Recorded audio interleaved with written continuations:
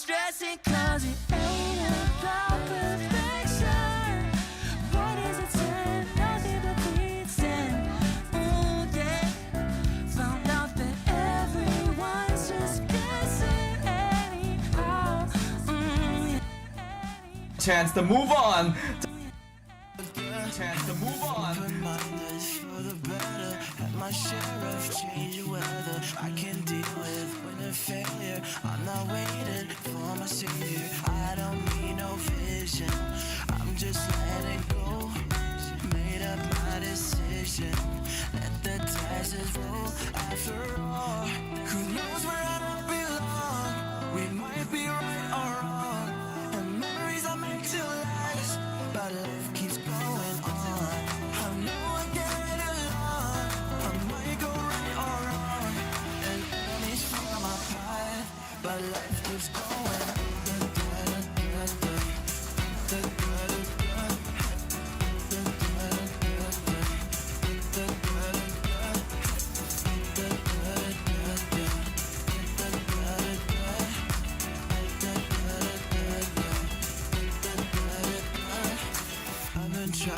Trying harder, been a hater, been a lover. Wanna live up to expectations, makes me feel like lose my patience. I don't need no vision, I'm just letting go. Made up my decision, let the dice roll. After all, who knows where I don't belong? We might be right or wrong, and memories are meant to last. But life keeps going on. I know I get along. I might go right or wrong, and enemies follow my path. But life keeps going.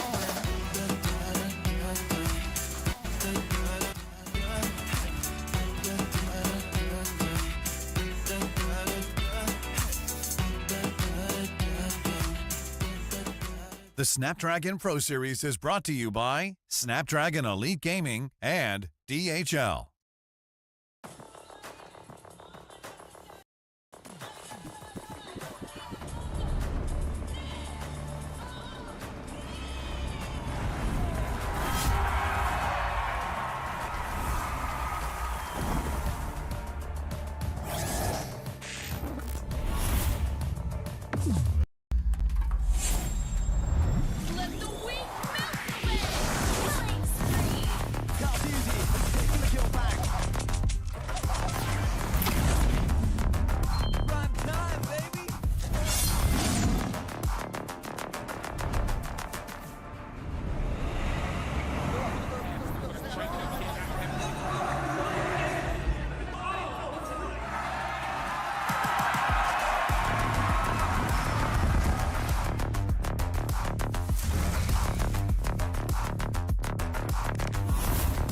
Looks like the players are ready.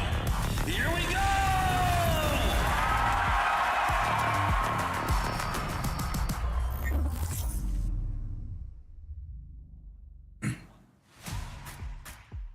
Keep your eyes glued to the screen, people, because you are watching yet another day of the Snapdragon Pro Series Season 6 MLBB Challenge Season, where today we're going to be witnessing yet another 4 best-of-3 series to determine which teams will get the chance to move on to the Last Chance Qualifiers.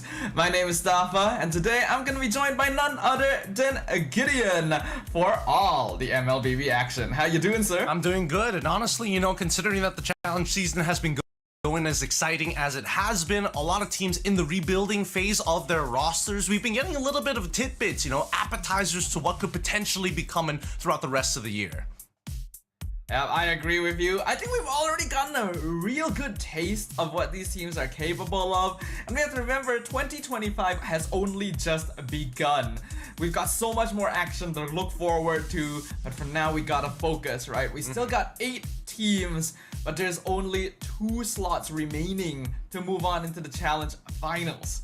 Yeah, and that's why the LCQ is going to be really important for a lot of these teams. If they did start off a little weak in the group stages, obviously there's not too many opportunities to really recover from that. However, at least with the LCQ, they can actually try and put some varnish on top of whatever they've been working on this past couple of weeks. But hopefully that should be enough. But let's have a quick update on where we currently are at. For Group A, we've seen that Onyx is already qualified to the very end, moving on to the next stage. However, this last chance here, it's between Blacklist International versus EVOS. This is going to be a very important series, and we're going to get to watch the final series of every single group today as well, right? Only 4 out of the 8 remaining teams will get the chance to actually move on to the last chance qualifiers. And even after surviving this very tense gauntlet, they'll still have to face off against one another because only 2 slots are available to actually join all the other teams that have made it so far. Blacklist International as well as EVOS Esports have both put up very strong fights throughout the challenge season so far, but have found themselves falling just a little bit short. And because of that, only one of them will get to move on to the next stage of the challenge season. You know, shoutouts to Lays, who was able to take off at least one game from both of these teams. But then we move over to Group B, where we already see RRQ making it to the very end, winning out Group B. However, other competitors weren't so lucky. TLPH unfortunately dropping to the lower bracket very early on. And even with Alter Ego, who's played RRQ many times in their own personal leagues locally, having to face off against TLPH in the lower brackets, it's gonna be honestly a very tough tell to who's gonna win this match. Yeah, I think this match in particular is going to be pretty difficult to predict for all of us watching, because both these teams have displayed pretty similar levels of ability throughout the challenge season so far. We've of course talked quite a bit about Team Liquid Philippines and how they've been having difficulty adjusting to the current meta. So hopefully the evolution that they've experienced here will assist them, because in Group C, their sister squad, TLID, a very unexpected result, having their direct ticket to the challenge final stolen by EVOS Holy. Yeah, I don't think anybody was, you know, really too, well, I mean, considering the names that were brought on for the side of EVOS Holy, they were hoping for high results, and the fact that they've knocked TLID down to the lower brackets basically tells them that they are ready for their own MPL Indonesia. If this isn't a confident boost, I don't know what is. But down in the lower brackets, I still think that there is a good chance that maybe even Team Flash might be able to maybe shake things up.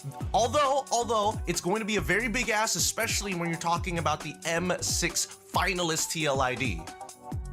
It's the M6 runner-ups right here. Everyone was expecting them to go directly through, and yet they find themselves in this position. Still definitely going to be going into this series as the favorites, but we've already seen Team Flash eliminate the Homeboys in a very one-sided fashion. So this is definitely a team that's still hiding a lot of hidden potential and a lot of growth that could potentially surprise us.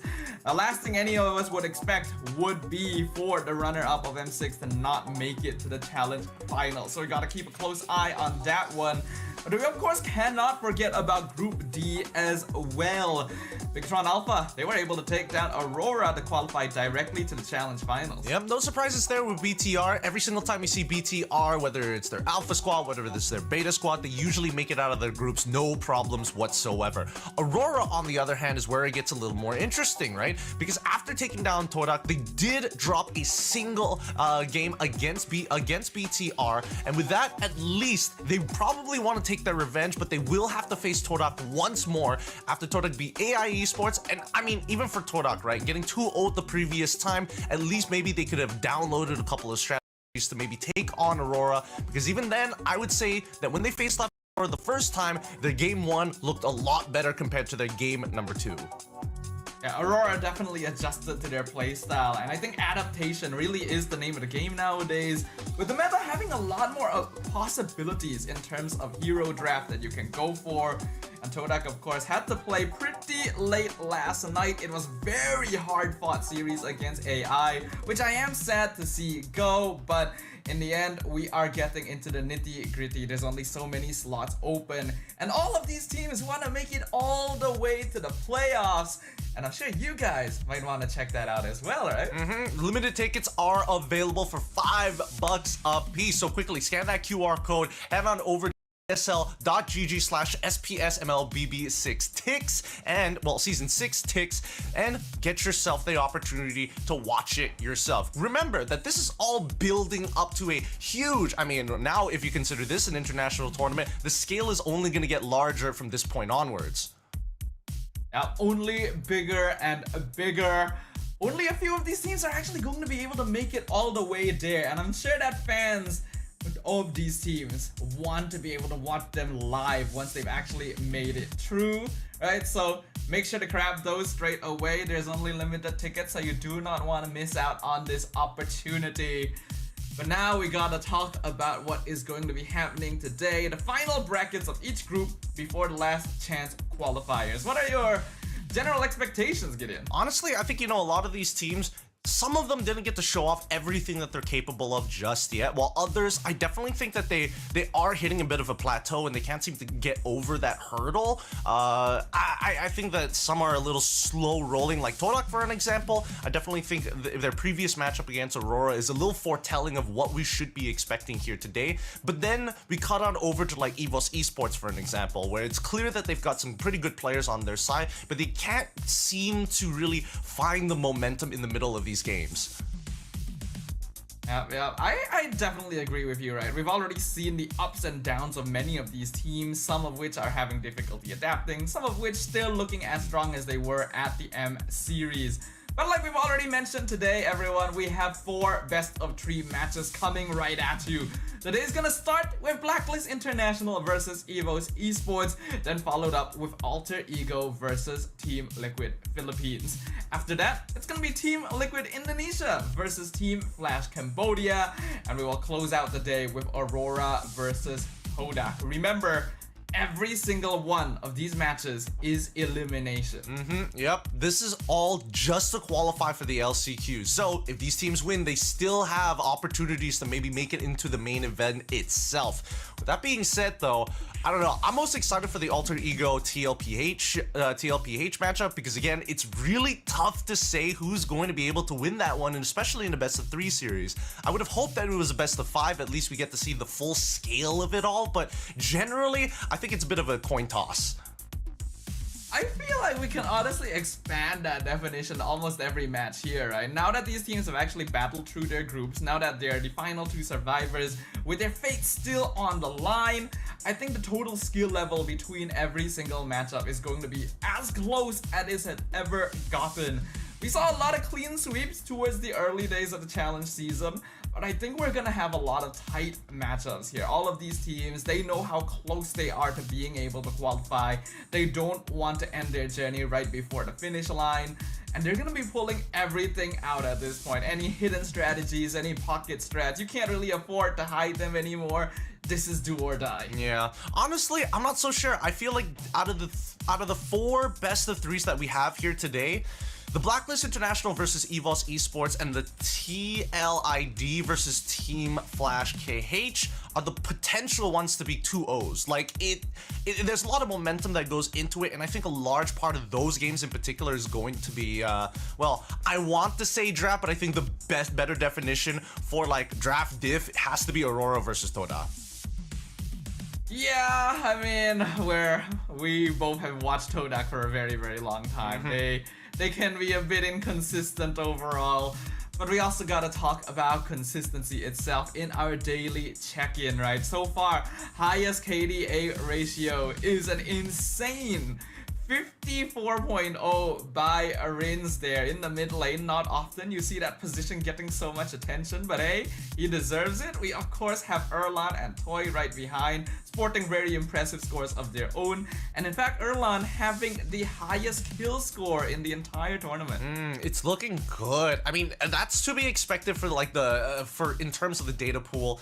It's not exactly that big, but it just goes to show that the games that they have played have been either super dominant and they They've just been farming their KDA the entire time. But big shout out to Erlan though. Again, coming in from EVOS Holy, making sure that he's making a statement in this squad. And I think, you know, a lot of these players who are absolutely fresh and coming to the SPS, hoping to make a name for themselves, which the SPS has been known for to do time after time, season after season.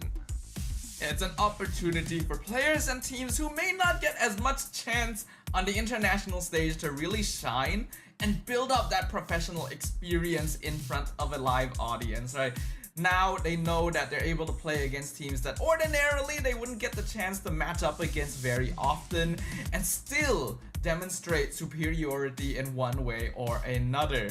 I think the most banned heroes still remain the same, right? We got the Fanny, we got the Zeusin up there, but Fanny's win rate now is actually incredibly low, considering that the few games that she has been let through, teams have been specifically tailoring their drafts to counter her. Oh, absolutely. I think, you know, Fanny as of right now is gonna, well, I don't want to say it's always going to be a hero that's like Claude, where it's going to be there because of how high the skill expression is, allowing you to do some pretty crazy stuff. But it makes sense, right? With the way that you can play with the cables, with the way that you can absolutely dominate your opponents, and not to mention that here in Asia Pacific, a lot of our players really know how to abuse Fanny in a majority of these drafts, even sometimes if it's a losing matchup. But despite that, well-matched heroes can handle her really, really easily, right? We saw how specifically the Akai, Badang, and Cho were all picked up to counter Demon Kite. And then if we look at other games as well, I think certain heroes are definitely getting a lot more attention than we would have initially expected. Lucas, a lot of people had questions about this brand new hero, and now it is becoming a pain in the butt to deal with, since the players are really settling on what the emblem setup is going to be. Zeusin, of course, still very, very powerful in terms of setup. Some players standing out, some players still finding difficulty with their footing. Yeah, and I think, you know, a lot of it, well, I feel like a lot of it is because there's just a lack of information to work off of, right? You really just gotta, like, I've only played so many games in my ranked public games, so much in scrims as well. We're just gonna have to go based off of that information more than anything else. I do think that at the end of the day, Jushin is always going to be a quote-unquote problem. There's no direct counter to it, there are only soft counters to it. But Lucas, on the other hand, at least for those who've been keeping up with the SPS here so far, they've kind of figured out a couple of things. Number one, some of his best matchups, he absolutely destroys the lane. But against the Phoveus, for an example, we've seen a little bit of success, if not the main core issue of Lucas is that he basically only has two abilities, one that goes off of 5 seconds, and if you're able to dodge that large power of burst, you basically win out the lane if you can out-sustain it. But I think a lot of players have been figuring out that Lucas may be a little stronger than we gave him credit for as well, right? If we look at his win rate, it's actually not the best, 53%, which is kind of low for a new hero, because oftentimes when new heroes come out, they just completely dominate the land of Dawn. And a lot of that is because in the early days of the challenge season, when it was the first time we were seeing this hero on a professional setting, players were still trying out emblem setups and item builds to see exactly what stuck. But now we're seeing teams stick more with the Brave Smite or the Concussive Blast alongside the Vengeance, because Lucas is a very, very solid frontline. He's very good at catching people's attention and forcing them to deal with him while staying alive. It's a similar role to what Phoveus does, except just having more AoE presence overall. Well, I think, you know, his burst is definitely what makes him like really, well, honestly, I think his kid is a little devious, some people will say, because if you read it, you're like, why exactly are you putting certain like limiters on the mythic beast himself?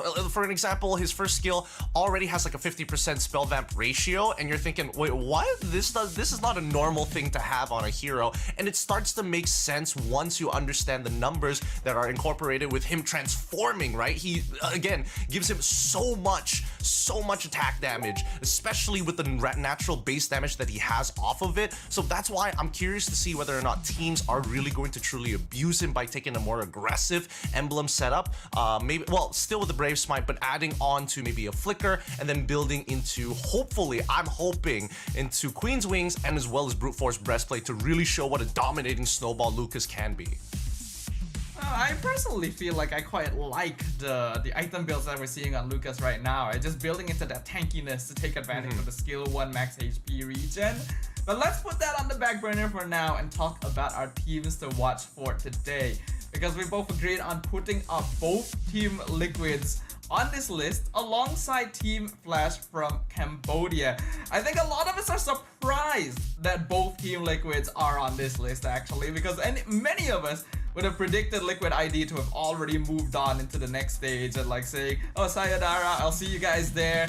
But they're still around and fighting for their lives. For sure. I think, you know, for each one of these teams, for me, Team Liquid PH, obviously both Liquids are going to be important to me because I like the organization overall. But I think that Liquid PH is facing an interesting problem where they're still living, I don't want to say completely living in the past, but they're struggling to adapt to the current future. And Team Liquid ID currently, quote unquote, would technically be the present, being the finalists in M6. And then there's Team Flash, which I think that they're still trying to find their identity, but I think that their skill cap is extremely high. They haven't hit a plateau just yet, but they just haven't had enough time to grow, and I'm hoping that the SPS can actually squeeze them out of their comfort zone to show us everything that they've got. Yeah, what's scary about this is that Team Flash's next opponent is actually Team Liquid ID, right? So even if we want to see so much more of their potential, we want to see their growth, their journey could end right here up against the runner-up of the M6 World Championship. But if they're able to take them down, it would be a massive upset. It kind of plays into the fact that you have to remember, TLID, despite their accolades, despite their recent achievements, are still actually a pretty fresh lineup. Many of their players are still very new on the international stage. So maybe not having that experience just yet is causing them to run into some slight issues. Yeah, well, let's focus on our very first match here. It's going to be Blacklist International as well as EVOS Esports. We've been talking about showing their full potential, and I definitely think that EVOS Esports hasn't hit their stride just yet. Blacklist International, on the other hand, it feels like they've got much better chemistry amongst each other, so they're showing a lot better adaptability, which is reflected by the team average kills and overall average player DPM. Yeah, I think both these teams are very solid lineups, in fact, right? Blacklist International obviously has a lot of history, has a lot of legacy. It's a different lineup than that legacy belongs to, but the support system is in place. They want to play together, they have good synergy like you pointed out, Gideon, and I think they approach the game in a very honest mindset. EVOS can be messy at times, but you can see the potential that they have behind things, and the way that they approach the draft is definitely novel. But is it going to be enough up against Blacklist International? It's gonna be Jim Pinkman, MP, Haj, Perk, Visa, as well as Outplayed. Again, there's a lot of potential in this squad. It's a bit of a mix and match of plenty of players who had competitive experience, but I definitely think, you know, Outplayed, he's had his time in the sun. He really needs to kind of show why he's going to be named Outplayed in the first place. I just think that it can be really, really scary once you manage to make it to these tier 1 types of teams and realizing that there is a significant difference between tier 1s and tier 2s that you have to start like teaching yourself, hey, there's some habits that I can't get away with anymore. Yeah, I agree with you, Gideon. I think my biggest personal issue with Blacklist International is the fact that they approach the game in a very, very honest way. And there's nothing wrong with that, but it means that your gameplay is typically quite simple and a little bit one-dimensional. I want to see these players stand out a little bit more from their individual playstyles, because EVOS Esports, while they may not be quite as consistent, are definitely approaching that sort of target. Oh yeah, Veldora, Annabelle, Clawkun, Tawny, and Nikki as well. I think that at least with Clawkun and as well as Annabelle, with Veldora in this lineup, Clawkun is a pretty intelligent player. However, it's just utilizing the tools that you have at hand, right? I definitely think that Annabelle is a very good jungler. However, I think the identity of EVOS Esports, unfortunately, they haven't figured out how they want to play the game exactly. They seem to continuously doubt themselves in terms of playing with the leads that they do have, and then inevitably fall into the trap of, oh, I'm trying to do too many things at once, not really focusing down on one and two things that really will help win the game. Yeah, because of things like that, esports overall lacks a little bit of stability. They have very high highs, but they also have very low lows. Their matchup against Lazy Esports a couple days ago, I'm gonna be honest, was very, very messy and a little bit hard to watch at times. It was just a complete brawl without too much thought being put into things, and the players just kind of trying to bounce off of each other regarding their personal skill. I like that esports at the very least has the confidence of making things happen on their own, but they gotta be able to synergize just a little bit more. There's of course also a little bit of worry whether there's pressure on them, considering that their other squad, Evo's Holy, has already made it into the challenge finals. I mean, Evo's Holy has been doing a very good job overall, even from last year, right? I think that unfortunately for Evo's Esports, they haven't really been able to find that stride just yet, but that's the beauty of these big organizations having the A and B squad in the first place. I mean, with that being said, Blacklist International versus Evos, it's going to be a pretty tough matchup overall. I think that Blacklist International, they've got some really, not only great players in terms of mechanics overall, but they've got chemistry even when things start to go bad. But generally, I think that Evo's Esports, I think that if they can like really focus down on one or two things, they've got a really good opportunity to turn this around. Yeah, I agree with you. They just gotta focus it down a little bit, because Blacklist is not a flawless team either. Otherwise, we wouldn't be seeing them in this position. Let's have a bit of a head-to-head between their junglers, right? Both of these players have been leaning heavily towards the Joy pick. I think MP has had very few games where he hasn't been playing the Joy. In fact, in terms of average GPM, MP going to stand out a little bit, but Annabelle having a higher kill participation. Teamfight AoE to play around. So with Evos having the Gatot and the Eve, they're gonna have to figure out ways of splitting them apart.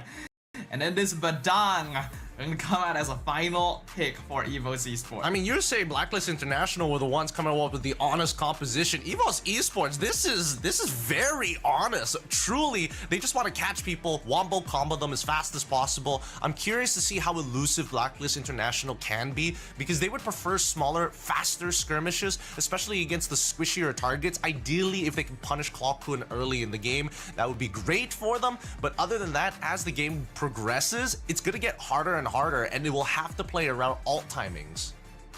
Yeah, I think Blacklist definitely has a tighter win condition going into this game, because they just have to play for their early game timing, and if they're not able to get a sufficient enough snowball or stop the Granger from scaling up too much, then the game just kind of falls into Evo's Esports' laps. They definitely have a lot more tools to play around, but it will come down to execution in the end, as ladies and gentlemen, we're about to jump into the Land of Dawn for the first time today to see who will be able to get a head start to move on into the LCQ. All right, it's going to be Blacklist International on blue side up against Evo's Esports on the red side. It's going to be a purple start for MP. Annabelle deciding to stick on to the orange. They're going to be starting on the same side of the map, and they want to end up towards the gold lane, which I think makes a lot of sense for Evo's Esports.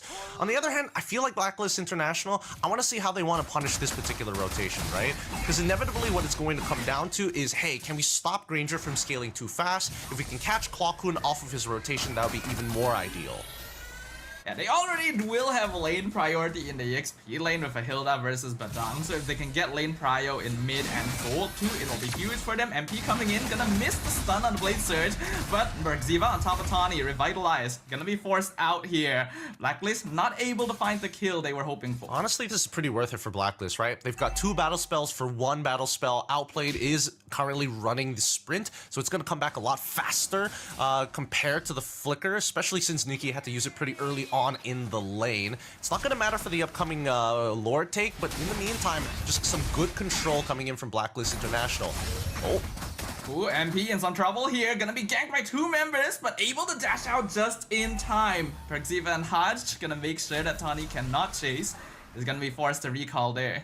No Punisher so far. Annabelle's presence hasn't been felt just yet. I think he's considering maybe going for an invade at this point, because they do have priority from EXP's side as the first technical pause gets called here. We'll see. We'll see. I want when Veldora hits 4, I'm curious to know who his target is gonna be. Is he gonna go straight for the jungle, or maybe is he going to maybe hit a frontliner to kind of disrupt and slow down the engagement to set up for Klokun? Well, Well, I think Evos definitely have a lot of tools to just play the game they want to. Their front to back is obviously very, very strong. They've got the RWM, they got the Gatot. Blacklist are gonna be the ones that have to try and force them to split apart, which is difficult to do if you don't have a lead, right? And right now, while they're doing a good job of still controlling the map somewhat, I don't think they've made quite enough impact to force Evos to be uncomfortable. I mean, it's about small incremental wins, right? You get the flicker out of the Granger, and now you're looking for opportunities to gank him because you know that all he has is the Rondo as his last mobility option until he hits level 4. So trying to abuse those windows, yes, it's extremely tight, but that's kind of all you have to work off of. If he played on the opposite side of the map, we would have seen MP actually start on his orange buff and maybe change the way that he clears his jungle pathing to maybe give us an idea of whether or not he wants to try and get ahead of this alpha and then try to gank the Badang side of the map, or whether or not he just wants to stay ahead of the alpha the entire game. I see. Makes sense. I gotta ask you though, Gideon, like we saw both of the junglers with their jungle pathing kind of leaning towards the gold lane, right? Which makes sense because you want to get lane priority everywhere else. But could there have been an option for Blacklist to actually hard focus the EXP lane instead to just render this Badang useless since Hilda was already winning anyway? Well, yes, that there is a very high possibility of that, but let's keep in mind that they are going to be playing Irithel. Irithel does need just a little bit of help in the lane because let's say it turns into a 2v1 scenario, you lose a lot of that lane pressure that you were hoping for because again, you know for a fact that EVOS Esports is not just going to leave it alone. Oh, hold on. Ooh, Perkziva in some trouble, already getting knocked back. At half HP, not level 4 yet. JM Pinkman on top of things, but Annabelle secures the turtle flicker from the Khalid, and now Hilda being knocked back with the Spear of Alpha. No casualties, but Evos comes out on top with the objective. Interesting target priority. Annabelle decided to push back JM Pinkman where you could have gone for Perkziva there. Was that the smart? Could have been a better option, but still, Haji gonna get chunked out by the RWM very early on, and with the amount of pressure that they're having, all this just so that Nikki can have a double lane. And right now, I do think that Evos Esports is in a pretty good position. They already stopped Blacklist from being able to get overly early kills with this Hilda Khalid combo. Perkziva actually behind in EXP because he's been very active on the map in comparison to Tawny, who's been given some time with the lane. And this could actually be bad news for Blacklist if they're not careful, but now we see the first crack right into the AOG on top of Perkziva, and Nikki gonna secure first blood. MP a bit deep there, gonna have to dash out. Blacklist not able to continue. Hey man, it's the way of the fist. The wombo combos are really dangerous for the side of EVOS Esports, and it's actually great that they're abusing the fact that Veldora has a pretty free lane of his own, right? The amount of pressure that he's been providing as soon as he gets that Thunderbelt, JM Pinkman is basically gonna be a free farm bot for him for stacks, right? And the best part, every single time you throw out that fist, it also applies your on hit. So he's gonna get these Thunderbelt stacks for free. Yeah, I talked about this with some of my viewers, in fact, just how well Thunderbelt synergizes with Badang because both his first skill and his ultimate operate off of basic attack modifier. So they're able to get those stacks very quickly. And right now, Evos Esports commanding a pretty comfortable lead. 1K in 4 minutes is nothing to scoff at, especially when we've already mentioned that Blacklist is the team that needs to make things happen a little earlier. Yep. I mean, Perkziva, he tried his best, right? The most that he got was 2 battle spells out of EVOS Esports' bot side of the map. And now, with JM Pinkman going to be finding his own Thunderbelt timing, let's see how this is going to play out. Next turtle on the top side of the map. Annabelle already on it. Perkziva trying to poke him out, but Veldora as their AOG comes in, doesn't get the knockup, but MP comes in, steals the turtle with the retry timing. JM gonna be abandoned a little bit. RWM comes out to stop him from escaping, but Blacklist are actually able to escort all 5 members out. Surprising that EVOS didn't at least punish them, right? I mean, Perkziva was able to flicker out of the way. Same goes for JM Pinkman as well. But at this point, EVOS, they're going to start paying, trying to get that tax from Blacklist International on the bot side, stealing away jungle camps at the very least, looking to try and set up this dive, but Blacklist International too fast! Blade Surge connects with Tawny right into the Vexana burst, and Haj gonna punish the overextension, picking off the Gatot. Now JM Pinkman on top of Clockun pops the ultimate. The Cyclone Eye gonna allow the Eve to escape just in time, but Blacklist immediately transitions. They want to contest the purple. Veldora's appearance gonna stop them. Nikki in a safe position, but his tower not quite as lucky. 4 members of Blacklist still not able to get it though. Really good stuff coming out from Blacklist International. They know that Perxiva is really fast on that rotate. They know that MP has a lot of mobility, but most importantly is that Haji is able to just blow up the mid lane, right? Despite everything that's happening, Blacklist International can regroup a lot faster in comparison to EVOS Esports. Yeah, this is a Blacklist International specialty after all. They're very good at these 5-man rotations and engages. Even if their lineup may be a little less good at it compared to EVO's, it's still their comfort play style. They're gonna start rotating as a 4-man, controlling the mid and bot since they know the next turtle is gonna be coming out down here. I'm curious to see where priority is going to go to, right? Because the fact that JM Pinkman was allowed to leave that lane goes to show that Veldora was slightly behind on tempo because of that initial combo that he was having. Wait, hold on. JM Pinkman on top of Nikki. He's able to dash away. Perxiva looking for him as well as Annabelle. A bit too distracted. Outplayed with the dash right in with the heavy crossbow. One last hit. Gonna be able to finish him off in the tier 2 AOG. Cuts him off though. Right into the path of Veldora. And they're gonna punish. It's a gold lane 1-for-1 trade. MP now on top of the turtle. JM still in the backline. Perxiva providing information, but God. Annabelle actually holding aggro because of Veldora's presence. Clockhoon gonna be targeted once again. MP gets the turtle, but they lose Eve in exchange. Man, Blacklist International playing like a black mamba here, trying to make sure that they are slithering and finding interesting ways to pinch EVOS Esports. Clockhood, you can't tell him that he wasn't out of position, right? They saw where exactly Mr. Pinkman was, creeping around along the right side through Tribrush, but you could see that Haji was taking full advantage of the scenario, right? He has to make Clockhood choose. Are you going to deal with the wave or are you going to help out with this turtle? Either or, it's between a rock and a hard place.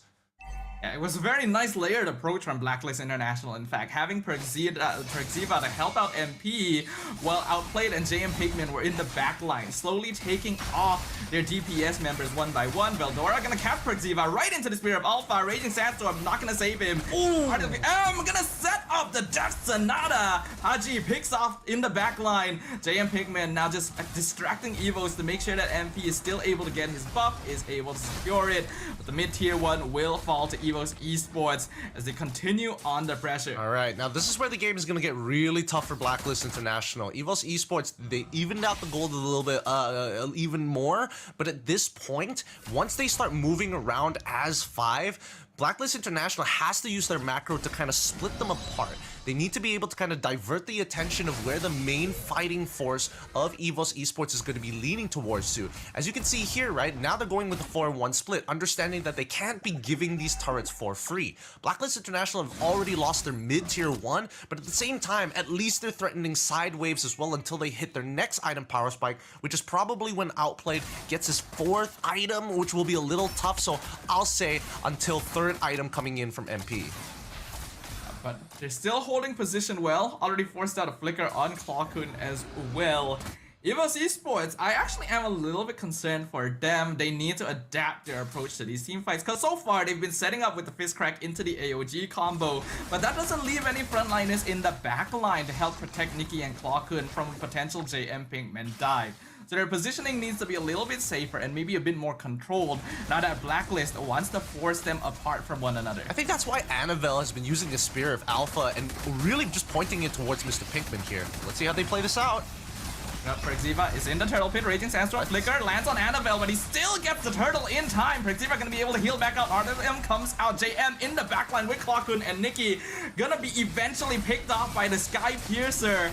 And Evo still keeps everyone alive. Crack going to TP and flickers. Picks off Perxiva. MP gonna trade for Tawny in backline, but is not able to chase. He's too low on HP. 2-for-1 trade. Death Sonata just barely whiffs as well. Veldora still looking for him. Actually gonna force him off the purple buff as Annabelle continues escorting the Lord down mid. Oh my goodness, I can't believe that Annabelle gets to live that. He gets dove by MP. He dives forward with the Spear of Alpha, and everybody just conveniently is on their skill cooldowns. Annabelle gets to walk over and heal back off from the mid lane, thanks to Veldora slowing 3 members of Blacklist International with this Badang. Really showing that Badang is just quite the disruptor, right? Even if he is not one-shotting your targets, which everybody has been so used to seeing Badang as, this, you know, nasty fighter who eventually scales up and kills multiple people in a single combo. Oh, next punish might come in here. Fizzcrack gonna connect on JM Pinkman. This is a 4-man dive. Nikki secures the killing spree. There's no way Hilda's getting out of that one. Not even gonna try and flicker. Yeah, I wish we could see the stacks that Veldora has right now in comparison to JM Pinkman. Just out of curiosity of how many Thunderbelt stacks he's got working with him. Oh, Brute Force Breastplate from Veldora too. This guy's feeling himself. Yeah, I like what he's doing. He knows what his responsibilities are. Doesn't really need to output the most damage. The goal is to control your opponent. Secondary front line, I like it. I think Veldora is playing the most efficient Badang we've seen so far this challenge season. That's actually making it very difficult for Blacklist International to engage. The off-tempo initiation from this hero is catching them off guard. Wishing Lantern being purchased by Clockhood, so now Jam Pinkman can't just willy-nilly walk up and run at him. Outplayed himself, did get the GDS, so he's gonna have a little bit more movement speed when he does pop that ult. But for now, you can just see that EVOS Esports, as long as the main fighting force is controlling that mid-wave, they get to do whatever they want in the jungle. Yeah. Oh, a beautiful Fizzcrack at the AOG combo, and Hachi and Perxiva just melt in an instant. Mega kill streak for Nikki. JM, you do not want to be there right now as Blacklist. They're not going to be able to stop this push anymore. It's a 3v5, and EVOs are going to get as much as they can with it. They've got to stop disrespecting the Badang. They really do. I mean, if they lose one person, somebody is able to kind of, you know, eat the full combos. That's 2 ults down, and maybe they can look for some form of retaliation, right? But at that point, it really just isn't worth it. They've got to make sure that they space out a little better against Veldora here. Now that his flicker is gone, at least they can't guarantee the combo to land.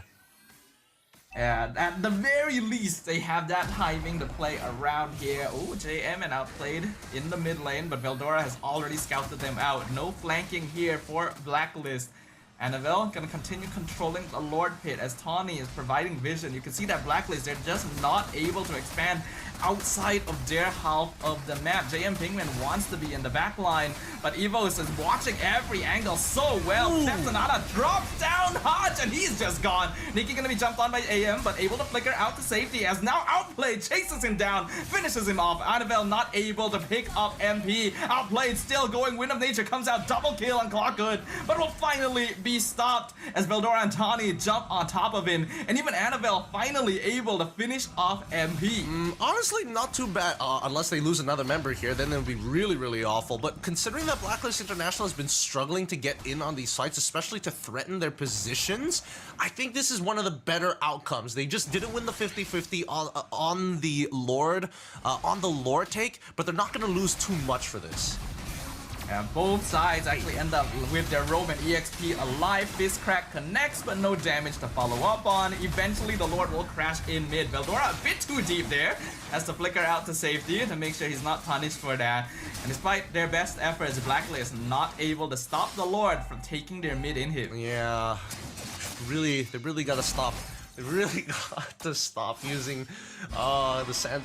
I think that Perxiva, he is getting a little confident that he's like, I can basically outlive anything. I'm building full tank, but he's got to remember that Badang naturally is able to kind of punch him out of these states of minds. So he's got to space himself a lot better here. If not, at least trade cooldowns with JM Pinkman a little bit better. But still, regardless, Lord does find the mid inhibitor. That's as much advantage that EVOS Esports is going to take. Not too big of a deal for Blacklist International, because at the end of the day, if you are going for a Lord take, you still need to push out that mid wave naturally, and it's a lot more manageable compared to the side waves.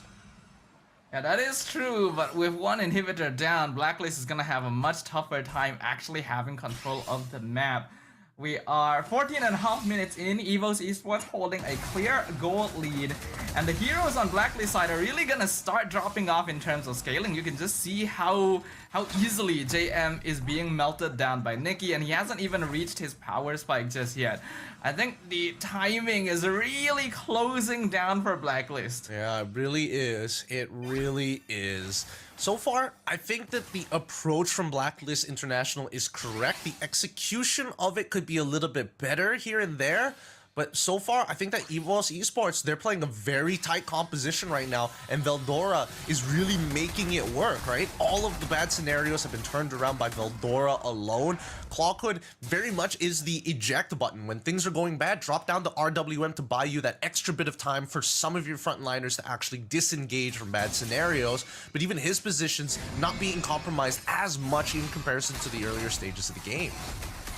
In the early stages, JM was still able to walk back without being controlled too much, but he can't do that anymore now that EVOS genuinely does enough damage to be a scary threat. And because of that, Nikki and Clawhood are being given free reign of the Land of Dawn. I mentioned before the game started that EVOS can have messy gameplay, but when they're able to play these more comfort drafts, these default front to backs, and their opponent doesn't have the same tools they do, they become a different team entirely. They are very solid. Yeah, they're looking pretty good right now. Hopefully they're able to take this Lord, or hold on. Conceal comes in, Flicker, lands the Raging Sandstorm, Nikki blows up in an instant, and even Veldora, stopped by the Blade Surge, cannot follow up on Outplayed, misses the Fist Crack, but lands the ultimate. So Outplayed gonna trade himself for the enemy Badang. Now Perxiva trying to buy some space for MP to get out, but Real World Manipulation comes in, and MP is stuck between a rock and a hard place. And JM will trade one more, but he's the last one alive, and Clawhood just gonna chase him down with Point Crystal. Even the Oracle bought on the spot so that he's able to survive it in time because he knows Annabelle is pushing down the mid lane. Will he be able to recall in time? There's a minion wave. The Alpha is all alone in the base of Blacklist. The minion waves will spawn just in time. JM gonna be able to heal back up, and luckily, because of the minion waves, Annabelle not able to get a cheeky backdoor. Unable to get the cheeky backdoor here. Once again, Blacklist International, great stuff coming in from Haji here. He sees the angle to get the full fear combo onto Nikki with the Eternal Guard as well. Loses his flicker for it. Great execution overall, but still so close from turning it around. Had Outplayed survived just a couple more seconds there, they might have been able to turn that situation all around. But this just goes to show Nikki, he's got to be really careful. If he is giving a free lane, not really a free lane, but line of sight for Haji to make these plays, to land that fear, he's gonna take it. Haji, of all mid laners, is not afraid to lose battle spells to guaranteed that he's punching above his weight in terms of hero rolls. Ooh, Veldora in trouble here, walks into a bush with 3 people, but Blacklist doesn't want to engage. They have no vision over the rest of EVOS. I agree with you, Gideon. We have to remember, EVOS still kind of came out on top in that previous Lord fight, despite their main DPS dying first before he could really even do anything. So if he had survived just a little bit longer, just imagine how easily EVOS could have ended the game right there. The opportunity is still open. MP already forced to dash back to base. Bottom inhibitor is gone. Perxiva being chunked out by the Lord, has to heal up with the Quicksand Guard. RWM comes in, traps multiple members. Outplayed, has to walk back to base to heal. Minions still pushing in. Top inhib will fall right afterwards. AOG comes out. Fist Crack actually misses. EVOS doesn't get the engage they want, but Outplay being melted. Wind of Nature used already. Lord is gone, but a beautiful Fist Crack by Veldora catches 3. Nikki gonna finish off JM Pinkman. Veldora still able to dash away. Annabelle as well with the ultimate. Death Sonata just barely missing the Sky Piercer proc on Art. He's able to whack up. He's able to heal, but another minion wave comes in. Nikki still alive. Annabelle holding on to the immortality, but EVOS cannot break through. What an incredible base defense coming up from a Blacklist International. They're playing a perfect push and pull, but at the same time, they're keeping in mind who deals the most damage to the crystal. In this case, it's going to be Nikki, and then there is Veldora, but Veldora is doing something else here. He doesn't want to walk up too far in these scenarios. So Outplayed is putting himself in a position where he's actually pulling the attention of both Annabelle and as well as Veldora, leaving Nikki and Clawhood in a position where they have to play on the opposite end. And this allows Blacklist International, Haji for an example, and even Perxiva to walk up a little more freely to not only focus on the waves, but to absorb damage from Nikki to space him out from the crystal. And they just keep on changing positions, right? If Nikki goes to the top side, they position to the top side. If Nikki goes bot side and Clawhood tries to split off to the opposite end, then you see Outplayed responding accordingly. Really great stuff from Blacklist. And it's actually really difficult to do things like this. Normally with a lineup that wants to split apart your opponent, you need map space. You just need actual physical space to be able to play around with your opponent's positioning. But because Blacklist doesn't have it, they only have their base. They're actually using their own bodies, their very presences themselves, to juggle around the aggro from their opponent and buy time for the rest of their teammates to clear minion waves while handling their opponents. It's very impressive, and we can see the experience of Blacklist International playing together as a team.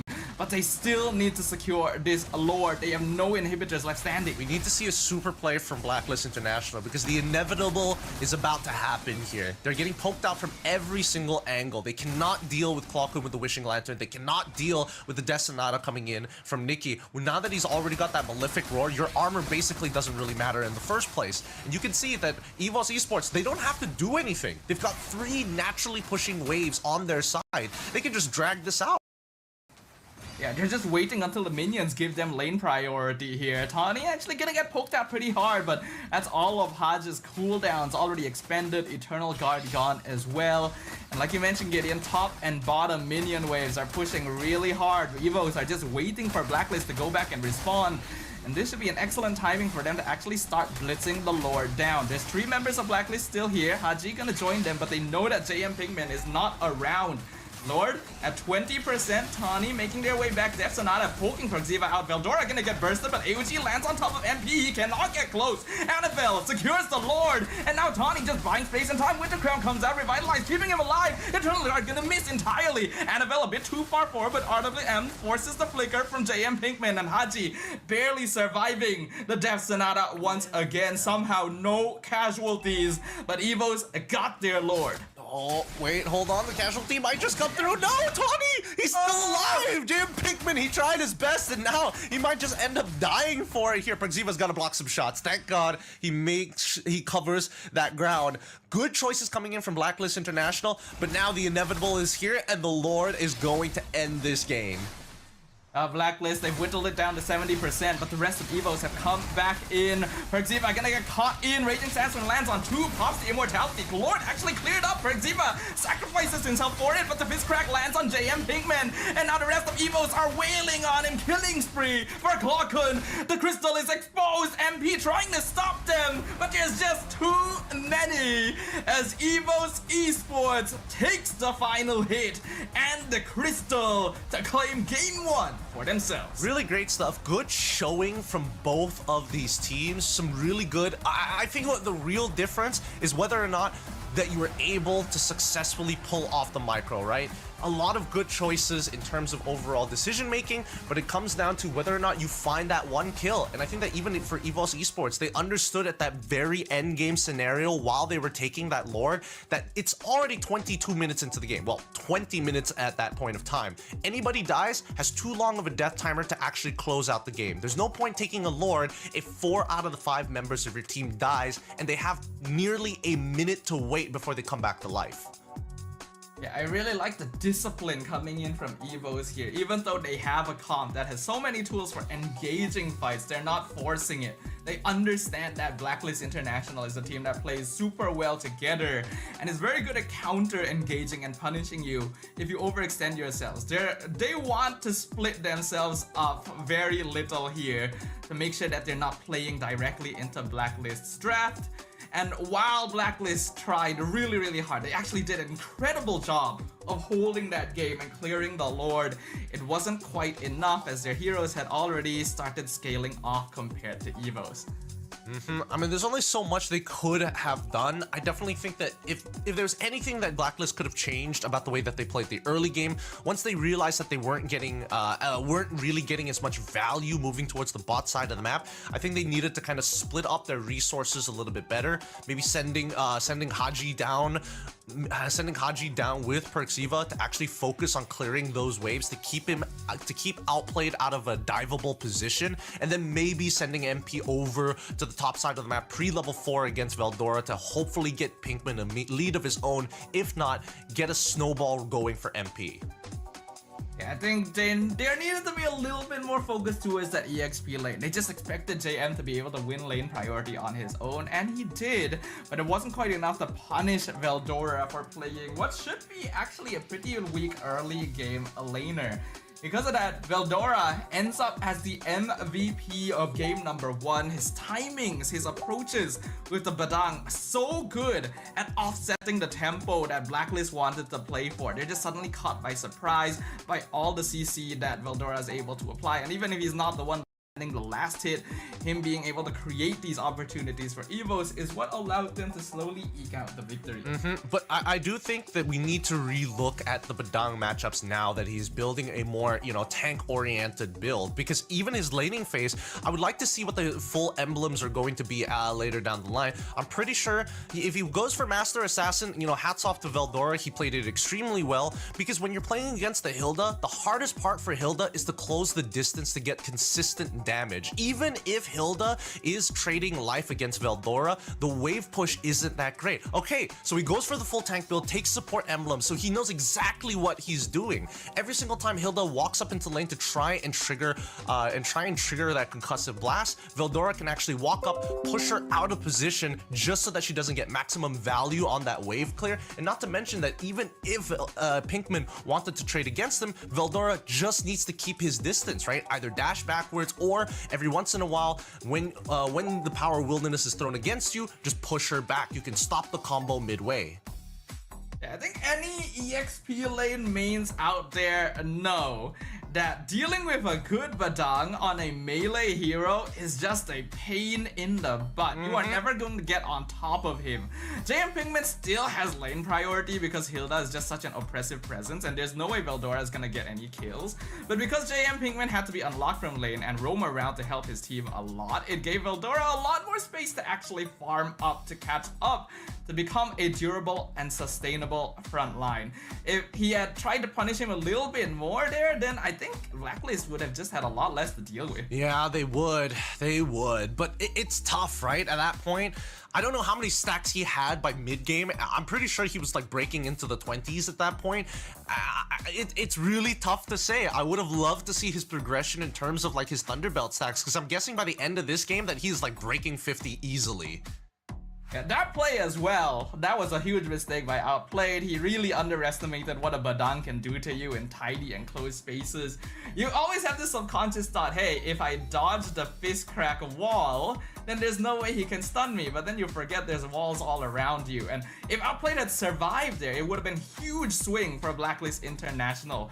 Evos, they were able to hold on, they had more tools to play around with considering the draft, and were finally able to close things out on their own terms. Yeah, I know that, a lot of the Blacklist fans are going to be very critical, looking into this team and saying like, man, they could have done so many things better. The draft was genuinely hard to pull off in the first place, right? You can see the different types of combinations that Evos is able to put together in this matchup. Their lineup alone was inevitably going to win if this dragged out for too long. And not to mention that they played a very tight game as a 5-man. You didn't really see the 4-1s happen too often, only happening towards the mid game when Outplayed actually had a bit of an advantage against Nikkei by getting that split push and even allowing himself to use his ult to speed that up. But even for Annabelle, right, he did play, I would say that he played a pretty weak early game. However, he started to get his bearings towards the mid game. His jungle pathing, especially when we're taking into consideration the full length of the game, heavily towards the top side, mainly because he wants to play for those turtles. But when the opportunity presents itself, that's when he starts moving to the opposite side. I think a similarity between both these tiers is that they generally aren't gonna play too aggressive to try and invade enemy jungle and try to like steal camps away. They'll typically play it a little bit safer, and in the case of Evos here, it makes a lot of sense because you are dealing with a Hilda and Khalid. I'm actually kind of surprised that Blacklist tried to go for this lineup because it's just not their comfort zone. Right, it forces very early rotations and very early snowballing that if you're not able to achieve, instantly puts you behind and forces you in a difficult spot. They still held on admirably well considering everything, but if they went for their more default like 5v5 front to back the same way Evos did, I feel like it would have looked a lot more comfortable from them. Well, I mean, a lot of it just came down to the draft, right? I do think this is an interesting take coming in from Blacklist International, and honestly, considering all the variables, you mentioned it before, they've done impressively well despite their draft being having such a tight win condition. But it does show potential, and I think that's what all of this whole tournament is about, right? To really test yourself, how far can you really push these compositions. And I think maybe for game number 2, we might see a different side of Blacklist International, you know, going back to the traditional front to back. I would like to see whether or not they want to respond to EVOS Esports' draft rather than playing their own.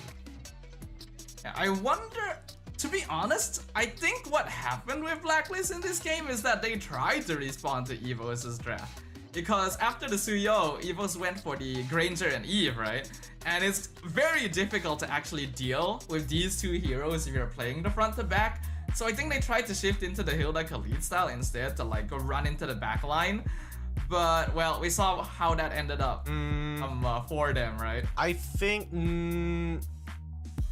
I feel like they wouldn't have picked Hilda in that if that was the case, right? They already knew they already locked in the Suyo. They already knew that Alpha was most likely going to be the 3rd pick before the 2nd phase of the game. So at that point, you start thinking about like, how do I actually clear out the EXP lane and what exactly is going to be my flex? And I think that Hilda probably wouldn't have fallen into that position just yet. I think that even if JM wanted to play like a Terizla, that would have been totally fine as well, but they probably would have to wait until the 2nd phase. So I feel like as much as Blacklist were somewhat trying to adjust to the draft, they had the Suyo in mind and were trying to build around it as much as they could. I guess I can see where you're coming from there, but we also got the highlight, the Dang as the last pick, right? This is a hero that was never picked in M6, never seen in SPS Season 5. I'll do even better, just never seen before now, like ever since the old days. And has seen a huge increase thanks to the recent buffs overall to all of these more auto-attack based heroes and his synergy with the Thunderbelt, allowing him to actually stay alive in team fights more often since he doesn't actually have to rely on damage. He's able to contribute to teams through pure utility. Yep. I think, you know, the way that, you know, Badang has changed now feels like he's a real hero. He's not like this gimmicky character that's like, oh, build the Season. There is one big problem with EVOS' lineup. Gatot is the main initiator, and I really don't like that. Well, I think, you know, at least this time you gotta trust that Anavel is able to create some space of his own. Same goes for Veldora, assuming he wins his lane. We don't expect Tawny to be the one going in every single time. I think he needs to save his ult for some really important moments in this game, which will be made very obvious once Harith is done getting 3 items. Yeah, but will they have the leeway to save that ultimate? That is what I always worry about. If you don't have a primary teamfight initiator, Gatot has to do it, so he can't save his ultimate, you know? And then it becomes easier to dodge as well. But maybe EVOS will prove me wrong right here. They have the momentum. They are 1 game up.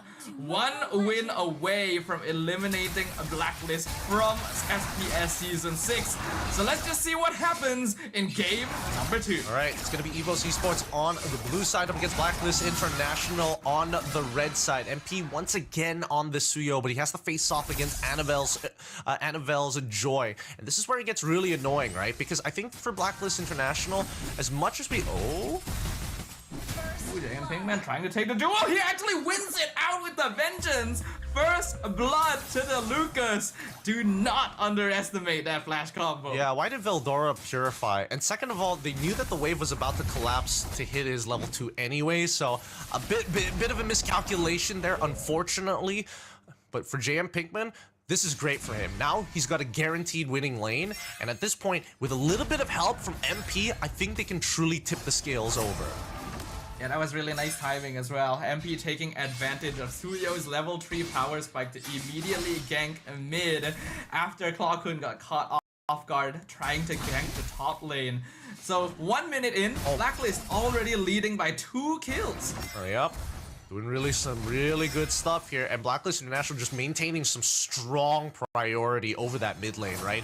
Really disrupting the flow of the game for EVOS Esports. It feels like they're playing on the back foot for now, but it doesn't really matter, right? It's about scaling into this game. Both Anavel and Clawkun with Nikki, all of them scale especially well into this matchup, and I want to see whether or not JM Pinkman can make the effort to disrupt Clawkun, because I think he's probably the only one who could do so other than Mr. MP, or if Haji has his flicker available to try and stop the feathered airstrike. Yeah, I think once we get into the mid game, when most of the cores have gotten their second or third item, then the big question will be whether or not JM Pinkman and Perxiva can survive the burst from Evos. If they can, and Evos actually is quite cooldown dependent. Oh, hold on, JM trying to jump the backline, doing a lot of damage to both Kalkun and Veldora already. Vengeance used early on, still initiating with a flash combo. Will eventually be traded off. Zaman Force comes out, Annabelle trying to dash in, but not able to find the space. So MP gets the first turtle. I think Mr. JM Pinkman was done dirty there. They told Blacklist International told him, hey, engage. All 3 members just working on the turtle. All this so that MP can get a lead onto Annabelle. So they sacrificed an EXP-sided lead just for MP. Whether or not it's worth it, we'll find out. Electrifying Beats popped, Implosion as well. Will it be enough? No! I'm going to miss! And Perxiva sacrifices his life for nothing in return. Oh, pain. Pain. Pain. They didn't layer the CC well enough. They just needed to space it out just a little bit more for this so that MP could weave in into immortal auto attacks, and that would have been fine. But look at him getting chunked out here. Oh my goodness. That was close. Spear of Destruction almost connected, and if it did, MP would have been dead for sure in that Feathered Airstrike, but he'll just barely survive. That's important for Blacklist. They have to stay even so that they can actually deal with Evos' burst. Actually, I'm surprised that Kalkun didn't flicker forward to try and land at least one more of that Feathered Airstrike. I think that would have killed MP as well. Not sure if his passive had already been triggered off of the first one, but still, even so, he still can use that. He's still holding it up. It's better to save the resources than waste it for something that's unguaranteed. We can see from EXP as well that Outplayed is actually winning out lane prio in the gold lane as well. So Blacklist still in a very comfortable spot right now. 1k gold lead for them. Perxiva still providing vision over Annabelle. They're gonna want to set themselves up for the turtle. It's gonna be up in another 15. The Blade Search connects on Tawny. Revitalize comes out. AOG cancelled, but he's still able to survive it all. Yep, Revitalize is all that he needed. He just needed to believe in the Revitalize. But now EXP laners going to get involved here as the turtle has spawned 2-2 current score line with a 1.5k lead for Blacklist International, but they have first position over it. And with first position, it's really tough for EVOS Esports to actually walk in for free unless Gatot. AOG comes in, lands on one, taunts JM under the tower, but Vengeance keeping him alive. Meanwhile, Outplayed on the back line, picks off Veldora. JM Pinkman gonna finally be traded away, but they lose Kalkun as well as Blacklist just dives Evos between their own towers. Double kill for MP. Yep, worth it, worth it. I think JM Pinkman understood that he was basically dead meat. He knew that he was going to be in a lot of trouble as soon as he got hit by the AOG. So at that point, you might as well maximize your damage, or at the very least find in enough places to sneak in your auto attacks, because at least with your first skill, you have CC immunity when you start channeling it through. Either way, it still works out very well for Blacklist International at this point of time, and not to mention that MP still maintains his lead level-wise against Annabelle. And also, something we have to highlight. In game number 1, we definitely said that EVOS Esports had the easier lineup to just execute. Very honest, easier to play. In this game, that definitely goes to Blacklist. EVOS has a lot more to achieve in terms of the team fighting, because they don't have as much tools and utility to just lock down Blacklist. So we can kind of see that happening already. Yeah, it's becoming very evident that it's really difficult to get in on these fights, especially when you don't have like tempo on your side. Always having to play one step behind Blacklist International is really unfortunate, because you want to be able to set up beforehand. Oh, Conceal coming out from Perxiva just so that they can threaten position over the tier 1. Okay, they're sacrificing a lot here for the side of EVOS. Yeah, honestly, trading Conceal for mid-tier 1 is very worth it. Whoa, Annabelle being side. chased down up top lane. Oh, not able to dash away. MP able to follow up, get the final blow. And even despite having more presence in the mid lane, you can see that Evo is just not able to compete with Outplayed already. AUG used defensively.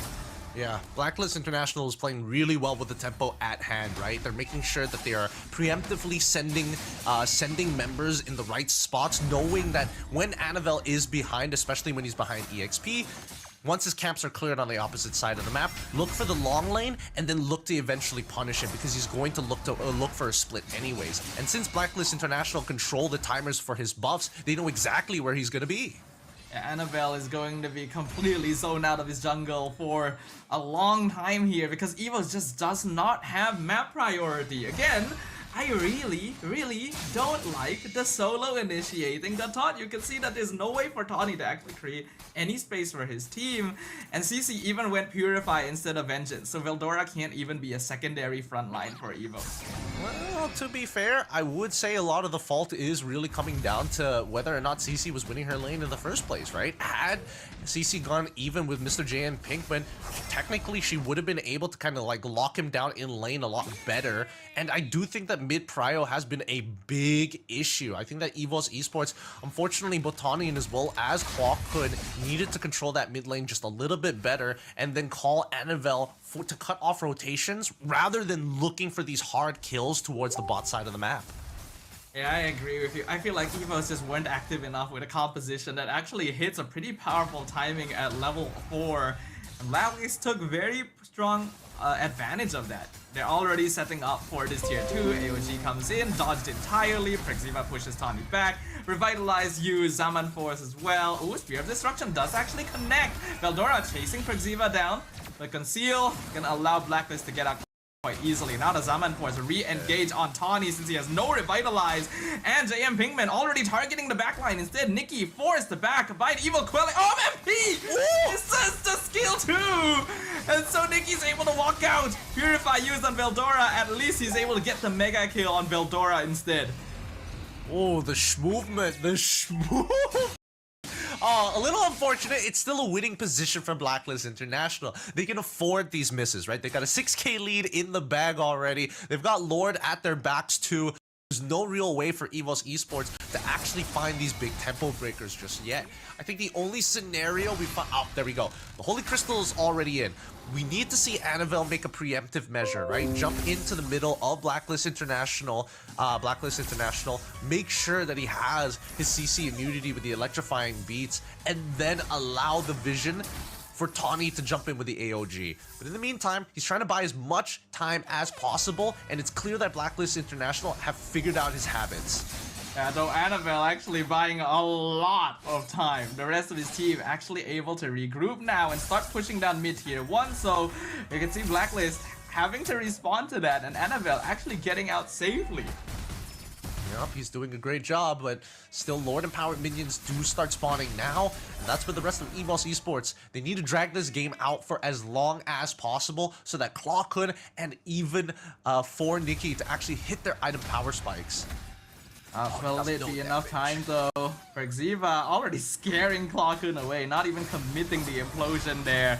Mid tier 2 is gone, outplayed, just got Holy Crystal, so now this Harif is a major threat. We are 10 minutes in, Lord pushing, EVOS, they only have their inhibitors left. And they know for a fact that Clockhood, his Feathered Airstrike is going to take some time. It should be coming up in just a little bit here. They're gonna drop it down again, but it just does no damage.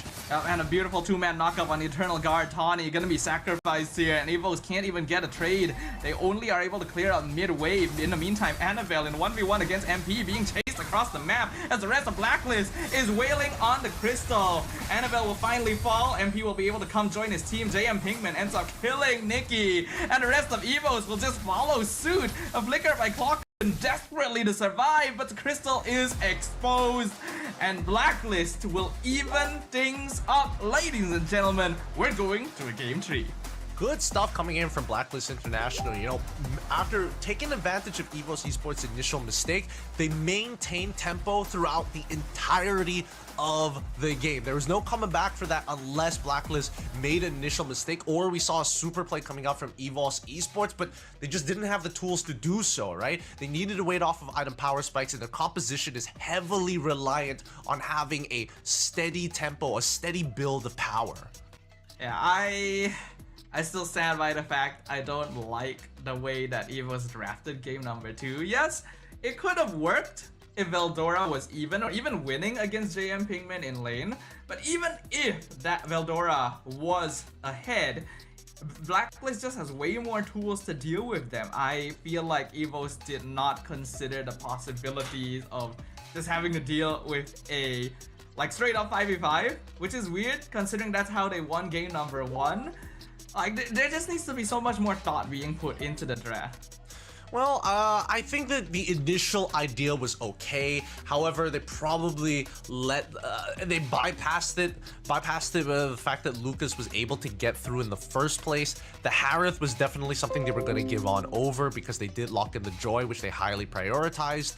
And even so, I think that unfortunately for EVOS, they might need to rethink a couple of things. Number one, I think that in terms of the bans, it's hard to say that it's wrong, but I think that maybe if they want to look for tempo breakers to leave maybe even Loyi open just so they can retaliate against Blacklist International if they do decide to play on blue side. I think they weren't really willing to risk that because even if you try to manipulate the draft somehow, picking Loyi first will end up giving quite a lot of power picks to your opponent, and I don't really think I've seen Clawkun play Loyi yet so far, so I'm not even sure if it's a comfort pick for EVOS in the first place. I think they could have just tried going for a more honest lineup. Like in the beginning, they had the makings of it. I was 100% expecting some form of secondary initiation. I highlighted the Cho as a possibility, but then they went CC, which makes it a little bit harder to play for team fighting. It was basically a priority towards the lane instead of later in the game. I suppose, yes, that is a fair point. I think they could have, if they could, I guess they could have gone like got.exp and then after that swapped out for maybe even Cho in the mid lane. I mean, it really boils down to how do you keep control over the mid lane, really. It's difficult to outpush Haji on the Vixana in the first place, and you already have a pretty tough lane in the gold. Harith into the Moskov, generally Harith favored 9 out of 10 times. Yeah, I don't know. I don't know if the Valentina really needed to be banned out that much. Like we were talking about it, right? Just ban the Tigreal, make it so that Blacklist doesn't have it. Easy counter to Joy, easy setup with the Lucas. And I get it, you know, you have AOG, you have Feathered Airstrike, but I think that can still be played around somewhat compared to what Perxiva offered this game. Well, I mean, I suppose yes. I do think that the Valentina does have a couple of benefits. It does generally very well against melee oriented compositions, especially if Veldora was planning on playing CC anyways. It would have helped a lot, but even so, that's just doubling down on the CC basket here. Yeah, I don't know. I feel like I'm just really confused. I'm gonna be honest. I like how EVO's drafted in game number 1. I think by now both these teams should understand that they're actually surprisingly similar to each other in that they approach the game from a very fundamental standpoint, which means that more easy, honest drafts are gonna end up working out with their style of play a lot of the time, and they're still putting themselves in positions where they have to play a little differently. Or maybe both teams are just superior players when they're on the red side. Maybe that's what it is, right? Both games, red side victories. Coincidence? I think not. I don't know. Another solo Gatot initiation loss? Also coincidence? I think not. Yeah. Hey, look, these guys are trying to play like underdogs here. The overall stats for the SPS, red side is doing very poorly, 41% overall. But give it up for our MVP of the game going over to Outplayed. He had a really straightforward matchup, right? He knew exactly what he needed to do. And he even opted to go for Weapon Master instead of Bargain Hunter. He knows that he's got all the time in the world. Yeah, and I think Outplayed was doing a great job in lane. He already is aware that he has lane priority against a Moskov and made sure to like make that presence felt within the laning phase itself. But if you consider how Blacklist played around this gold lane priority as well, they went ahead and ganked very early on, right?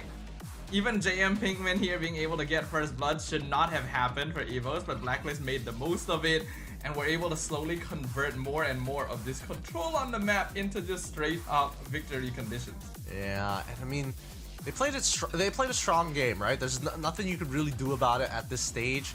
I don't even think there were any like big plays that they could have made to really change the outcome of the game. Maybe if Annabelle, after he got his Holy Crystal, was able to find some isolated picks. But again, Blacklist International played a really tight game of their own, tried to make sure that there weren't too many holes so they couldn't lose tempo. And even so, I do feel a little bad for Mr. Pinkman, again, sacrificing like, you know, little bits of his lead to get MP ahead of the game. And eventually, luckily, it paid off towards the end. I think it's a very like EXP lane of trend to have to kind of sacrifice yourself to set things up for your team, right? Even in game number 1, Veldora's performance on the Badang was a little bit of an exception. Nowadays, there's a reason people lean towards having tank/utility style EXP laners to just continuously control the fight. And in that sense, JM Pinkman was doing perfectly well.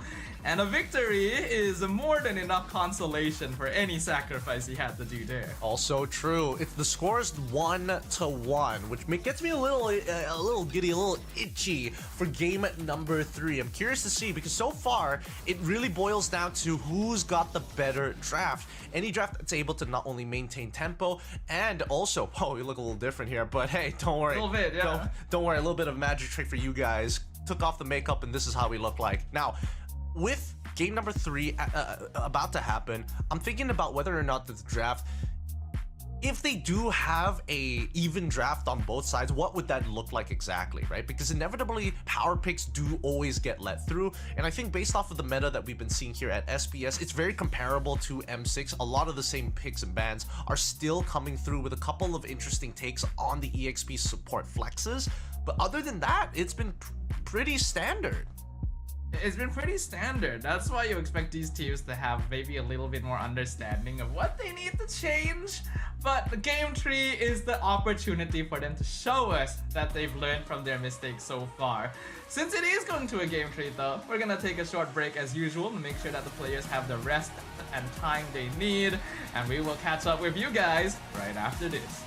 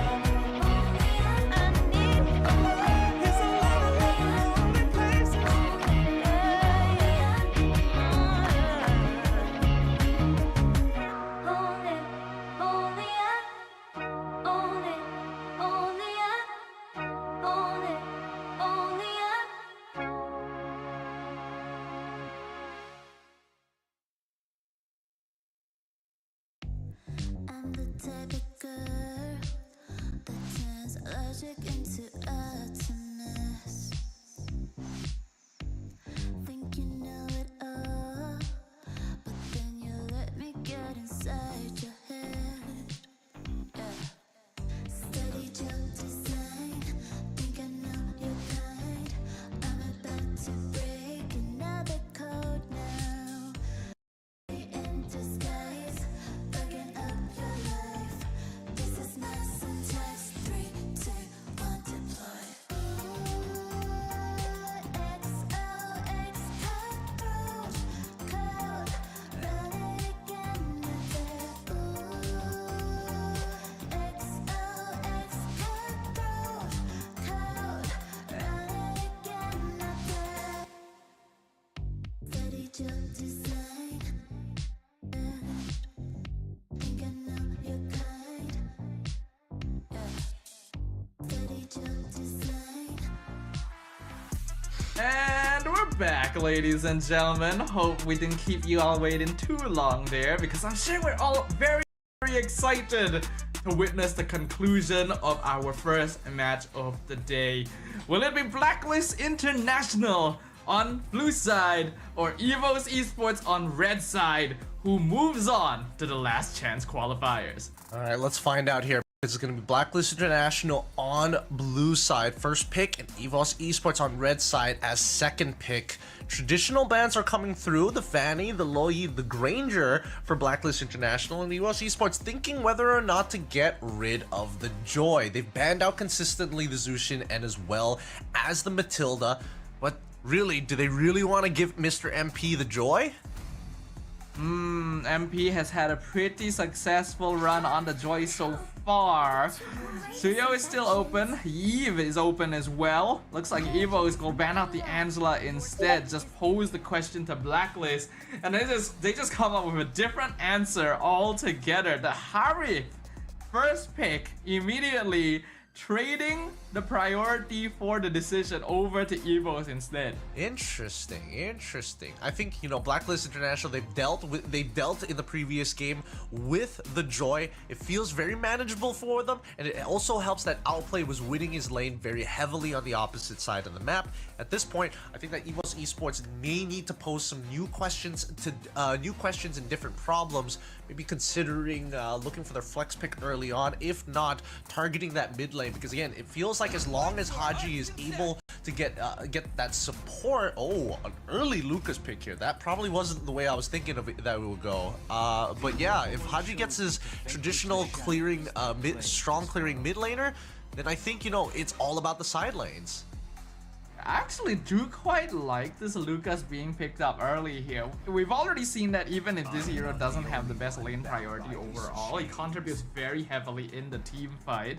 Blacklist will instantly lock in the Phobius since they no longer have to worry about the glue counter pick. I was actually for a moment thinking whether EVOS wanted to go straight into Lucas and Eve and then just let Blacklist choose their jungler again. But that would leave them very vulnerable to a Valentina, so I can understand why they didn't go for it. Yeah, I definitely, I was thinking along the same lines, maybe go for like the Eve a little bit earlier, probably pair it up with the Suyo instead of the Joy. But I'm surprised that Blacklist International gonna avoid it entirely, right? This time nobody is touching the Joy. They lock in the Valentina for themselves this time around, going blind into this matchup, and not to mention that with the Valentina you can actually steal away the transformation from Lucas and honestly be a little bit more effective. Yeah, this is actually a very good opening from Blacklist. Like you mentioned, Gideon, not only does Valentina steal the Lucas and have better use of it, it already pre-denies the Eve from coming out from Evo, since you don't want to give away a free RWM either. Not to mention that by not picking their jungler here, they are forcing Evos to ban out the Joy and the Alpha so that they have a bit more openings to decide who their roam is going to be. Alright, let's see.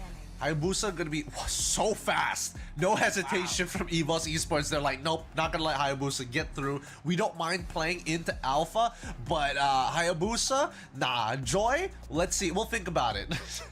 Yeah, I think EVOS is being a bit suspicious here. They're like, Blacklist is leaving a lot for us to ban. They might actually want to play the Hayabusa here. Let's just get rid of that. The Gatot going to be banned by Blacklist as well to deny more team fight for EVOS, as Lucas and Eve is already pretty strong. Let's see if EVOS go ahead and ban out the Joy here. Yeah, let's see what is the upcoming ban coming in from EVOS Esports. Joy definitely has its benefits in this matchup, and considering that at the very least a lot of the quote-unquote counter matchups have been in Phobius has already been taken away by Blacklist International, I actually, unless they are very confident in Lucas to stopping or at least disrupting the Joy mid-fight, they might consider an alpha ban. But oh, they are confident actually in it. I suddenly started thinking this. What if they ban Alpha and then like first pick Tigreal in the second phase? Right? They can. Technically then they Blacklist just can never play Joy. Right? There's too much CC. Let's see what this next ban coming up for Blacklist International comes out first. They might be ahead. They might just be ahead of the game. If they wanted to, they absolutely can, because they're pretty much not going to get much value. Oh, they're really targeting the gold lane of EVOS Esports this time. Okay. They want to make Nikki feel a little uncomfortable and dig deep into the gold lane pool. I feel like there's still plenty open though. The Aerotel is still available. Even the Bruno is pretty safe into the Harry, so I don't think there's too much to worry about by banning out the Moskov. And now Evos have the option. Do they want to go for their roam first or their gold laner first? And yup, they're doing it straight away. The Tigreal. They get the Tigreal. Khalid gets locked through. The Joy comes on through as well. They're like, whatever. If you're going to try and lock me down, by all means, go for it. But at the very least, we have some strong initiation tools. And not to mention, that Valentina has got a lot of work ahead of them. Yeah, like, Evos is going in the opposite way of countering the Valentina, of just having so many good ults that you can only choose one there. And the Joy is super confident. It's almost leaning into arrogance, if you ask me personally. There's so many ways Evos can stop you that if MP is able to pull this off, I will have nothing but praise for them. But it also means that almost all Blacklist's burst is a magic damage, which I don't actually like. Well, I mean... Whoa! Dude, Sun? Wait, then where exactly... Huh. Interesting. Sun Gold Lane. Sun Gold Lane, yep. Sun and Gold Lane. Yes, it's got the mobility. Does it matter too much against the I guess not. Eventually it will scale, and eventually just like you can basically just one-shot the Harith given enough time. This is alright. Evos Esports is really risking it for the biscuit here, but it's about mid priority. If they can control mid, they can control the side waves. So good luck to them on this red side of the map. Very curious to see what the jungle rotation is for Blacklist. Now that they see the sun, how do they prioritize the lanes?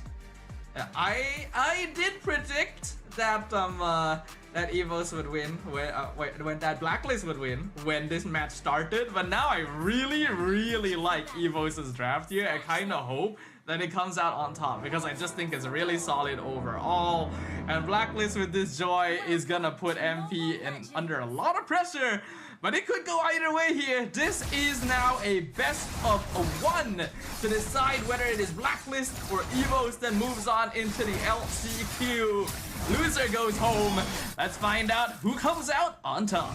All right, MP gonna be starting on his orange buff, and on the opposite side, Evos gonna do exactly the same. And at this point, contesting for Lethal Wanderer is going to be a little dangerous here. Prexiva's going to have a slight advantage with this early game power, but let's not forget, Veldora is on this side of the map. Look at how much damage Prexiva takes instantly. Veldora going for the Concussive Blast instead of Brave Smite here, so acting as that secondary tank.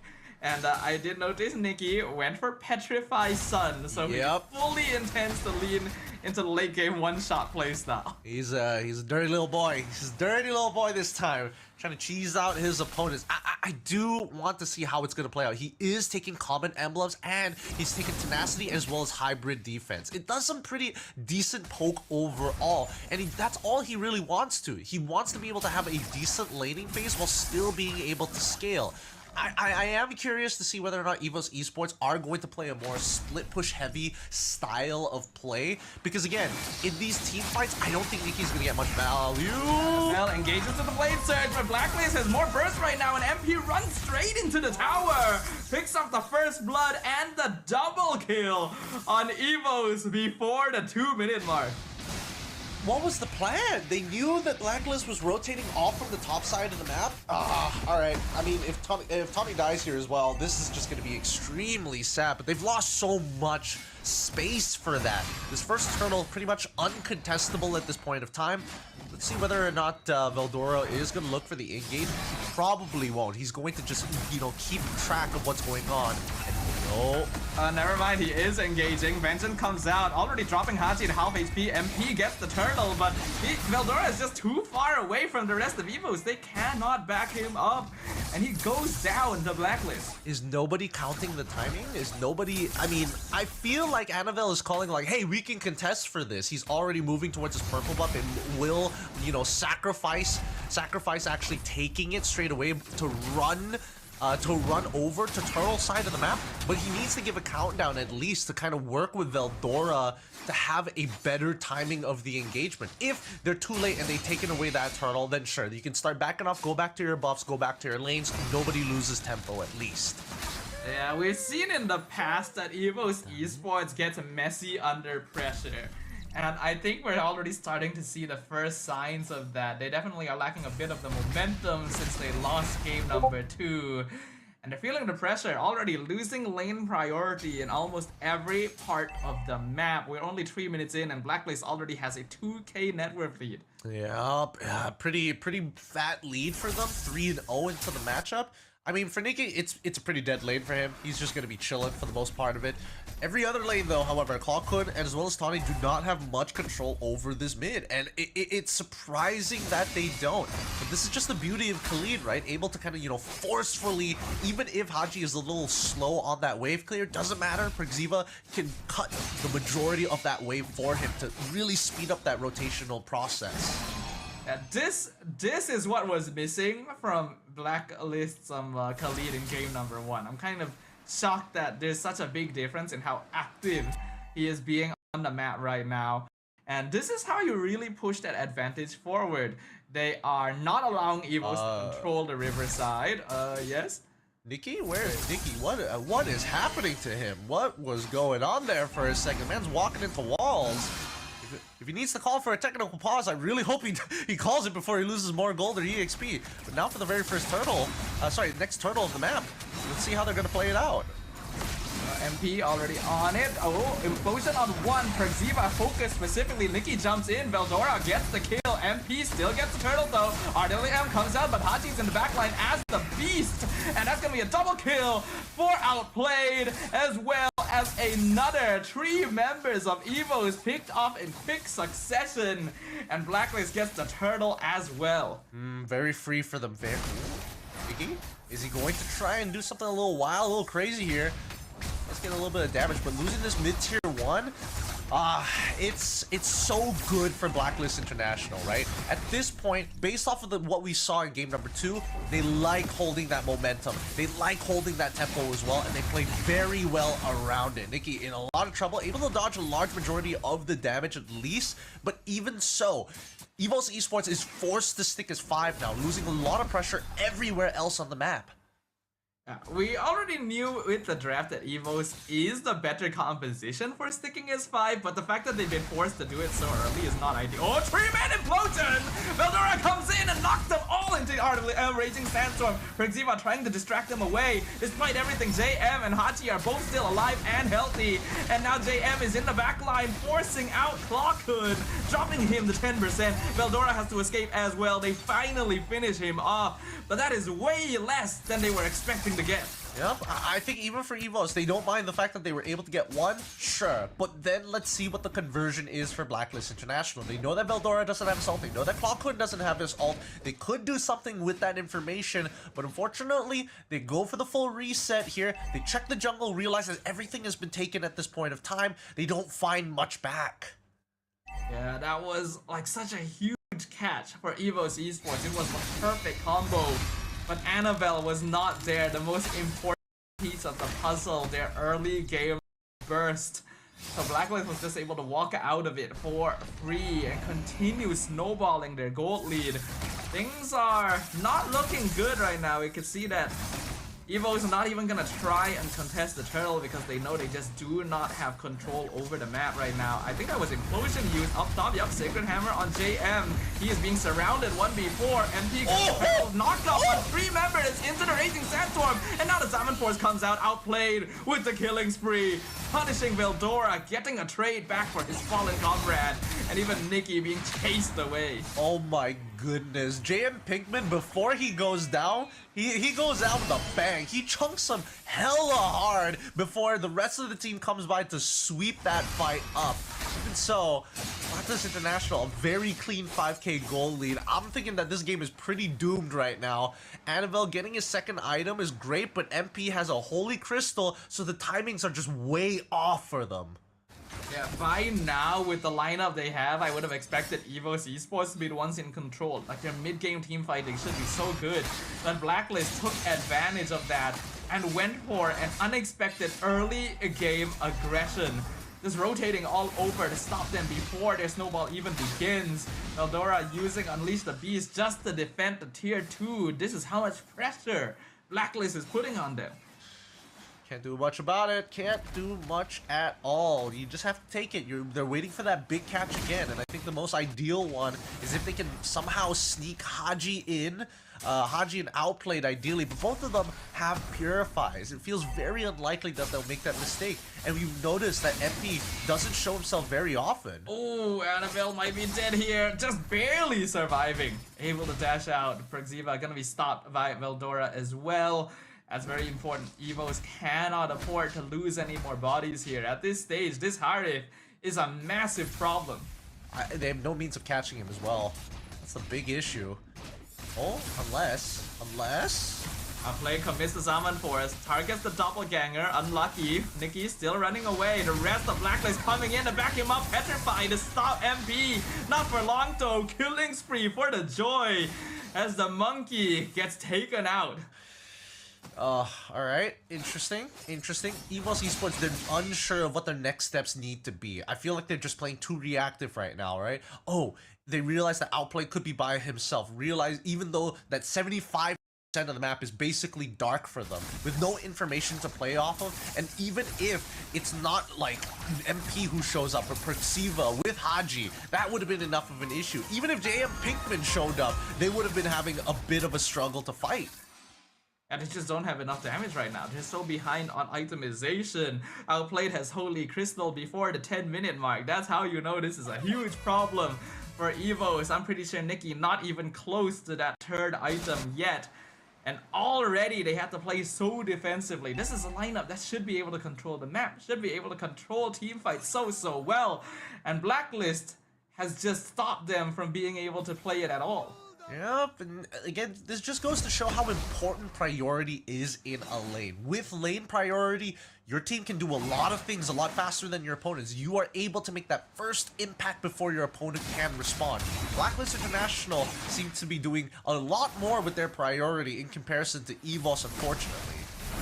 Already, rotating up top, Raging Sandstorm doesn't even let Tawny use Implosion. Looks like he had no interest in doing so. Nikki trying to defend tier 2 mid all by himself, but outplayed in the backline. Look at the damage. Not even Veldora able to stand up to him. Yeah, it's pretty unwinnable right now. It's pretty unwinnable. The shielding will go down on the mid lane, but at least they can just start... Honestly, they can start sieging the bottom side of the map as quick as possible. They need to at least get one inhibitor off of this. Ooh! JM Pinkman following up on the Veldora kill. Implosion completely whiffs as Haji just takes him out. All 5 members of Blacklist, they have their eyes on the prize right now. RWM comes out, tries to control them, but there's just no damage. There is no threat. Perxiva takes out Clockun in the backline and still buys space because he heals up more damage than Annabelle and Nikki can do together. Yep, and at this point, second waves are going to be coming through. Veldora is going to get back up. Does he have... He died pretty early on. I wasn't sure how much of his ult charge is still available. It should be pretty high, yeah. It's pretty high. A couple of engagements, at least the first flash step should be enough to get him back up to transform again. But that just means that EVOS Esports is at full fighting force, and Blacklist International with a single inhibitor on the long lane as well for when the Lord is spawning in 45 seconds. I think this is a checkmate angle. MP is at 10k personal net worth with Wishing Lantern, Holy Crystal, and Blood Wings. 3 very expensive items completed before the 12-minute mark. There is a 10k gold difference between Blacklist and EVOs, and we can see that even their cores have only just hit their 3rd item. It is as GG as it could possibly be right now, and even if EVO somehow get the miracle 5-man implosion into the full combo, I actually don't think they can end the game with it. No, they can't. But they just don't have enough damage. Honestly, like, if we're talking about a 5-man implosion, that means there's got to be some significant AoE. Annabelle, sure, maybe if he's at like 6, max war stacks, goes in, blade surges, does the full combination. I still don't think it's enough because Clockun just doesn't have his 2nd or even 3rd item. Maybe with a Wishing Lantern, possibly. Divine Glaive would be kind of nice here. Now they're looking for the initial catch-up. Pinkman. Implosion into Veldora. Nicki's coming in. RWM as well. Can they at least finish off Phobius? Yes, they will. But the rest of their team is now being dismantled as the Zaman Force just denies Clockhood any attempt at escape. Nicki able to recall out. Connie buying some time. Veldora being electrifying, beat down by MP. Blade Surge going to miss, and now Annabelle in some trouble as well. But MP will decide to back off just a little bit here. 3 members of EVO is just taken out in quick succession. All for Mr. Pinkman, making sure that this is trying to keep this. Oh, look at outplayed. No, he's too strong. I mean, they're all too strong. With the 10k gold lead, it's really difficult to lose the game from this point. You are just stat checking everybody.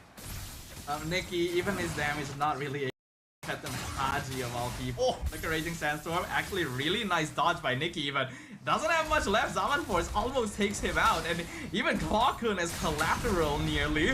Blacklist are just so far ahead. Now Lord is pushing in bottom. All the inhibitors are going to fall instantly here. Nicki just barely defending the top one.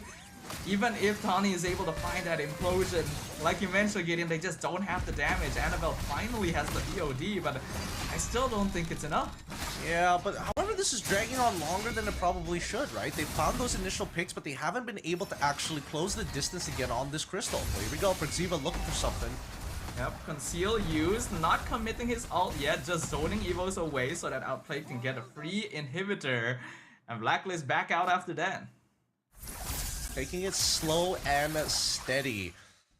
I think that EVOS might be able to hold out on this one. Their high ground seems to be doing okay, and honestly, Nicki on this Sun, if he had more items, would be a legitimate threat because he has been dodging some key abilities with his own ult as well. In the meantime, it's still 14-5. It's still a pretty doomed scenario overall because of the way that they scale. And so, EVOS Esports, let's see how they're going to hold this out, because eventually they're going to need the Sun to individually push out of his lane. Yeah, Nicki has a lot of pressure on his shoulders specifically right now, because without him, the rest of EVOs just don't really do enough burst to remove problems like MP and Outplayed. And especially with a 13k deficit. Blacklist are still sitting very comfortably. Tawny trying to escort Nicki, giving him vision so that he's able to recall in time. Veldora is there as well. Looks like Blacklist will not overcommit to this, so the Sun is able to back up safely. Yeah, and Blacklist International are fully aware of what EVOS Esports is trying to do to try and kind of pull their attention away. And I think that Blacklist International, at this point, yes, they could try and stop EVOS Esports from out to getting more gold, but inevitably it's really hard to catch Nicki by himself in the first place. They gotta play for their objectives, look to close the game the traditional way with the power of the Lord. Yes, EVOS Esports' high ground is pretty decent, but if they can bait this fight here, they can do so much damage. 4 members of EVOS in the top jungle, Nicki at the bottom. Sacred Hammer used defensively as Perziva alone is enough to zone multiple members. Even Outplayed is willing to walk into the push. Zaman Force drop down. They're targeting Veldora. Vengeance use. Implosion only catches 1. Great dodge by Outplayed. And the RWM comes in and 3 in the back line. 2-man Raging Sandstorm flicker. EVOS is completely locked down. And now Nicki is the only one left standing. JM will be assigned to make sure he cannot go home because EVOS are about to send them there themselves. Blacklist International in full control. They're just gonna recall spam in front of the base. They know it is over. And even MP getting the godlike at the very end. Blacklist International take the victory and move on to the last chance qualifiers. Great stuff coming in from Blacklist International. It's very clear what exactly they wanted to do with the team. More importantly, at least they're looking a lot sharper. They know how to play with their tempo. They know their win conditions exactly, and they're trying to tighten up their games, which is looking a lot better compared to the other days of the SPS, where definitely it got a little bit more messy, but now really tight, really coordinated, trying to make sure that there are minimal holes in their overall attack or defense. We talked about how we wanted to see these teams kind of adapt, adjust, and evolve their drafting style, learning from their mistakes previously, and I think this is the clearest example of it. The Hari first pick into the Phobius Valentina, no priority towards Joyous at all, giving Evos this false security that they would be able to manipulate the draft against it.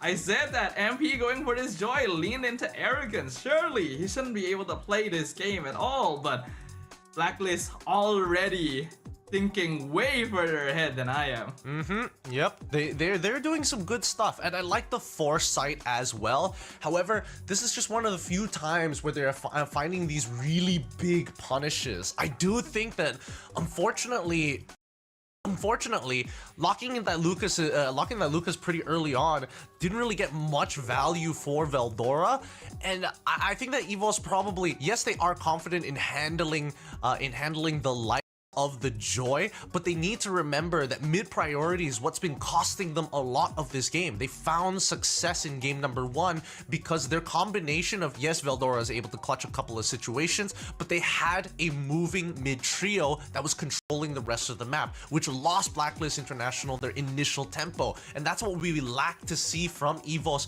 in both game 2 and game 3. Evos' early game was looking a lot more messy. They were playing a bit more reactive, a little bit too safe considering the heroes they had, because they were worried about being sent home here. Whereas Blacklist went for comfort. The Valentina was not just a smart way of deterring Evos, making them have some doubts of locking in the Valentina, but it's also a Haji signature back when he was the KDA machine of Blacklist International, and now he gets to relive those moments as the MVP of game number 3. It feels really good to see Haji being back in that mid lane all over again rather than playing support. Perxiva definitely filling in those shoes very, very well. So give it up for our MVP Haji this time, because he still has those killer instincts. Right, we saw in every single one of these matches that if he finds the opportunity to punish his opponents, especially the roles that are, you know, more gold oriented above him, he doesn't mind punching above his weight. He's absolutely happy to trade his life to do so, and he will do whatever it takes to get them over the finish line. I expressed previously, like earlier in the challenge season, that I wasn't a big fan of Khalid Rome, but when played well, when used to his fullest potential at level 1 and 2, this is the impact of it, right? Perxiva knew his job here and had great coordination with Haji in the mid lane as well, and this first play by Evos cost them so much. Yeah, it cost them way too much, unfortunately. It's just really difficult to play at this stage. And I think even for Clawkun, right, he can't seem to find like an RWM that's really clean, because these front to backs are not exactly the best for the side of EVOS Esports, right? They need to predetermine a couple of their positions if they are going to play into the Eve once more. There are some ideal areas that you want to kind of unleash the RWM, and more so places that you would ideally want to fight in just so that you can maximize that damage. Even so, EVOS Esports, they had a pretty decent showing overall. There is still potential in this in this overall lineup. I just think that they need to, number one, figure out what types of comps that they want to play and how to draft to guarantee it. And secondly, how exactly the shape of the fight should look like. They've got chemistry, I'll give them that. They've got synergy amongst each other, but I think they need a blueprint of how these fights need to look like. I also think that they just need a bit more experience overall. You can tell that they're not used to these high pressure situations. The threat of elimination just took too much of their mind space and caused them to make mistakes that they didn't do in the first couple of games. But we also gotta point out that Blacklist were able to break out of the trend here. Up until now, this series was just about who had the easier lineup to play, had better front to back. But Blacklist came out on top here with a slightly worse teamfight lineup, even picking the Joy into the Tigreal, which we said was a risky play, and coming out on top in a very one-sided way shows that there's still a lot of things a team can do regardless of the circumstances. Absolutely, you know, that's why Blacklist is always going to be, especially with Coach Bonchan, you know, at the helm, trying to, you know, mold this next generation of Blacklist International members. It's great to see that all of them, they've all either played in the Tier 2 scene for a good amount of time or have played overseas, and now the fact that they're coming back here to try and, you know, especially at the young age that all of them are, a majority of them, have what it takes to potentially, you know, turn into a super team. But until that point, think, you know, there is still a lot left to be said considering the landscape of the ecosystem is specifically in the Philippines as well. It's just really hard overall. It's really difficult, and I think with a new year of MLBB ahead of us, we're already learning that we have to expect the unexpected, right? This is EVO's main lineup. They've been eliminated, whereas like their second string, right, EVO's Holy, made it into the challenge finals. So, you know, anything can happen. I mean, after what happened like last year and the year, and you know, maybe a little bit before that as well, the EVO's esports lineup, it's tough to say what's their main lineup at this point, right? It's really difficult. And at any point, if they're underperforming, expect to see a switch at some point of time. I think that EVO's as an organization know exactly what they're doing here. They've got talented players. It's just a matter of time until they reach that level.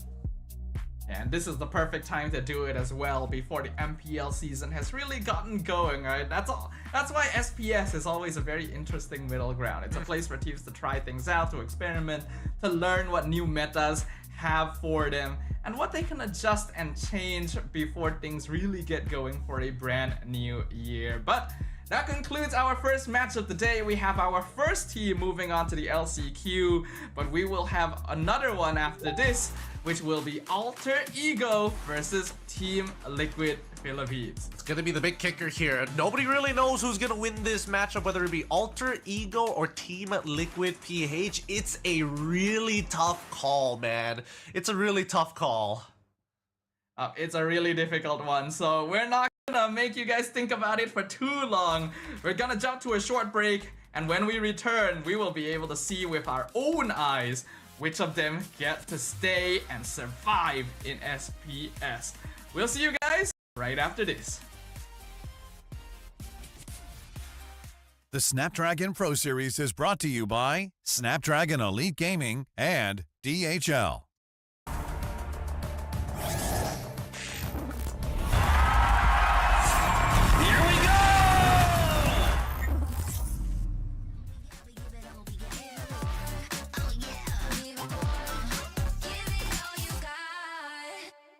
Now they know about our dedication. Not just hard work, it's also patience. Chipped away at it and ignored the hate. And now we big time status and it's us for the taking. We eat, dream about it every time we sleep. Making moves, just look at my feet. Yeah, we bring the heat.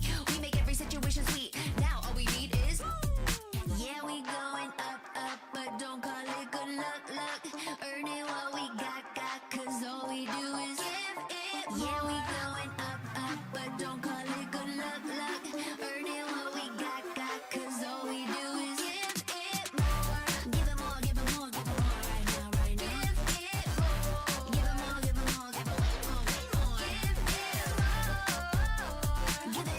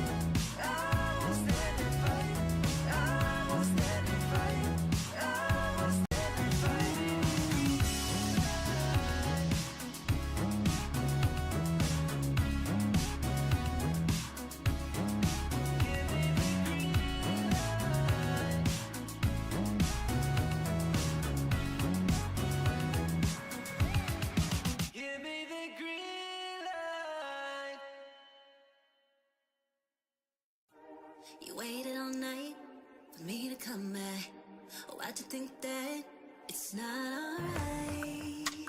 Told you that I'm not that type. Didn't mean to get you so excited.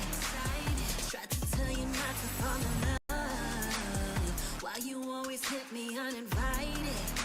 Just hoping you would get the picture. I've had enough. Now it's time for me to turn around. Thought you knew what this was. Yeah, I am superstar. You were never the one for me. Never should have fell for me. Take back your heart. Why don't you take it back?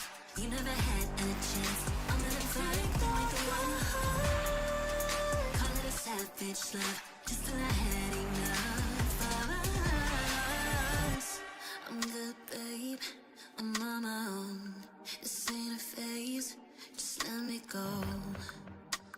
Told you that I'm not that type. Don't wanna waste and ride. Begging for one more chance. Yeah, know you got carried away. Ooh, you made me to say. Even messing with greatness, space to stay in your place. I was looking to play, then you got in the way. All the love that we made got me stuck in the rain. Got no time to stay here and say goodbye. Yeah, I am superstar. You were never the one for me. Never should have fell for me. Take back your heart. Why don't you take it back? You never had a chance. I'm gonna take back the one heart. Call it a savage love. Just till I had enough of us.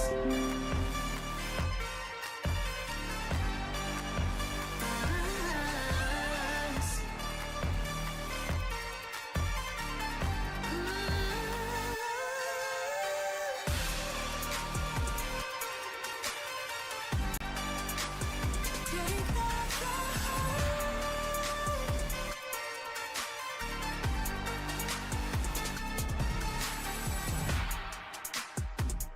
Yeah, yeah.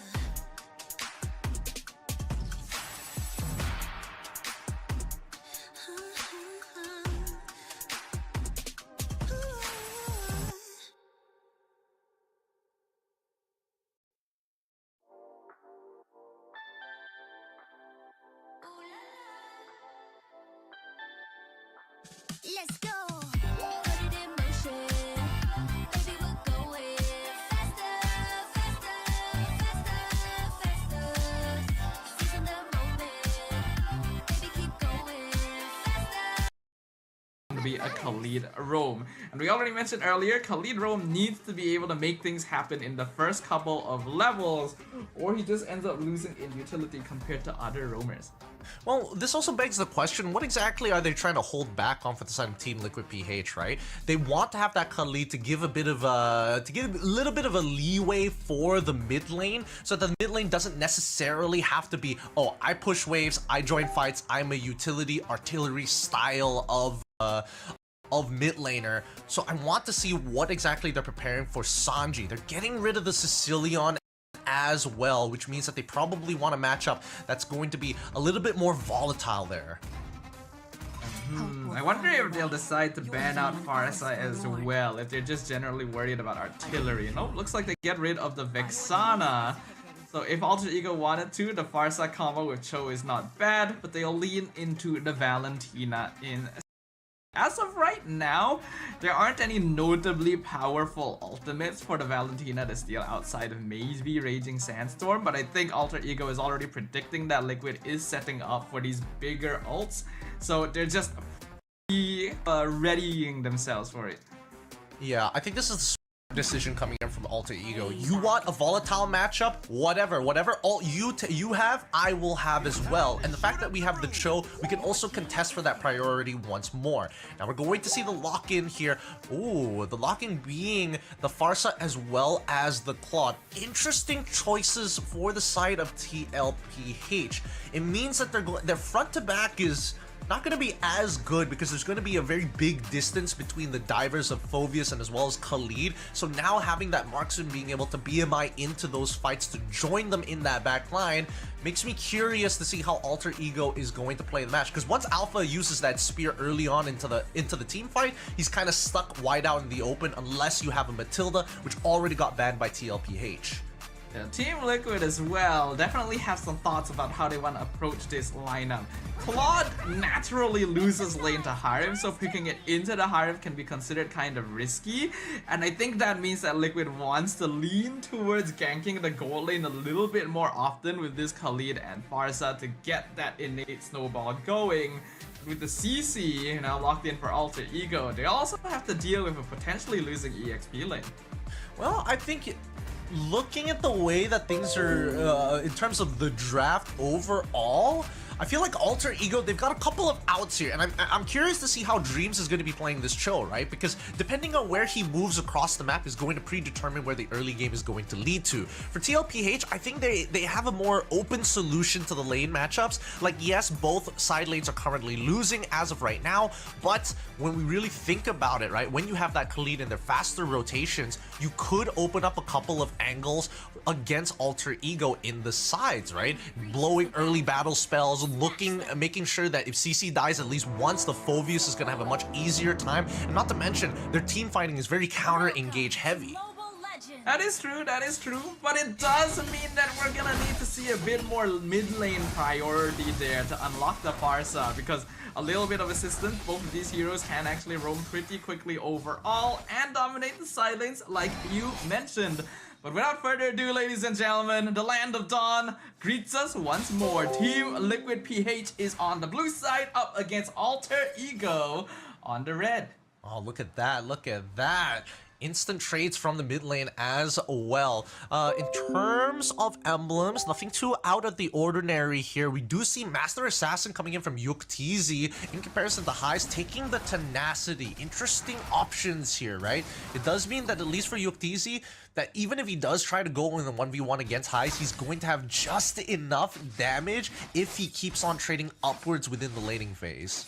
Yeah, I'm actually kind of surprised to see these Claude and Harif emblems, because I would have 100% expected it to be the other way around, right? For the Harif to just 100% zone in on trying to dominate Claude in lane, and for the Claude to try and survive a bit longer.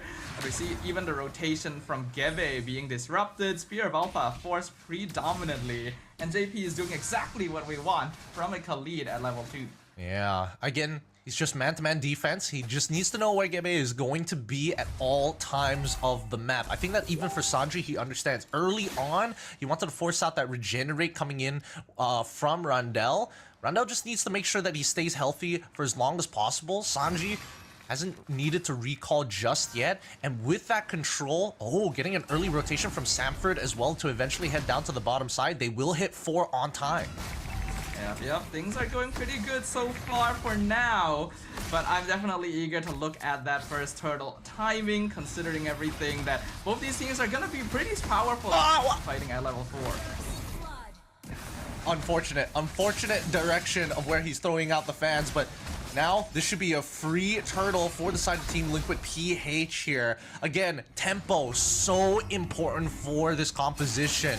If Team Liquid PH fall behind, Alter Ego will be able to set up early on, making it really difficult for TLPH to actually get into the middle of these fights. So far, mid trio been working out very nicely for the side of Team Liquid PH, and even the side lanes, the fact that they're able to unlock themselves early on thanks to the Sansan duo, this is making these turtle fights a lot easier to manage.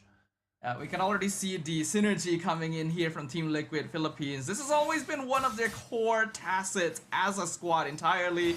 Better just like using mid lane, Karl TZ on top of Gebe, already dropping him quite low. Even the Retri baited out here. That'll allow JP to instantly invade. You could see the coordination from Liquid putting a lot of pressure on Alter Ego. Even in the top lane, the Summon Force and High still loses the trade. Dreams comes in, gets the kick, Purify, use BMI. UTZ, you're totally fine. Yuktz is playing a beautiful lane. He is winning out his trades against High. Oh, hold on. Ramdale manages to dodge the Raging Sandstorm for now, but just look at that tempo control. You have mid control, you're stealing away the camps on the side, making Gabe's life so difficult. And they're continuing to make his life difficult. In his face, but Spear of Alpha. Can he get the punish here? Quick 3-man gang. Yeah, but a little overextension coming in from Team Liquid PH. Sanji understands what his role is. Can't be a part of every single fight. Oh, hold on. That's gonna be a nice LTZ. Do it. Doesn't do enough damage yet at all. LTZ will also die there as a really. Yeah, for now. Things are they're losing sight of their tempo here. They need a 3-to-2 ratio in the middle of in these types of fights, right? They need to have 3 of their members ready to go, 2 on the enemy side, and if they don't have that, the 2-to-2s are pretty difficult. Let's see. Turtle again, highly prioritized by TLPH.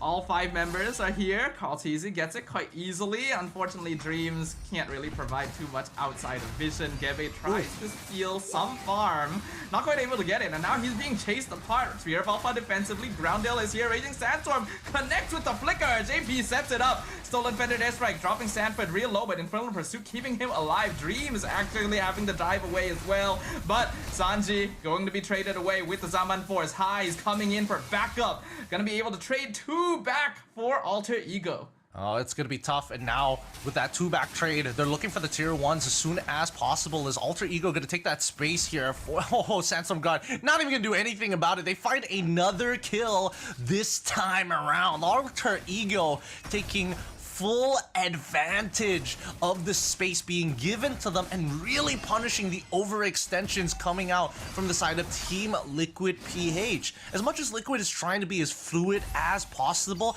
it is costing them a lot. They need to be very clean on what they are trading exactly. Uh-oh. Yep. Oh, Gavin in some trouble, but he connects the Spirit of Alpha. Purify used on Sanji to get away as well. Both teams trying to be quite active right now. Team Liquid had been successful with their ganks up until this point, but Alter Ego have finally been able to counter-engage. They even get some very important assists on Highs to boost up the High Rave's gold. So because of that, the gold lead for Liquid actually isn't that much. Well, I mean, at the end of the day, Team Liquid PH are making sure that their rotations are faster. It's just that Alter Ego have been able to punish them a little bit harder. Most importantly, Team Liquid PH, they've taken down some pretty important objectives here. They were able to secure 2 of the turtles in this match. They also crack open the mid-tier 1 as well as top-tier 1.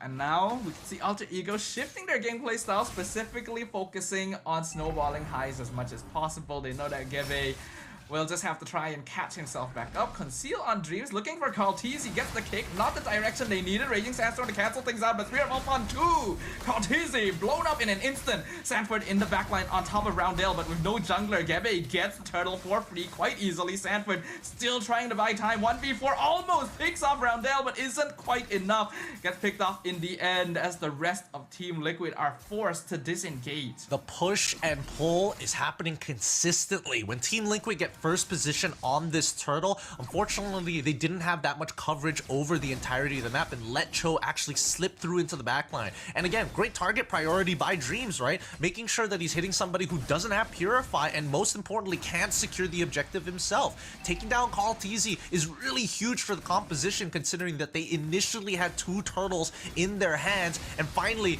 Jebe is in a much better position against Karltzy now, equal in level, stealing his camps to catch back up, and still has the top side to farm back up as well. And just a few swift moves, Alter Ego have been able to trade the gold lead onto their side instead. It's still not very much. Team Liquid does actually farm very quickly, all things considered.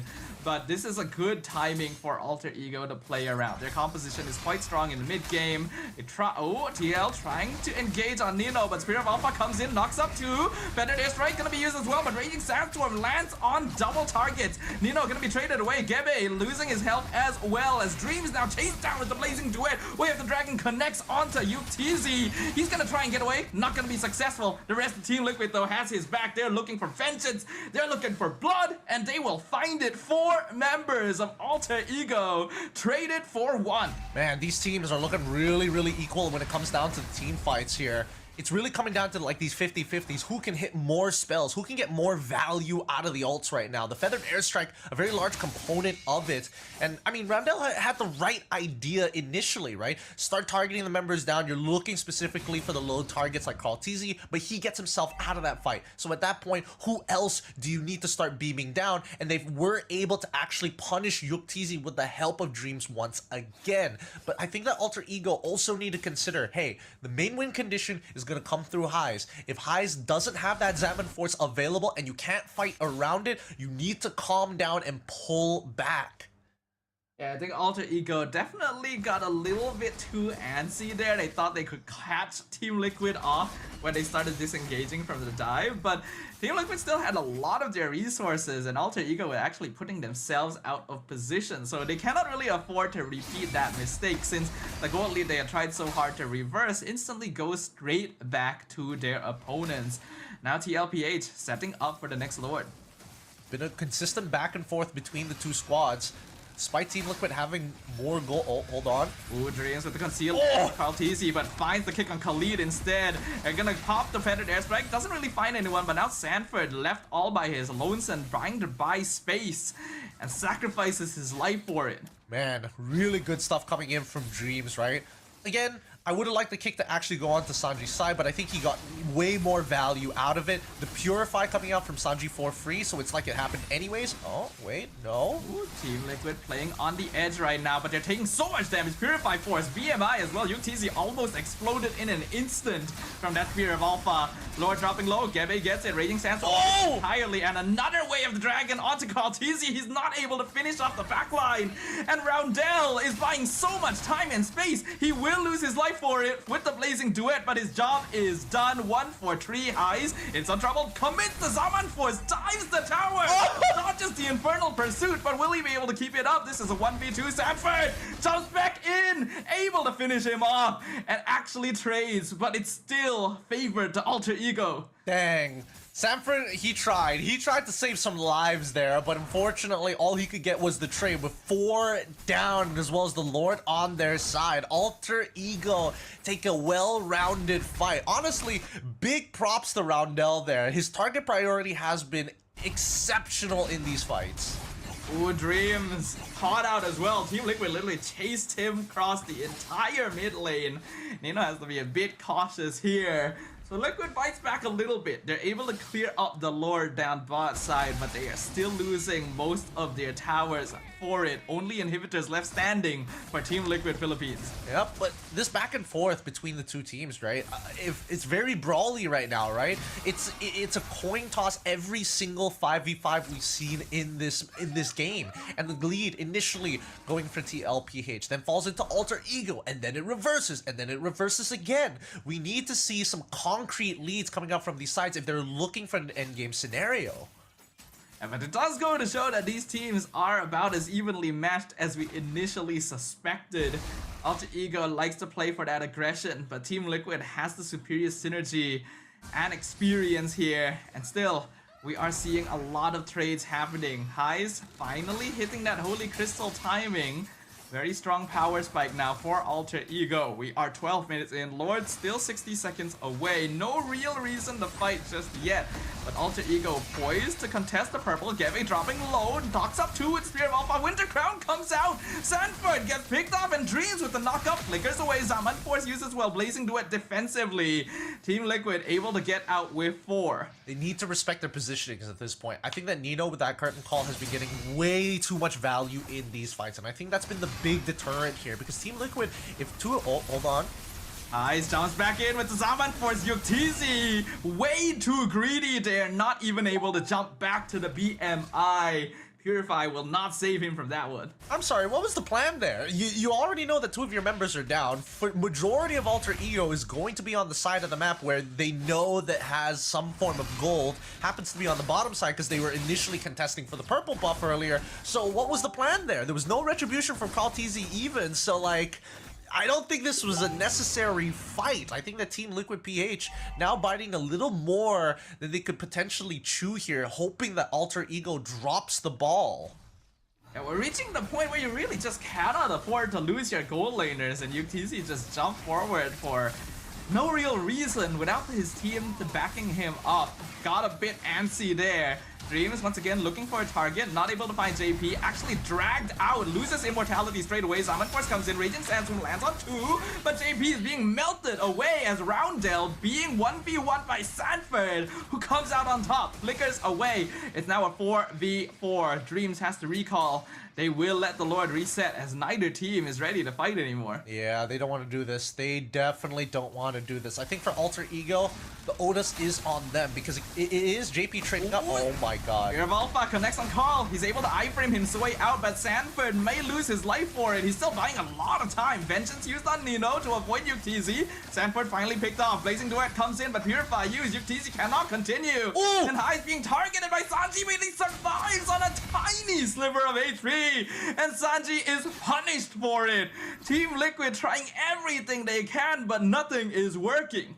Oh man, Team Liquid PH just keeping it messy, right? And Alter Ego are starting to get caught up, getting lost in the sauce, but now that they've got that concrete lead that we were talking about, it's a lot simpler for them to make these decisions as they blitz down the Lord and are looking for at least 2 inhibitors off of it to get some mega value. At this point, I do feel, wait, does Roundel, whose ult does Roundel have right now? Roundel doesn't have anybody's ult. Ideally, he would like to either take the Raging Sandstorm or at the bare minimum have that Feathered Airstrike. They need to start sieging down Team Liquid PH because in terms of their high ground defense, all they've got is Sanji. Everybody else is going to struggle a little with these Lord Empowered minions. Yeah, Yuktz is still able to contribute somewhat, but I agree with you. The rest of Team Liquid is not actually that good at holding the base defense. Alter Ego, I feel like, is pushing mid a bit too quickly compared to the other ways, but I think they actually do want to stagger them just a little bit so that they can get every inhibitor. Mid should fall very easily to the Lord. They're connecting. Dreams gets a knock up, not the kick though, so he's gonna have to dash away. He'll probably die for this, and he will. Kaltizi picks him off. Summon Force use. Heist actually commits to it. The rest of his team is running away. There was no reason for that. The Harif dies, and the push just stops right there. And oh, Yeve, you don't want to be here. You really should not be here. He's getting knocked back. He's getting locked down. Alter Ego losing bodies where they really shouldn't be. This is unreal. This is unreal.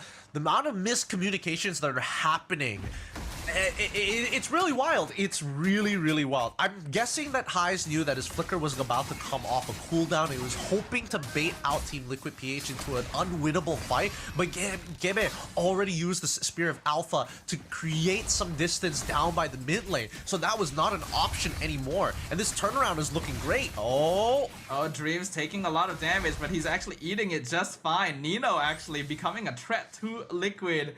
As they've taken too much poke, they're not actually able to finish off the mid inhibitor at all. So they'll back off and play it safe.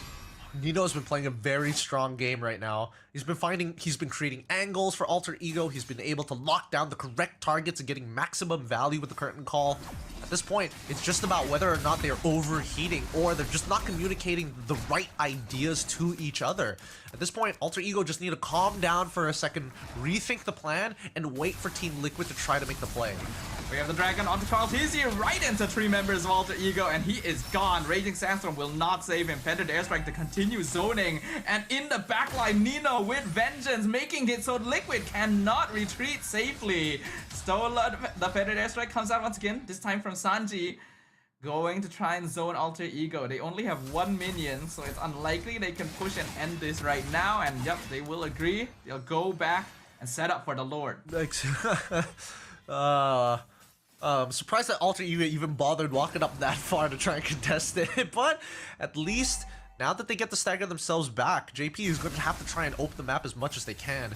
At this point, we're hoping that at least for Yuktzi, he's able to get some value. Oh, that's a very early feathered airstrike. Yeah, Sanji tried to burst Roundel but was unsuccessful. Zaman Force comes out and he's gone. He's just melted away. Blazing Duet comes out, but Dream's still alive. Doesn't even pop Immortality. The rest of TLPH having to expend Flicker to get away. Backline focused by Kaltizi, but he loses his life instead. A nice dodge from Hyde, but not quite enough as JP flickers in with the Raging Sandstorm to trade for him. It is 3-4-2 in favor of Liquid. And the Lord is still pushing down mid lane. Can Yuktzi and Sanford hold this? Might be a little hard. I think Sanford could buy some time, but I don't think Yuktzi can get into this. Yeah, he's in trouble. Fair of Alpha connects. Yuktzi doesn't have Purify, but he can BMI out. Lord on top of the crystal, and they're just gonna target it. Alter Ego wants the win, and they will get it. Team Liquid, they put up a strong fight, but it was not enough as Alter Ego takes game number 1. This was a really wild game. Both sides just egoing on each other, really trying to maximize it. But I think that Alter Ego had a better feel for the ult timings overall. Again, the rotation of spells is so important. I feel like TLPH are willing to throw resources at the wall to see what sticks, while AE are just getting a little more value every single time. I gotta give it up for Dreams though. His target priority has been phenomenal and really game changing towards the mid game, which got them that initial concrete lead that we were looking for. And from that point onwards, it was dependent on the performance of Roundel and Highs, because Nino was doing God's work already, so Roundel and Highs needed to just stay alive and make plays individually. Yeah, I mean, we talked about this before the game even started, right? TLPH is a solid lineup, but are still playing a very safe form of MLBB that relies on playing off one another. While Alter Ego is a little bit more willing to operate independently with aggression. And well, if you have two teams attempting to ego challenge one another, then who's going to come out on top but Alter Ego themselves, right? I think, like you mentioned, Gideon, very clean gameplay. They have the tools and very good heroes for just diving the Team Liquid backline, for which they don't actually have a lot of answers for. I think that TLPH, they still have a couple of similar ideologies to what they had last year, which is, even if we fight, blow as many resources as possible, especially if it's the earlier stages of the game, because when we spawn back with the death timers are pretty short, we have a window of opportunity to hurt our opponents. But the game just doesn't work like that right now. I think their game sense is just a little off of the way that they've been taking a majority of these team fights. I'll give it to them. They definitely got fingers. They've got mechanics for sure. Like Sanford and Kaltizi have found some great opportunities. However, being able to, dance around the Lord isn't as easy anymore. And I think they need to understand that, at least when it comes down to like the sustainability of certain heroes like Gebe, he can sit under that Lord for quite some time as the alpha, while Dreams and Highs are looking for plays to be made. And in the end, the MVP doesn't even go for any of them. It goes to Nino here on the CC because of the amount of control and damage he was outputting through that curtain call. TLPH has a lineup that really relies on Sanford and JP jumping forward to create space for the rest, and when they're locked down together with those yo-yos, it becomes very difficult for them to actually create that space in the first place. I think because of Nino's excellent positioning and presence throughout most of these team fights, TLPH were forced to get kind of desperate and creative. We even saw Sanji trying to fly into the backline just to trade himself for Highs and not really succeeding. Yeah, I think well-deserved for Nito, to be honest. It's hard to get a lot of value from CC, but his curtain calls have been very big game changers in this match, right? He made sure that he's able to not only kite around, but he minimizes the damage he takes. He doesn't want to be fully committed, but with the curtain call, locking down at least one core and literally anybody else. Ideally, you get two cores, a core or a jungler. Those are the most optimal targets for the curtain call. But as long as you get that initial slow, it makes the retreat extremely difficult, but it also makes Dream's job a lot easier to isolate his targets. Yeah, because they're already kind of running in a panic to make sure that they're able to survive in the first place. Oh, there you go. Definitely were still messy at some points though. There's a reason the game ended up being kind of a back and forth in the initial stages. There were fights like this where Alter Ego got a little bit overexcited and engaged without the full team being together. But still, they were able to hold themselves well. I think Highs came in at good timings as well. Roundel was trading really well by himself. Alter Ego came into this match very ready. Yes, they came into this match extremely ready, and I think it's something that TLPH is going to have to answer in this upcoming game if they want to make this a full series. Because right now, I think that Alter Ego just feel a lot more comfortable with this type of draft. If you want to brawl, by all means, let's brawl. They're down to clown if necessary. And I think unfortunately, this just isn't the meta for Sanji to try and hard carry the team. His value is there. He is saving members, but he's just unable to find those kills. He needs to be able to find value. Yeah, I think nowadays mid laners are still among the highest DPS overall, but they're not really the same kind of finishers they used to be in older metas. Now you really want to set up for your jungle, you want to set up for your gold lane, and we saw a lot of that from Alter Ego. Again, I really like the way that Roundel was approaching these team fights as a bit of a DPS support. His positioning so clean, able to survive most of the time alongside Highs, and that slowly built up Alter Ego's snowball until the degree that Team Liquid could no longer handle it. Hey man, they were cutting the team in half, and that's exactly what they wanted to do. They want to accentuate some of the weaknesses in TLPH's comp, which is, hey, if people are diving into the backline, there's going to be a huge gap between the front line as well as the back line, and that's why they wanted Sanji on an artillery mage in the first place. But let's look at the heat map for Gebe this time round. It was an 18-minute and 45-second match, but his priority was towards the bottom side of the map. And despite dying that first initial time and the majority of the game, well, I wouldn't say the majority, it was pretty long, but the majority of the early game, he was actually behind an EXP once they were able to find the turnaround towards the top side of the map, and then eventually bleeding down into the enemy jungle, which should be happening right here. He eventually was able to actually get a full clear on the bottom side while clearing his entire top side to catch back up in EXP, taking away Karl'Tez's initial level lead. I think we have to remember that, like, at level 2, we actually praised the Khalid gameplay from Team Liquid for being active and being kind of bullying towards Gebe so that he wasn't able to rotate and farm as comfortably as he would like to. But I think Alpha in the current meta is actually starting to settle into an interesting position where, because tank junglers aren't really around anymore, he's about as close to utility jungle as you can get. Being able to stand in front, sustain, control lords well, and having a very spammable setup in that sphere of Alpha. And Gebe understood this. He knows he's not gonna really be the finisher. He wants to be the follow-up, and Alter Ego played around him very well too.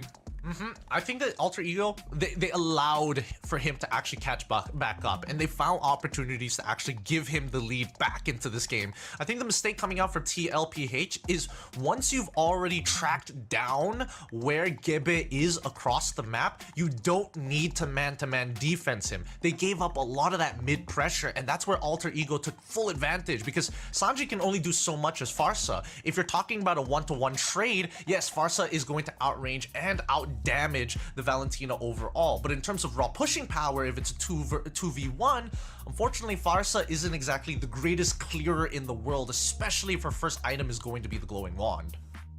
Yeah, that's why you do see the Pharsa being paired up with more setup-based roamers like Cho to be able to help clear that mid lane and set up easily for feathered airstrikes. I think early on, again, Team Liquid were actually playing very well. Their rotations were clean. You can really see the synergy between the way that they balance and juggle aggro by invading the enemy jungle. But because there was a lot of pressure being put on Gebe specifically, we kind of saw the side lanes being neglected a little bit. Both CC and Harif got a lot of lane priority and a lot of safe space to farm, which eventually contributed to even bigger snowballs when they were able to join fights earlier and get a lot of kills and assists. Yeah, and I think, you know, at least for Alter Ego, they're still, again, very flexible with the movements that they see on the map, and they played a lot better in responses to Liquid's more fluid style. I mean, in the early game, we did see initially that the mid lane wanted to rotate towards EXP side, and then they noticed that Dreams was actually getting information on where Karl'Tez was on his purple, and they instantly had to shift back, turn away to actually protect the buff alongside with Karl'Tez so he doesn't get too disrupted overall. It's motions like that that tell me that Team Liquid, as of right now, are willing to sacrifice the side lanes to find the initial leads for Karl'Tez and then convert it later down the line. And I think that Alter Ego took full advantage of the fact that JP is following those orders. Yeah, I think there's nothing wrong with trying to hard focus on your jungler in order to create more space and snowball, because neutral objectives do give you a lot of farm and EXP, but you gotta be able to adapt on the fly. And I feel like Team Liquid are still sticking to a one-trick sort of mold in how they approach the game that other teams are really starting to figure out. There's a lack of willingness to really take a risk or go outside a certain playstyle that is kind of punishing them. Well, I don't think that it's wrong. I think that right now they just need to have better reads on their opponents, right? Because once you see Alter Ego adjust to that initial playstyle, you should always either figure out a way to find tempo for yourself, and knowing that your composition is struggling in the side lanes, we're going to have to see what the adjustments are in the draft to kind of alleviate that pressure, so that Team Liquid are able to kind of play in their truly liquid form, their fluid form of being able to find multiple win conditions on all sides of the map. I agree with you. I want to see that. I used to love watching that from Team Liquid and when they were Echo as well. So hopefully they're able to find that growth and evolution, because they really need it right now. Once again, to remind everyone watching, this is an elimination match. Alter Ego are one win away from moving on to the LCQ and sending Team Liquid home. A fate that I'm sure they don't want to have to encounter. So let's see what changes in the draft for game number 2. Looks like Team Liquid PH want to play the Joy into the Suyo matchup. They got rid of the Alpha, realizing that Gebe is a little too comfortable on it. Let's put him on something a little bit more volatile, but they're also being able to secure the Granger. I'm rather surprised so far. Based on what we've seen in these matches, you would have expected it to be banned out by blue side. I think that Team Liquid PH pretty happy with this. They don't have to lock in the Joy right now, but they're going to secure the Cho. Yeah, they're already expecting Alter Ego to go for the Harif in this phase, so the Cho is the counter it, and they already know that Joy doesn't do too badly into the Harif as well. So immediately challenging Alter Ego to switch up their hero pick, see what else they have in store. Looking at what other power picks that are available here. The Harif does get locked in, but ooh, the Valentina gonna be picked very early on once again. Not too surprised with that. Overall, I mean, Roundel has done a very good job in game number 1 with the Valentina, and it allows Alter Ego's draft to be more flexible. At the very least, whatever mid lane alt you have, I will have as well. That's not that big of a deal. The real question is what the supports are going to be for the side of Alter Ego. I am curious to see whether Team Liquid is opting to play Cho as a flex. I know for a fact that Samford has shown off that he can play Cho EXP, full tank concussive blast as well. This could allow JP to go back on that Khalid, but not gonna go for the Joy. Instead, gonna go for the Hayabusa instead. Okay, so Team Liquid can play for more of an early snowball style composition here. With the Hayabusa and Granger, they already have potential early and late game scaling. They can pair it up with a potential Barca in the mid lane if they want to lean towards earlier priority, or they can go for even the Sicilion to just completely outscale Alter Ego once you reach the later stages. They're gonna get rid of the Tigreal since they want to play for more river prio and just generally more space on the map.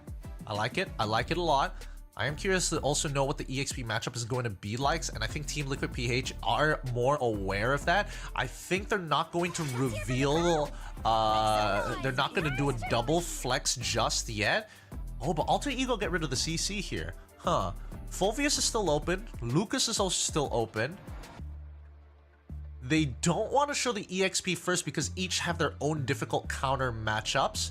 Mid has already been shown by Alter Ego, so the Team Liquid is more confident in saying, hey, no matter what you pick, we have the direct counter. If you go for Lucas, we have Fulvius. If you go for Fulvius, we have Glue. Yeah, I think Team Liquid can definitely leave Sanford's hero pick for last, since they already know what the mid lane matchup is going to be. They're probably banning in that direction as well. They could get rid of things like the Khalid if they really want to make sure they have early game prio, but go ahead and ban out the Fulvius instead. Instantly leads me to think they probably want Lucas. Oh, they want Lucas for sure. They want Lucas for sure. Banning out the Phoveus, especially seeing like 3 dashers on the side of Alter Ego, it's pretty funny, I have to admit. Now let's see what Alter Ego is going to respond with. They see this, there's nothing much they can do about it other than banning out the Lucas right off the bat, right? That's all they gotta do. But no, they get rid of the Farsa instead. Okay. Okay, so Team Liquid can either go for Lucas right now if they want it 100%, or go for the mid lane matchup since they already know it. Looks like the former was the choice. So now Alter Ego will have to have a bit of a harder time since the more obvious Lucas counters in lane like Phoveus and CC are both already banned out. They could go for like Gatot, play like a very pillow fort style, just clear waves, let Lucas rotate first if necessary, and then come in with the AOG.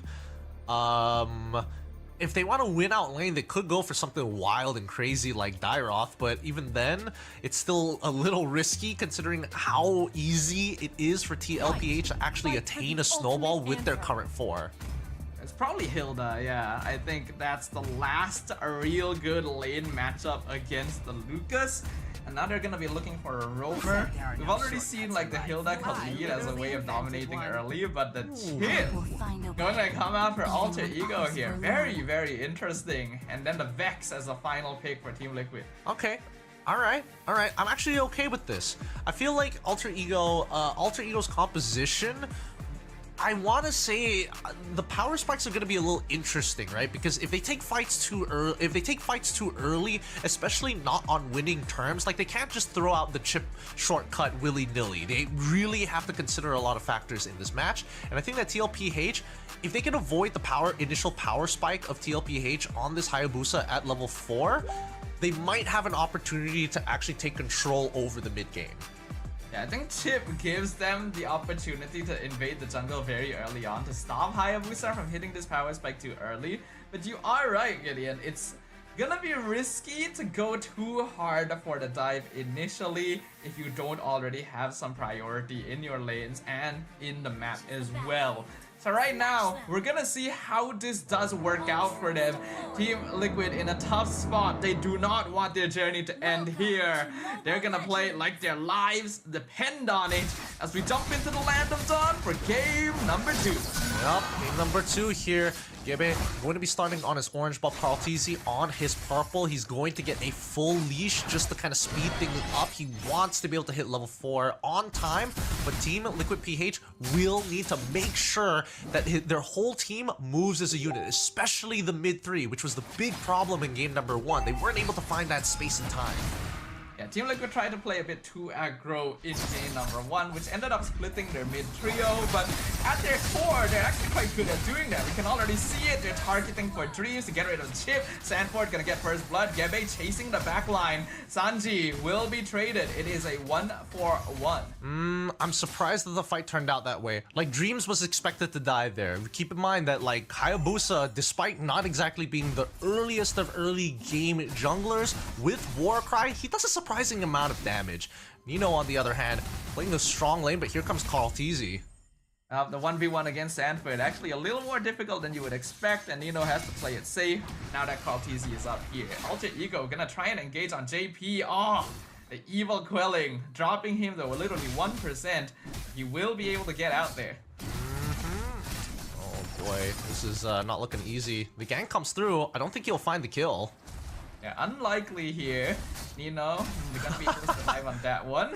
And actually, baiting Sanford into thinking he wants a fight just to delay him in lane a little longer. Good movement, very good movement. But Alter Ego know for a fact that, hey, with the Yogi Shadow kill already done for, we can get this turtle for free. Oh, hold on. Ooh, they're trying. Evil killing the 1% again! Pepe has to get out, but Sanji picks him off and Karltzy escapes as well. Wow, that was actually kind of worth it. I'm surprised that Alter Ego wanted to take that fight in the first place, but hey, close call, very, very close call, and Sanford's also got to be careful himself. Ultimate committed on Hilda, trying to set up for Roundel's arrival, but Sanford will be able to keep himself topped up with the Unleash the Beast here. JP gonna immediately rotate to provide vision over the turtle. Both roamers right now are still level 3. Yep, but Team Liquid is the one who has the tempo, right? Karltzy currently at level 6, Gebe at level 5. Because of how fast the initial early game was, see how it plays out. Oh no. Nino targeted instantly. The full four-man collapse the moment they saw him engage on Sanji. But they will trade the turtle for a kill on the Hilda. Yeah, but and that's fine because Team Liquid PH, they understand that it's like turtle or not doesn't really matter to us. What we need is money. And they are giving as much money to Highs as possible. Dream specifically zoning out Yuktisi, forcing JP to respawn too. He's gonna get the kick in. Purify used on Harif into the Zaman Force. I don't think anyone's dying down here though. But they did get the Purify out of Highs, which is good enough.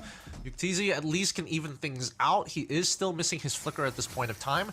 But Team Liquid PH, they're putting a lot of priority into this mid lane, looking for potential punishes overall. And Sanford, despite actually taking the good amount of damage, still needs to go even and hold control over the EXP, even if he has to sacrifice a majority of his health. Sanford dueling Nino right now, but here comes Dreams and Gebe from the back. Unleash the Beast dashing away. Vengeance used as well. He's gonna try and push his tree members into the tower, but there's no backup from his team, and even the shortcut used so that Roundel can join the fun. I think he could have outplayed it a little more there.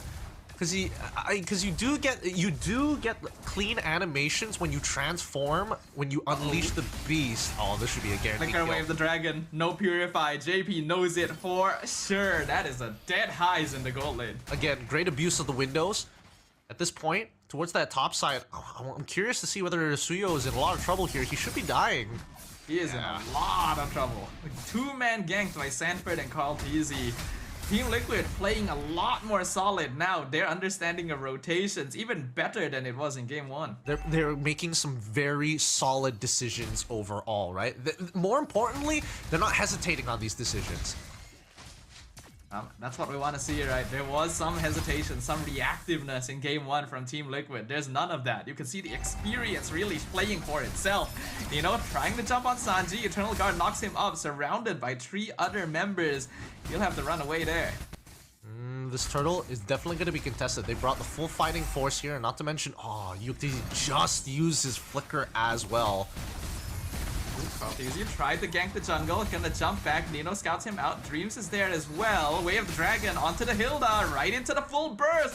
Nino cannot regen. That's another pickoff for Team Liquid, and now Dreams in a lot of trouble actually. Has to use his own Purify to get away. Yeah, just look at this. Team Liquid just abusing the fact that they've got plenty of pickoffs, right? That's what they want to do. They honestly don't care about this turtle. It's just a means to an end, a POI to play around while they still get pressure across the map. When these timings open up for them, hold on, JP should be okay. He's stolen, shortcut committed. Nino comes through, but yep, JP gonna be totally fine here. Sanford taking a lot of damage. Here comes the Yogi. Bautizi steals the turtle away, but they're gonna take a lot of damage in return. Sanford gonna be traded for the objective. JP able to get out just fine though. I'm surprised he was able to steal that, but still, he does have a level lead for a reason. And at this point, they're all playing for Kaltizi and his snowball, right? They've developed quite a lot here. I think that Yuktisi finally hit his item power spike, and he also has a Sky Piercer inbuilt. But here comes the dive. Ooh, they're diving the bottom lane. Sanji in a lot of danger. Has to flicker away. Way of the Dragon connects in the wrong direction on Nino. Highs gets the tower for free with the Salmon Force. Unleash the Beast. Sanford still following up on Roundel. He is able to dash out. JP with the 2-man knockup, but Sanji gets ambushed in the backline. Nino waiting for the perfect opportunity. And he finds it. He finds it. Really good work here. And JP might be the next to fall, but manages to sneak back out. Doesn't have to use any of his battle spells, so plenty of resources saved. But in the meantime, these fights are getting closer and closer. Alter Ego slowly downloading the movements here, minimizing the overall damage, but Carl Teasy is still the big issue. Yeah, this Hayabusa is 1-0-4 right now on the Hayabusa. Team Liquid definitely still playing around him. Looks like he's not going for a Sky Piercer build. Immediately trying to go for the BOD as a second item, in fact, knowing that his team is ahead right now. As they start to transverse through, looking at the first items. Oh wait, Conceal coming on through from JP, doesn't find anything. So it looks like Sanford likes to go for Thunderbelt first item instead of War Axe here. It is a tankier version of Lucas here, and I personally don't mind it at all. It still leans into the Brave Smite and the Vengeance. We see the chip in trouble. Shortcut drop down. The rest of the team actually not gonna take it. Just used as a disengage tool for Dreams. I'm surprised that UTZ wasn't able to clean that up. The Skypiercer, just a couple more autos would have been enough to actually trigger it, but still gotta manage the resources. Even so, they still get value from it. They got Dreams' ult Shortcut. They also got rid of his Purify as well, so they can just set up for the upcoming fight once the Eternal Guard comes off a cooldown. Yeah, it's lucky for Dreams that Yuktz only has 1 kill right now, so he probably doesn't have that many Skypiercer stacks. A little bit more and he definitely would have gotten executed, but I think we are seeing the issue that Chip as a hero has been facing in the meta nowadays. He's really not as tanky as he used to be, and teams are better prepared to deal with the shortcut being set up, so it's actually risky to take it. It's not quite like the old days where every time a shortcut came out, someone was dead for sure, and Team Liquid, they definitely have the experience of handling that. For sure, but I do think that they are underutilizing the Y walk, right? There's a lot of moments in this game where they could look for off-tempo timings to get into the backline, and I think that's the main issue here, is that Team Liquid PH, they've maintained tempo for so long, and they always have people sitting around some of the more crucial areas of the map, especially on top of those Y walk portals, shortcuts on the side. As you can see, JP, he's just covering this side to allow Yuktz a free rotate. Yeah, and I think Dreams is aware of that. That's probably why he's not really able to maximize the use of it. If he gets caught out, then... Oh, shortcut actually used on Carl Teasy in the bot lane. Zamanfor's committed. Look at Carl! He's playing around them so well, but will finally be caught out. His team a bit too slow to save him. Sanford gonna connect with Nino in the tri-brush. Gebe still waiting, seeing if he can catch someone squishy in the back, but... looks like Team Liquid will not overcommit here. Yep, Alter Ego, this is what I'm talking about. They finally got the read correct. They knew they wanted to be on top side. They knew that they wanted to delay it because they did it in the previous turtle, and Carl Teasy showed up in the long lane just as expected. He actually survived a very long time, but there was just too many people there to handle. Dreams will find JP in the brush. Alter Ego actually having priority over the Lord Pit, but Team Liquid still very close behind, and Altezi has just respawned too, so there still needs to be some finesse here. Yep. But in the meantime, at least he still gets his purple buff. That's the most important thing, coming in for the purple buff assassin. Even so, I think after that... Ooh, Flicker Wave the Dragon onto Nino, but I think he was trying to bait that, though he still ends up eating it. Shortcut comes out, here comes Gebe, JP dropped very low with the Zamanford. Yuktz flickers away, the Shockwave connects, picks off Sanji, killing spree for the Suyo, but JP and Yuktz are both so low, they're able to walk away. Now Carl Teasy and Sanford double teaming Gebe, but this Suyo does a lot of damage actually, and Sanford having to run away. Somehow, despite everything, only 1 death on Sanji and Nino. Yeah, right now Sanford doesn't have a lot of damage. Keep in mind that yes, when you transform, that's when you're expected to have that damage, but he didn't go for War Axe, right? He did go for the Thunder Belt. So the initial burst will look good, but after that, it's gonna take some time. Oh, Conceal being called. For the side of TLPH, are they looking for Gebe at this point? I mean, JP's gonna try for it and sees highs. This might be a mistake. Force JP too far out, punished for it. And Highs starting to hit that damage spike. Carltesi's jumping forward, mistake! Right into the Blade Surge! Beautifully timed by Gebe. That's a killing spree now for Alter Ego. And the mistakes have been made. Alter Ego will secure this Lord, and this is going to be a huge swing for them. TLPH maintained tempo for so long, and Alter Ego finally find the stopper to it. And all of that was the impetus that Highs was looking for to finally get that Holy Crystal. Altezi, he'd been playing so clean up until now, but wanted to commit to the Ogi Shadow kill so badly. And Gebe already predicted the movement. Alter Ego, they've been looking for this chance the whole time. Lord will be able to take the bot tier too. It's just how much more damage they can do with it. Ooh, Malefic Roar as well. I'm curious to see where Gebe is on his item progression. Has he already made it over to his 5th item 12 minutes into this game? I would doubt it. I think he probably got it as his 3rd item instead of the Blade of Despair, just to make sure that JP and Sanford can't just get away with jumping into their back line. Yeah, definitely. Gebe and Highs both have a lot of burst damage now. Nino still providing vision. Top tier 2 targeted. Even the Hilda ult just to force KarlTzy back home. This tower belongs to Alter Ego. And now only inhibitors are going to be left standing for Team Liquid soon. At this point, they're just going to utilize that pressure, take all the out-of-tier turrets here. Dream is thinking about it. He's just like, are we going to fight in between the turrets? He's thinking about it. Commits to the Ogi Shadow kill. A good amount of poke damage, but not quite enough. 4-man knockup on the Eternal Guard. And Liquid are still able to walk back to the base. Ah, sad. Dreams was not in position to capitalize on it just yet. But even so, Highs had already used the Zaman Force at that point, so it's better not to risk it, especially if your main carries aren't ready to fight. At this point, Team Liquid PH are going to have a pretty successful defense here. They do lose all their outer turrets. They still have their inhibitors, so no pressure just yet. Plus, it's only the first Lord. Yeah, but the timing is actually becoming kind of rough for Team Liquid. Heist has already finished that Holy Crystal, and earlier when we saw the poke from the Rhapsody from Yuktz, it really didn't do all that much. The Granger has definitely not reached the stacks that he needs at this stage of the game, which actually puts Liquid further behind than you would expect, despite it only being a 3k net worth difference. Yeah, I am curious about where Yuktz is in his own item progression as well. Does he already have the Malefic Roar in his side? I mean, last we saw, he had the Hunter Strike, he had the Sky Piercer. Not too sure from this point onwards whether he is on his has completed his third item. In the meantime, though, let's have a look at the item list. Ah, yes, he's actually pretty darn rich as well. Fourth item already completed with the Blade of Despair. It does that little damage even with all of that. Looks like Chip actually a little tankier. Oh! What a dodge from Gebe! He predicted the Flicker Jikundo. That was nice. That was real. That was real smooth. I gotta give it to him. That was really, really That's smooth. crazy, actually. But with that being said, now that they know that JP doesn't have the flicker, the big playmaker is out of the picture, they can actually force this fight. Team Liquid PH, you gotta come to us. We're gonna start off on the Lord first. Gebe has been feeling it this entire game. He's dodged so many attacks, but that was the cleanest one yet. We see Dreams in the backline with Conceal. Nino already scouting things out. JP dropping low so fast. Highs picks him up. Gebe still gets the Lord.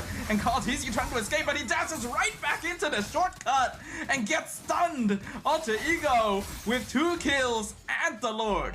This just might be Alter Ego's game, because now with 2 members down and the Lord spawning at the perfect time, they will have an opportunity. JP will be back up for the defense, but KarlTzy will be bolting over into the fight, but he's also playing Hayabusa, which is not exactly known for its great defense of inhibitors. Yeah, a lot of heroes from Team Liquid's side are starting to lose their value the later the game goes. And you have the Lord pushing up top. That inhibitor already nearly dead. It's gonna just fall from a single crash. Bottom is gone. Mid is gonna follow. No inhibitors left for Team Liquid. JP not able to set up for a kick at all. KarlTzy only just to respawn. Dreams going in. 2-man stun. Really nice positioning so far. Shortcut comes out just to provide some extra shielding. Sanford trying to take the front line. Will actually be able to clear out the Lord and not much to work with. KarlTzy comes in. Ogi Shadow kill, but not able to execute anyone. No Sky Piercer. KarlTzy able to dash back away. All of Alter Ego is still alive, and Gebe goes back in to get one more. Has the immortality. Will be able to respawn in a tough spot though. Finally gets shut down by Sanford. KarlTzy looking for a bit more. Pops the immortality on Dreams. Conceal comes out. Team Liquid knows they cannot afford to commit any further. How did they still trade 2 for 1? There were so many, like, Highs was so out of position at that point of time. The Winter Crown, they could have waited for the Winter Crown, but they still had to worry about the minions pushing in. Team Liquid PH, they lose everything, and they still traded 2 for 1 surprisingly in this fight. Alter Ego are really, really feeling it in this game number 2. The momentum they gained from their previous victory is pushing them all the way forward. But they definitely did make mistakes like you pointed out in that base. That could have been a lot cleaner. And actually gives Liquid a little bit of opportunity to start pushing out onto the map again. They need to regain some map control. Going to continue dancing around, but this is a really difficult position to play for if you are Team Liquid PH. Their high ground defense isn't exactly the best. They've got Vexana. Yuktz is okay when it comes down to the wave clear, but when it comes down to Lord empowered minions, that's where it's really going to be a bit of a struggle, right? And even so, he is one of those marksmen that are skill based and will have to manage his resources accordingly. Even so, Alter Ego, with this much control around the map, it's gotta be nerve-wracking to move around it.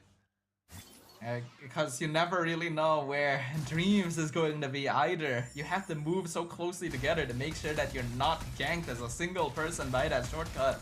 But it also gives Alter Ego so much information about where your team rotations are going to be. We are approaching the 18-minute mark now. The next Lord has respawned. Alter Ego, all things considered, doesn't actually have that much of a gold lead, but they definitely have way more control on the map. Yes, they do. Once again, they're going to threaten the Lord once more, and Team Liquid PH have to respond, because what choice do you have? Dreams, he's just waiting for them to respawn. Nino and Gebe are gonna take the front line, try to bait something, and JP finally lands away the dragon onto him. Gebe gonna be punished. Dreams comes in, maybe a bit too late, as Qualtizi has picked off Roundel. Shortcut comes out, but they're already 2-man down. Alter Ego cannot look for too much more. They get knocked back. Danger now, being pushed into Team Liquid, and they're chasing him down. He finishes off Sanji, but he's so low on HP. Pops the Winter Crown. The rest of his team is here. Can they defend him? He dashes away, gets the shield, switches for immortality. JP with the knockup, but Heist is still alive. Salvage Force comes out. Sanford shuts him down. Dreams not able to save him, and now they will be on a retreat. Purify not gonna save him from the damage as Team Liquid wins the engagement. God damn, that was a tough one. That was a tough one to watch, because Team Liquid PH got first strike on Alter Ego, finds 2, and then it's all literally up to Nino and as well as, it was up to Dreams as well as Highs to try and make that work out. And to be fair, Highs got 2 Zaman forces in the middle of that fight. Luckily, Yuktisi was able to outplay it, and honestly, it was very thin margins here. Highs had already done the item swaps as well and was very close to actually outplaying the scenario. Unfortunately, Samford, he's just got a point and click stun, so it's tough to play around. Yeah, I think Alter Ego got a bit too overconfident with Gebe there as well. He was standing in front, trying to bait JP to jump on him so that he could iframe him again, but this time it didn't work out. So Alter Ego were missing a huge source of burst and their main objective taker in that engagement. Team Liquid now have the Lord. Alter Ego, they still have quite a few towers to play with, but this is not a situation they expected to find themselves in. No, they did not. And now they've lost their entire lead here. Not that it matters at this point, the gold lead. Oh, it's just a number. They're gonna have to defend, but so far the team fighting has been really, really tight.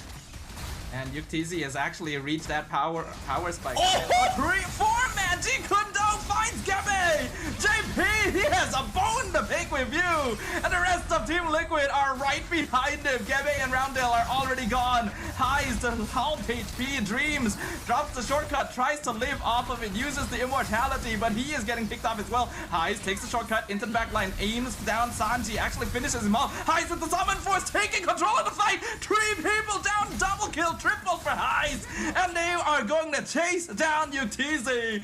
JP on the opposite side of the map. Nino actually not dying to that. Looks like Yuktisi doesn't have Sky Pierce's stacks, but Highs keeping Alter Ego in the game. Oh boy, this game drags on even further. Did they forget about the portal? I felt like they did. And They did. They actually did. He literally snuck into the backline because of that. Takes out one of the important members, Sanji here. Again, some great engagements coming out from TLPH. However, the follow-ups in these fights, they feel like once they get that first strike, that they get the impact that it will scare off their opponents to not retaliate. But that's just not the case with Alter Ego. If you're going to ego challenge them, they're more than happy to ego challenge back, and they are proving that they can do it. Ego is in their name for a reason, Gebe. You can really see the personal vendetta against JP now. This is an insane game. It is so back and forth. Team Liquid, they have the gold lead, but we're 22 minutes in. That gold difference doesn't really amount to anything anymore. It is all about execution. Who catches the other off guard first? Highs and Yuktisi taking the front line, the spotlight. Oh boy. Hey, it's a circus of mechanics here. Both sides really know what they're doing. They've got the fast hands to back it up. But at this point, they gotta add some macro into the mix. They can't just keep brawling it. Oh, Wave Dragon committed onto Dreams, but he has Purify, drops the shortcut. He's gonna be able to walk out just fine, and because of that, Alter Ego get the Lord for free. Worth it, and now play for this objective here, right?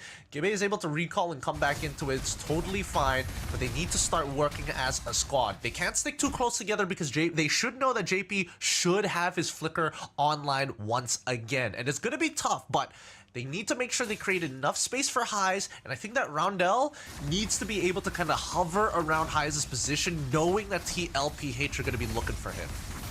Alter Ego knows victory is at hand. Neo literally just jumps into the middle of Team Liquid to try and bait things out.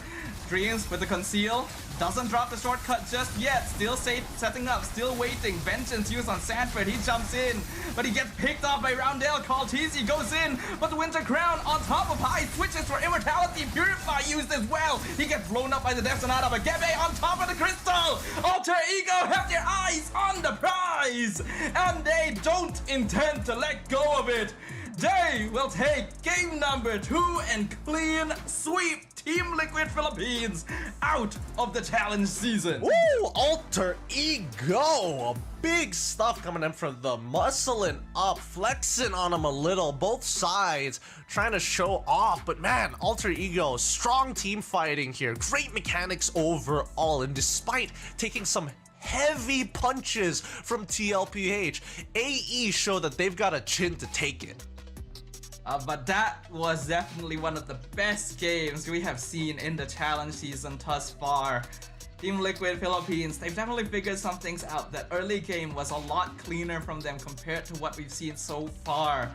But once you get into the mid game, the ego challenges, Alter Ego are just so willing to take whatever angle they need to make things happen. And those dodges and mechanics from Gebe as well, just gotta give a big hand all around. Yep, big hand on both sides. Imagine 23 minutes into the game, and despite all the fights, 18-16 the final kill score line. I definitely thought it was going to start breaking into the 20s to the 30s, but both sides managing expectations, item swapping to save lives. It's crazy how much we got to see in this match, jam-packed into a 23-minute game. And even after all of that, Team Liquid PH actually ended the game with a slight net worth lead too. They were keeping up in farm the whole time, even though they were losing fights a left and a right. They're just missing a little bit of something. It is sad to see, because this means Team Liquid Philippines will be eliminated. They won't get to move on in the competition. And it's unfortunate, because I think a couple more games and they could have really figured something out. I really think so too, but unfortunately, it's just the way the competition goes. You got to give it up to Highs though. MVP coming out big time. He was showing off some great mechanics in this matchup, and he's got some synergy with Dreams and as well as Nino here. It's clear to see that when he's working with his frontliners, he knows exactly what he wants to do. And GB and Roundel really help round off the composition, because Roundel, he doesn't necessarily need to be flashy, but more so he fills in the holes that AE is lacking at the right time. He is such a clutch band-aid, especially if GB is out of position.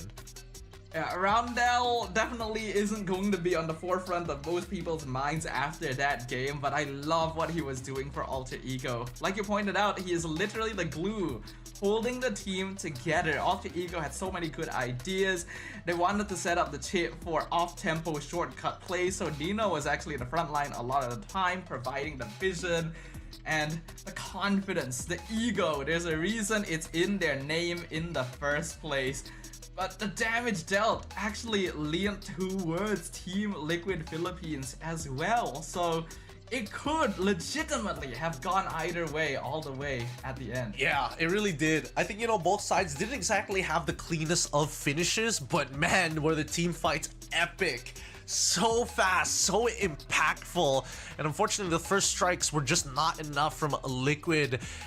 Alter Ego, they know how to pull it back, and a lot of it just came through Highs. When you thought that the fight was basically done for, Highs is like, nah, I got enough damage for the whole team. Just line them up for me and I'll knock them down. Waiting until the very end of the shortcut timing when the enemy team forgot about it to come through and dismantle their backline is such a smart idea. And you can see that he's so comfortable on this high ref as well. His mechanics are on full display, even able to swap between Winter Crown and Immortality mid-fight on such a high mechanic hero. Shows that these players are just on a different level entirely. And Gebe's dodge on JP that one time is going to be on every highlight reel, I guarantee it. Yep, but then come back to TLP, JP's like, nah, it's never gonna happen again. You're done. You're done, kid. Oh, it's great to see, because that's what you want to see, that both teams are not only looking to win, but are elevating, forcing evolution in their own gameplay when they fight. Like this fight here, Highs honestly shouldn't have gotten away with what he did, but still manages to do it anyways. And he got so very close to the very end here, but luckily with the help of that stun coming in from Samford, buys just enough time for Yuktisi to actually continuously kite and even sneak in some damage towards Highs. And then after that, you see just how ferocious JP is being, targeting Geve every single time to remove him from the equation. And here, it looks like Team Liquid is gonna win. They have the Lord, they're 5v3. Do you think that Dreams is just like desperately trying to defend, just drops down the shortcut for shield and stun, then Highs waits a couple seconds and comes through. Team Liquid, they don't even realize that Sanji is dying in the backline before the rest of them are falling one by one. Oh, it's so crazy that they got away with that. So crazy. And even so, popping the Zama Force super early on from Highs, I thought this was a bit of a mistake, right? Dreams could have easily died here earlier on, but luckily with that last bit of health, throwing those shurikens, it allows Highs the space that he needs to create, you know, a single dash, create some distance between him and Skypiercer users. In the end though, the victory belongs to Alter Ego. A 2-0 sweep against Team Liquid Philippines to move on to the Last Chance Qualifiers. And honestly, I think that was just some peak MLBB gameplay right there. That was entertainment at its finest. Both teams just brawling it out, knowing what is on the line. And we still have more matches coming up today. There's still 2 best of 3s to round off who's going to qualify for that LCQ. And Alter Ego is going to be one of them coming in from Group B, taking down the Season 5 runner-ups here from the side of Team Liquid. I mean, it was a great match regardless. That second one really is got to be one that people need to watch just to check out how brawly it was, but at what cost. Yep, at what cost, right? I imagine that both teams are gonna be exhausted after that one. Alter Ego, they can rest for a bit. They can watch the rest of the matches to see who their opponents are going to be in the LCQ. And Team Liquid will have some time to think and consider what kind of changes they need to make to prepare for the next tournament upcoming. I'm really glad that we got to see a return of Chip gameplay here. This hero has been having a hard time keeping up, and Dreams just showed us how it's done. Hey man, he used to be so busted. I remember SPS Season 5, 94.64%. Every single time he got let through, he was basically 100% win rate. Yep. I think he got ruined one time out of the 4 games, so he had like roughly a 74 or 75%. I can't remember the exact numbers, but God, when Chip first came up, he was nasty, and we haven't seen a hero like that having such a ridiculous win rate other than Suyo.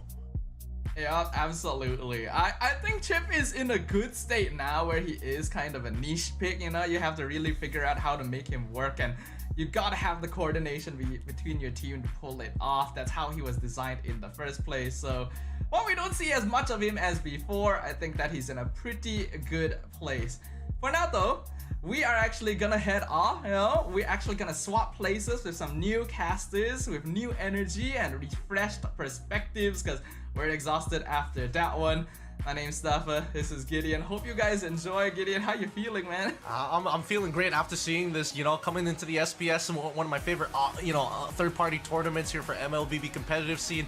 It's an exciting time. But yes, a new set of casters are going to be coming in, so big shout-outs to both Fasha and as well as LaFell. They're going to be taking care of you guys for the next 2 best of 3s. Yep. For now, we will leave you off because next match, Game 3, is going to be Team Liquid ID versus Team Flash AH. not one you wanna miss. So we will see you guys later, though with different faces behind the desk.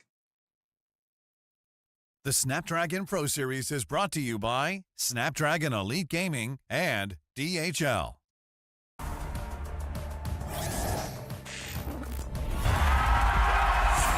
Here we go!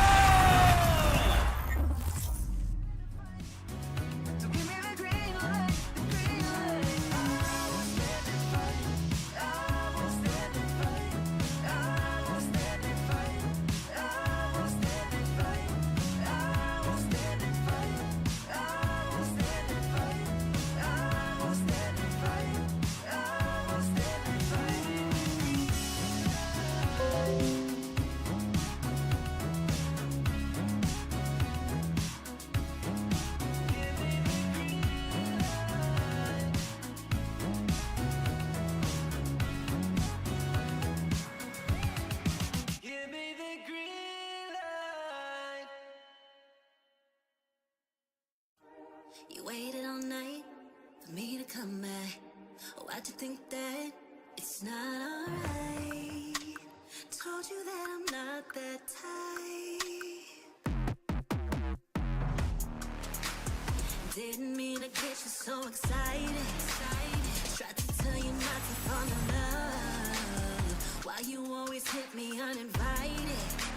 Was hoping you would get the picture. I've had enough. Now it's time for me to turn around. Thought you knew what this was. Yeah, I am superstar. You were never the one for me. Never should have fell for me. Take back your heart. Why don't you take it back? You never had a chance. I'm gonna take back one heart.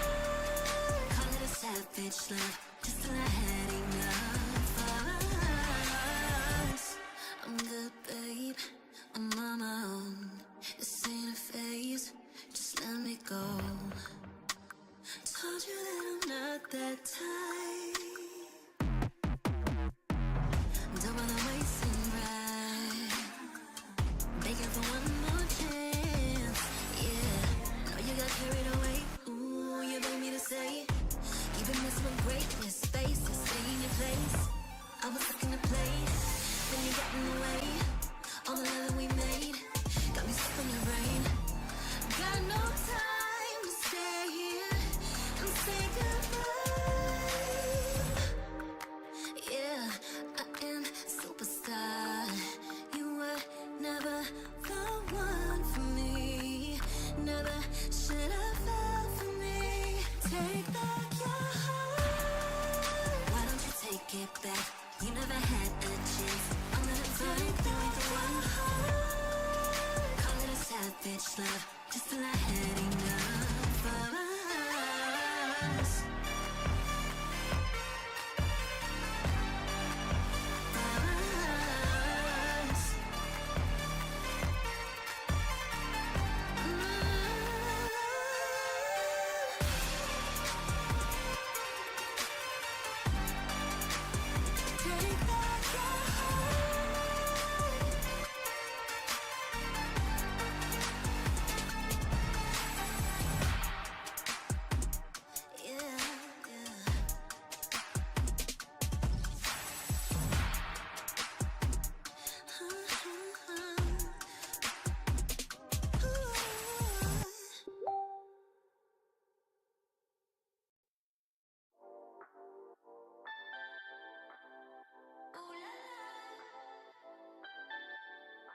Let's go. Put it in motion. Baby, we're going faster, faster, faster, faster. Seizing the moment. Baby, keep going faster, faster, faster, faster. Speed up, make that thing rev. Foot on the gas, so you got nothing left. Let's drive to the top of the mountain and see the view. Let's vibe, looking back on the journey, just me and you. Ain't nobody wanna go slow. Yeah, I was chilling in the past, I was so low. Now that I got you in my life, I'm like, go, go. I be living for the thrill of it, whoa, whoa. I hear you like to gamble. Let's take the road, let's travel.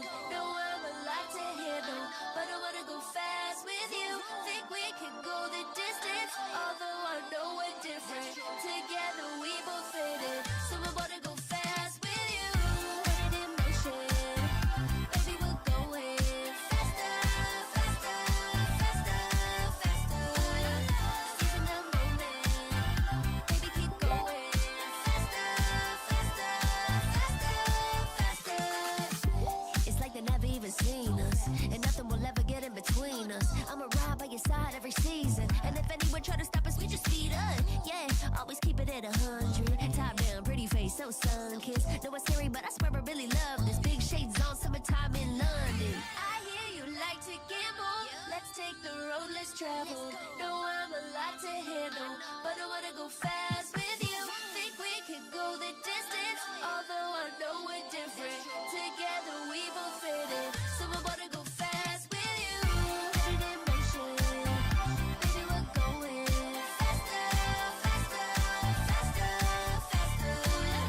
Seizing the moment, baby, keep going faster, faster, faster, faster.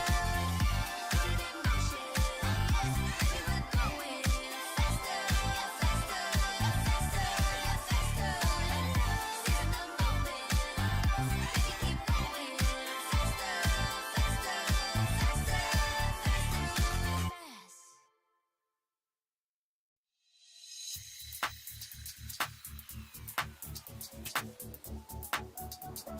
faster,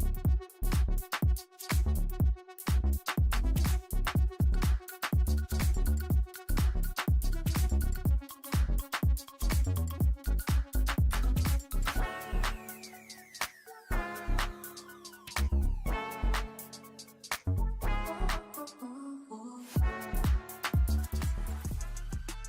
Hello everyone, welcome to the MLBB Snapdragon Pro Series Season 6. I accidentally used a little bit too much energy yet. My name is Afel, alongside with me is Fasha, Bunny, Streaming. This is our first time working together, so shall I call you Fasha or Bunny or Streaming? You can call me Bunny. Oh, Bunny, alright, cool. Streaming was my first choice, but I'll respect that. How you feeling? You look good in pink, by the way. Oh, thank you so much. Really appreciate it.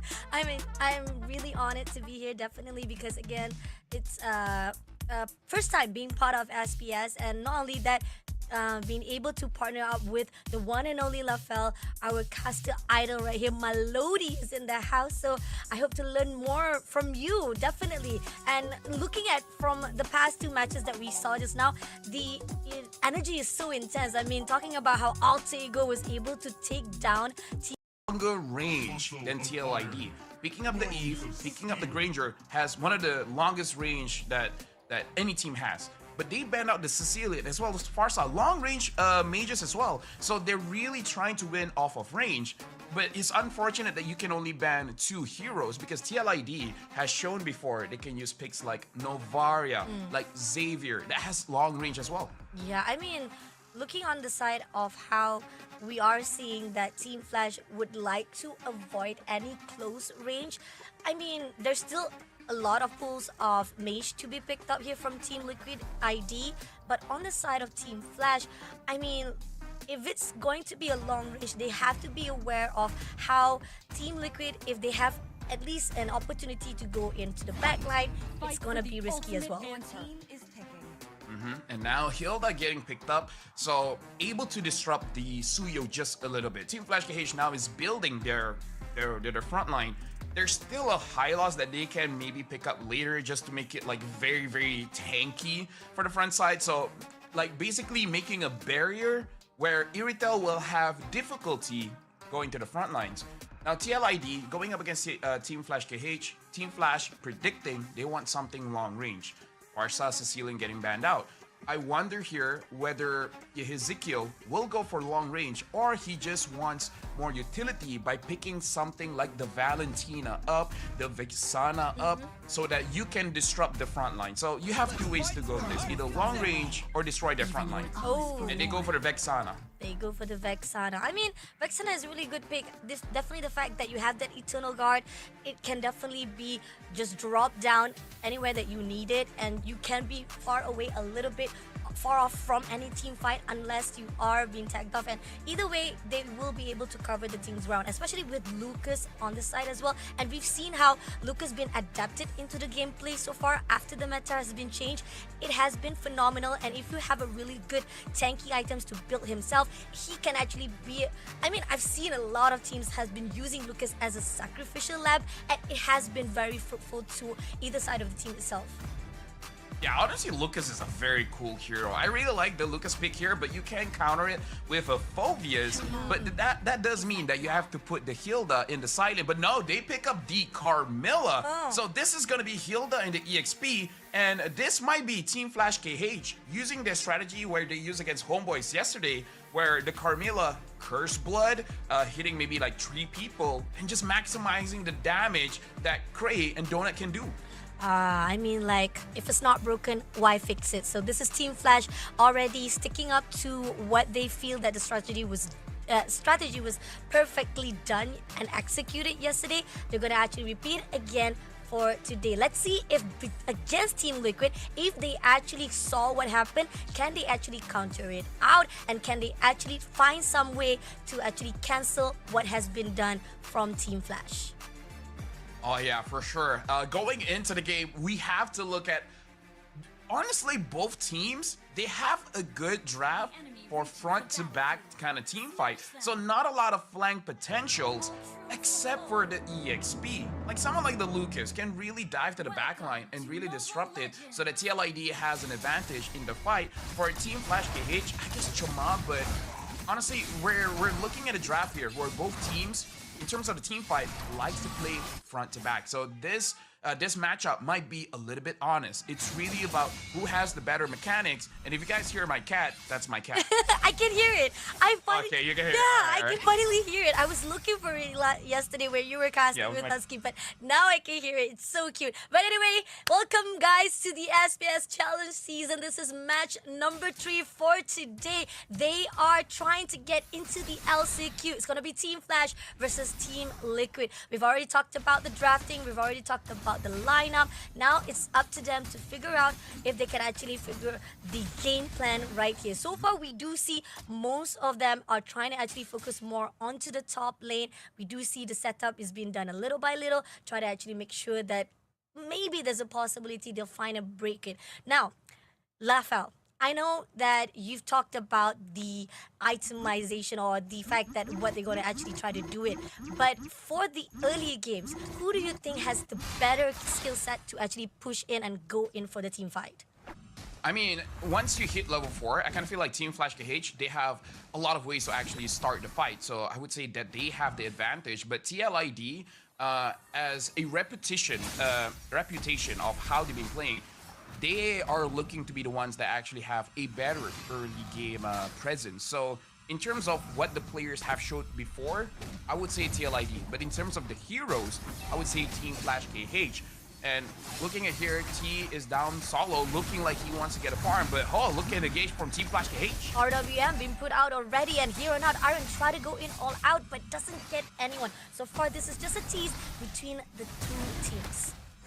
Yeah, and this is where the conversation was before. When it comes to the heroes, Team Flash KH has an advantage. They have a lot of ways to start the fight. But you saw there how TLID, with their experience, they know how to fight. Ooh, but Aaron will be shut down there at the moment, and we can see it.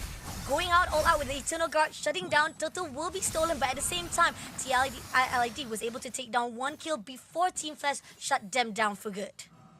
Yeah, honestly, that was all Team Flash KH. Like, they got the turtle and they got 2 kills. That's a very big win for Team Flash KH. So when it comes to the early game here, it looks like they have the priority. So now TLID, it's not that big of a gap when it comes to the goal. It's still around 600, 700. It's like whatever. You can still fight around it, but they got to make sure that the next engage is going to be a little bit more clean, because we saw the engage from TLID. They got punished by Team Flash KH by just diving towards the backline. So maybe avoid that from happening again. I mean, they are pretty much focusing. Most probably they saw that the turtle was up for grabs and they thought they could have stolen it, but unfortunately they kind of make themselves a little bit open. So now we do see Team Liquid, they have to step it up just a little bit more further along the line, going into every single mid corner as well as into the bushes. We do see Team Flash, they are covering their grounds very well. Yeah, okay, so now TLID, they're trying to gank the EXP lane. I feel like it's more about giving Aran space, because there's no way that just the 2 of them can kill the Hilda. And Team Flash KH, they're actually going to the gold lane. So now we can see a little bit of a difference when it comes to their priorities here. Team Flash KH, they want to help out Donut, but TLID, they want to help out Aran. So very, very different philosophy here from both teams. And we do see that they keep on trying to gang up against Aaron, and it's really tough. And we know for a fact that it's not going to be easy, and Aaron has to be really careful because so far he doesn't have anyone to cover things up. And it seems that Fabian tried to actually go in with ATM, but he pulls away instead. And it seems that they know the information coming out. The turtle has already been spawned, and this is the contest that might be occurring. So a few things that both teams have to be careful of. Team Flash KH, be careful with Weedy. Weedy can suddenly go in and actually get a big implosion. So far, they already got the turtle. I don't think Team Flash KH needs to fight here, so they do back off. So Team Flash KH, very decisive, just wants the turtle. Once they got it, they backed off. TLID, they were unable to respond because Fabian wanted to get his buff first. So now in terms of the tempo, Team Flash KH is looking much better. I like the discipline coming in from Team Flash. Definitely they know what they need to be done, and so far we do see they're going to gang up against Aaron. RWM been picked up. Aaron having a little bit of difficulty of movement, and it seems that Aaron has to pull away, but at the same time, we do see Ezekiel coming in. He said that, "Do you need any help?" But Donut, he's coming in a little bit. He wants more, and Aaron, he gotta be careful there, but close enough. They did manage to steal the time. But here on out, starting off straight away, Fabian takes down Frey, and immediately they're gonna go out with ATM as well. Everyone struck to the side of Team Flash, but nobody's coming in, and it's gonna be Witty all alone, been gang up and been trade off by Chima. Yeah, I feel like TLID, they needed any kind of trade, so they waited in the bushes for Cray to move and then punish him. But then Team Flash KH was able to fight back, able to kill Witty, so it becomes an even trade. But it's not an even trade because Donut was able to get the bottom turret. So now Team Flash KH, 1,600 gold lead. And if we're looking at the gold laner, honestly not that big of a difference. But once Sky Piercer has been built up by Donut, I feel like this is the combination that they're trying to achieve. A lot of burst damage with Donut as well as T, making it so that they actually have the advantage when fighting the team fight with Team Liquid Indonesia. Oh, this is tough. I mean, if Witty was able to actually pull away, that could have been a really good side coming in. And Witty has been spotted out by ATM, gonna go one-on-one. But at the same time, Team Liquid Aaron gonna pick things up. But ATM was able to back things off before it turns into ugly. Yeah, ATM is a little bit too tanky at the moment, especially when we look at T as well as ATM. Both of them have the Revitalize. It will take such a long time to kill the front lines of Team Flash KH. And ATM, looking forward to Aaron Shiki all out against him, but just a little bit more. But ATM overextension will be punished by Ezekiel. At the same time, right this instant, Jamad will be focusing more on the objective, getting the third turtle at the same time. But Team Liquid ID got the trade they need, even though they lost the turtle. Yeah, I feel like that was very much worth it because ATM was chasing after Aaron Shiki, prompting TLID to help him out. And because everyone was focused on Aaron Shiki, no one was on the turtle. So even though ATM sacrificed himself, but it made Chuma's job so much easier. So I think that was definitely worth it for Team Flash KH. Team Flash, seems that T has been spotted out. trying to actually go in. They're still trying to actually tease out a little bit of those team fights at the same time. ATM still looking for a ways, but at the same time, right here in the mid, Kima will be taking down Aaron immediately, not realizing it's quite open at the mid lane. They were too focusing bottom, and now they managed to take down one. Yeah, right now the siege potential that Donut has as this Ranger is very strong. But Fabian is taking the opportunity of getting the second turret at the top lane. And he might be able to get away, but ATM will not. He gets taken down. Killing spree for Ezekiel. Ezekiel, with even the RWM been picked up, it's still not going to be able to control any of the situation coming in from Team Liquid ID. So this is a great 4-4 points coming in from both sides. Team Liquid still managed to neutralize just a little bit further now, with only 100 points or 100 of economy-wise between both of the teams. Yeah, we can see that Team Liquid ID is able to basically survive this onslaught by Team Flash KH by playing the map. Fabian, instead of going for kills, he went for the objectives. He's able to get both turrets at top, and because of that, a lot of gold went back to Team Liquid Indonesia, and the fact that they were able to get a few kills onto ATM, that helped their gold as well. So Team Liquid ID, by playing the map, by playing macro, is actually able to get back some gold. So make sure that they can fight Team Flash KH in a more even playing ground. Lot has already been spawned. So far, we do see both sides have already been able to actually open up their own lanes, but just at most right now, Team Liquid has the better advantage with all of the traits of the top lane has already been cleared out. Now trying to actually go in to tease the Lord, and we know for a fact that ATM is just looking for a way in. If he can actually find out to go all out to take down at least some, or even shut down Team Liquid a little bit before they try to go in for the Lord, they might be able to do so. But so far, we do see Donut does clears out the mid lane turret, and they still try to go in for the Lord. Still not gonna be done just yet. Lord still have a half line here. At the same time, Ty doing his best, try to actually skirt away Team Liquid. They're hesitant. This discipline coming in from both teams are very... but here on out, Eternal God being put out straight for ATM to be shut down by Arachiki. But at the same time, Kima coming in to fight. Team Liquid ID still surviving it out. And now pushing in, Ty is gonna go all out to Arachiki, but they cannot do anything as Team Liquid managed to survive it out. Donut is not satisfied. He tries to go in, but Team Liquid ID survives it out. That is very clean, but right now Weedy looking like he wants to find a target. He used the conceal. They don't know that Weedy is inside of there. Team Liquid ID played that so well in terms of they got a catch onto ATM and then they're able to kite away. You saw how low everyone's HP is, but everyone was able to get back in base, reset, get the HP back, and then fight again. This is good coming in from both teams, honestly, where they're using the Lord as bait, where they're trying to force the enemy to get out of position. And TLID was able to force ATM to get out of his position to overextend and then immediately catch him. So that was a bit of a mistake by ATM by taking the bait that TLID was showing with the Lord.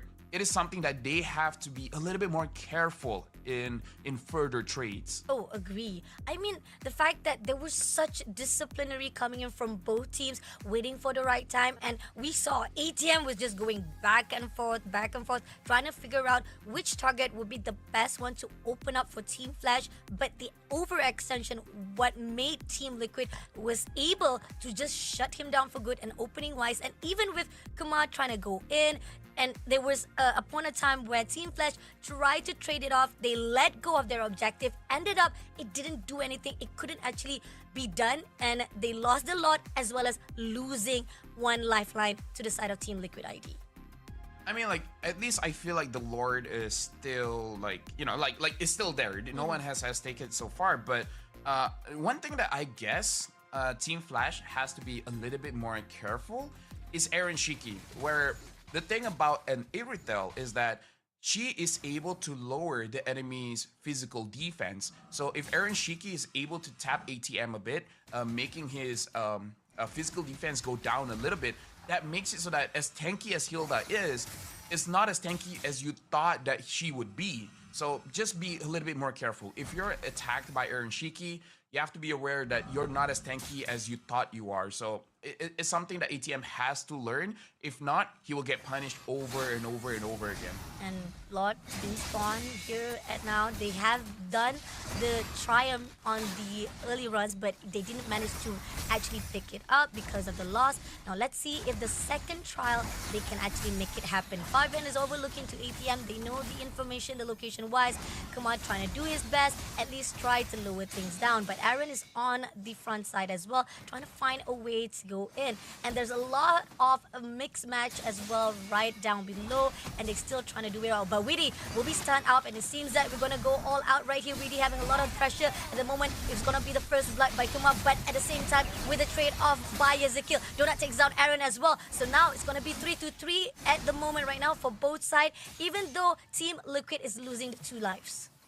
Yeah, this is where Team Flash KH is using the advantage of range. They understand that at TLID, they have a lot of bodies. Weedy, Aran, Fabian has very short range. They have to show themselves. Letting Donut, oh hold on, speaking of Donut has to use the Wind of Nature to get away from Fabian. But right now, the Lord has been secured by Team Flash KH because of the range advantage that Cray as well as Donut has, making it so that before the fight even begins, TLID already lost a lot of health. Oh, this is tough. But this is just the first lot. Doesn't mean that it is easy for them to actually break, but it will help march off the minions to clear out some of the turrets, especially the fact that they've already done the first layer for the mid as well as the bottom, so that could clear out at least the top lane as well as some of the levels 2 of the turret itself. Now, Donut will be clearing out the top lane straight away. And now Team Liquid ID, they're trying to actually at least let probably Fabian all alone will be pushing himself right at the bottom while they will be trying to clear out the lot themselves. And so far, we do see the second turret has already been cleared out at the top as well. A lot have been done. And here, separation of Fabian is what is required. But Fabian has to come in because at this moment right now, it's crucial for the last level of turret to come in. Oh, but if Fabian can do it, looks like Fabian Oh, can do it. Fabian He can can do get.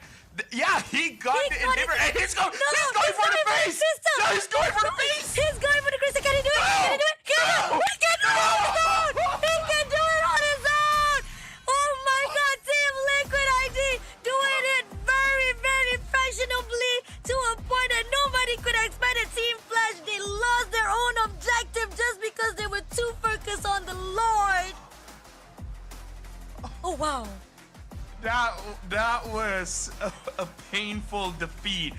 I gotta tell you, because I saw the minion wave and I saw Fabian, and even you called it. It looked like TLID need to call Fabian to help, but at the same time, I was looking at the turret. It's like, wait, that's very fast. Fabian is doing a lot of damage, and it looks like even Flash KH is like, wait, what? There's no way he's gonna end, and right? because of that, Fabian was actually recalling back. We expected, Fabian's gonna call back. He's not gonna finish it off. So we went back to Team Flash again. We're focusing off. Okay, they think that there's a possibility. We're just gonna go all out on the mid lane. It's already a little bit more for the last layer of the turret. But no, he came back. He clears out the last turret and he goes all out to the crystal. And it was too late for Team Flash to even recall. That was anticlimactic. I gotta say, it's like, oh my God, this happened, this happened. It's like you can already see the TikTok where you hear chaotic voices on the team fight, and then Fabian's like, it's just like, okay, I'm just gonna do my thing, and it's like, okay, it's literally no one coming to stop me.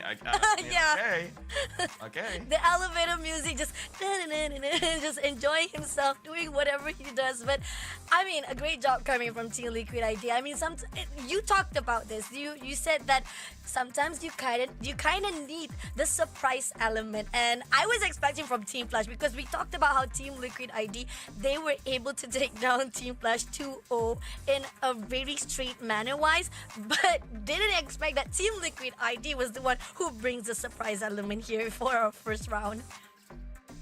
Damn, I can't believe it. My prediction is already wrong.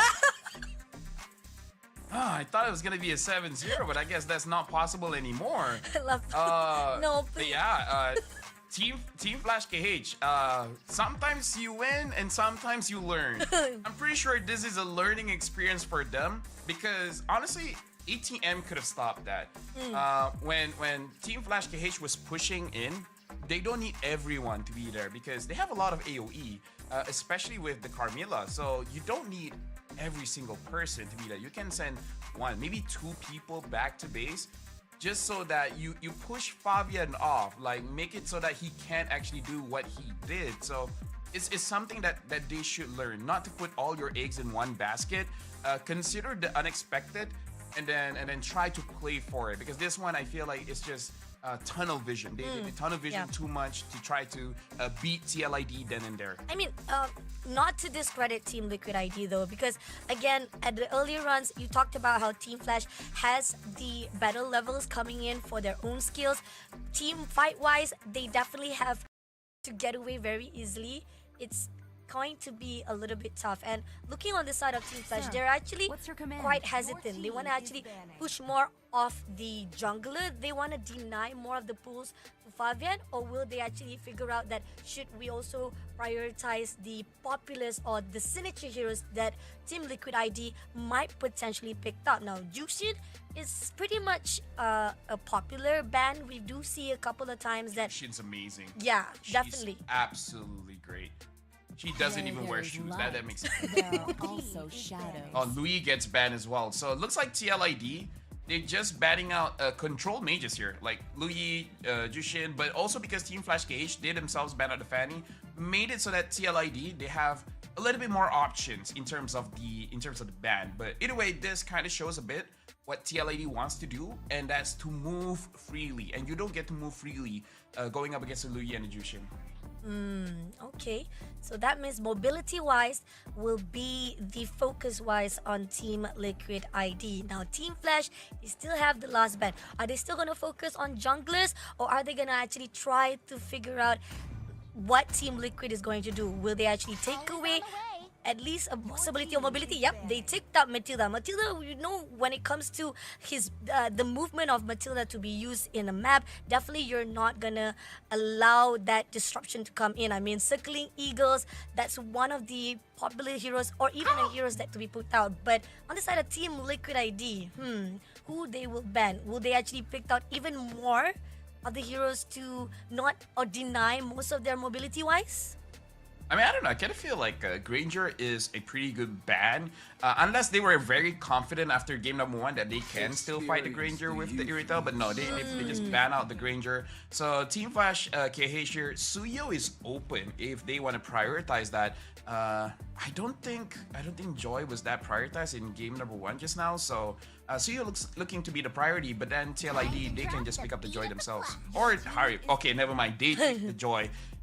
Letting TLID pick up the Suyo. Suyo will be picked up. So maybe later though, because you know Joy is already picked, so they can take it third. Maybe they can prioritize Eve apa benda Eve. Harif, yes, that's the one I was thinking of. I can't remember Harif. Oh my god. Yep. Yeah, there we go, Harif. They picked out Harif. This is the 21st or 21 times that we've been picked up, and even Eve has been picked up as well. So two great heroes to be picked up by Team Liquid ID. Question is, Team Flash, how are you gonna respond this?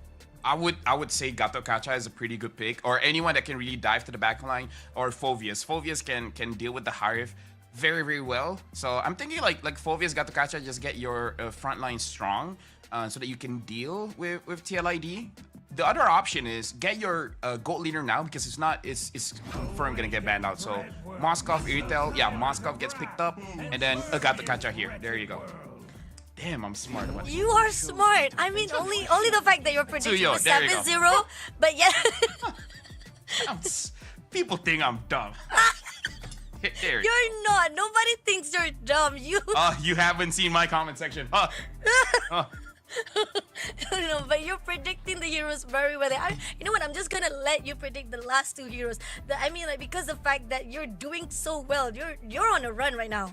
Okay, now I'm gonna start losing then. So TLID, I would say not too many heroes are like disruptive towards their lineup right now, because having the Suyo, Harv, as well as Eve, this is one of the best openings that you can have in the draft. So they're betting out the Farsa, so you're looking at long-range heroes still. I was thinking of the Farsa. The other one I was thinking about is the Sicilian, because the Sicilian can scale up very well alongside with the Moskov, making it very difficult to deal with Team Flash KH once you go to the late game. So Sicilian could be another option.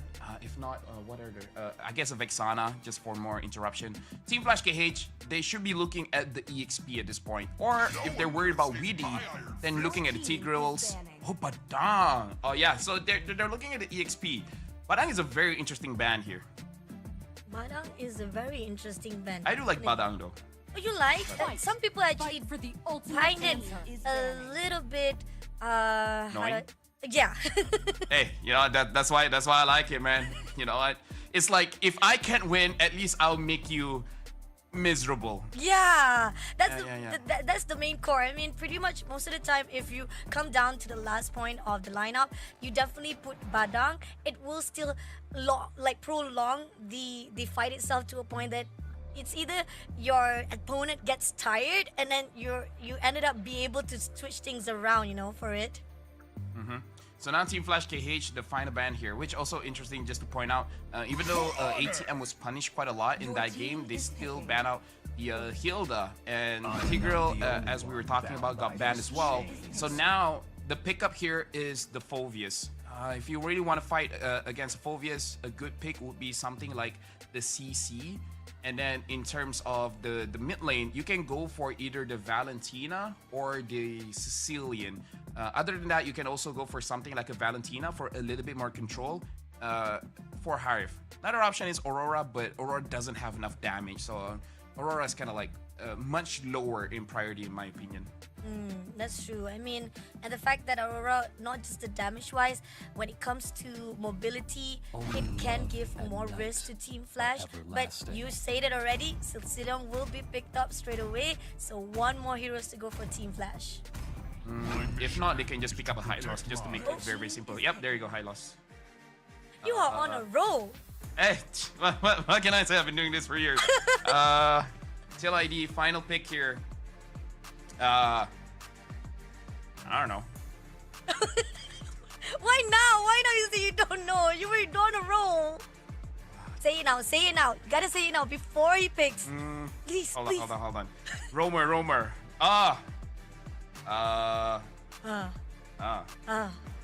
Jawhead? I don't know.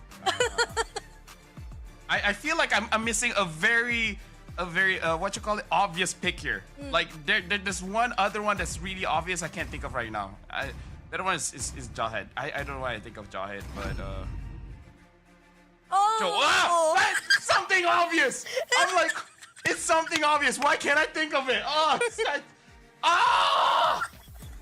It's I'm okay. set. It's okay. I got everything right. Yeah, you got everything right.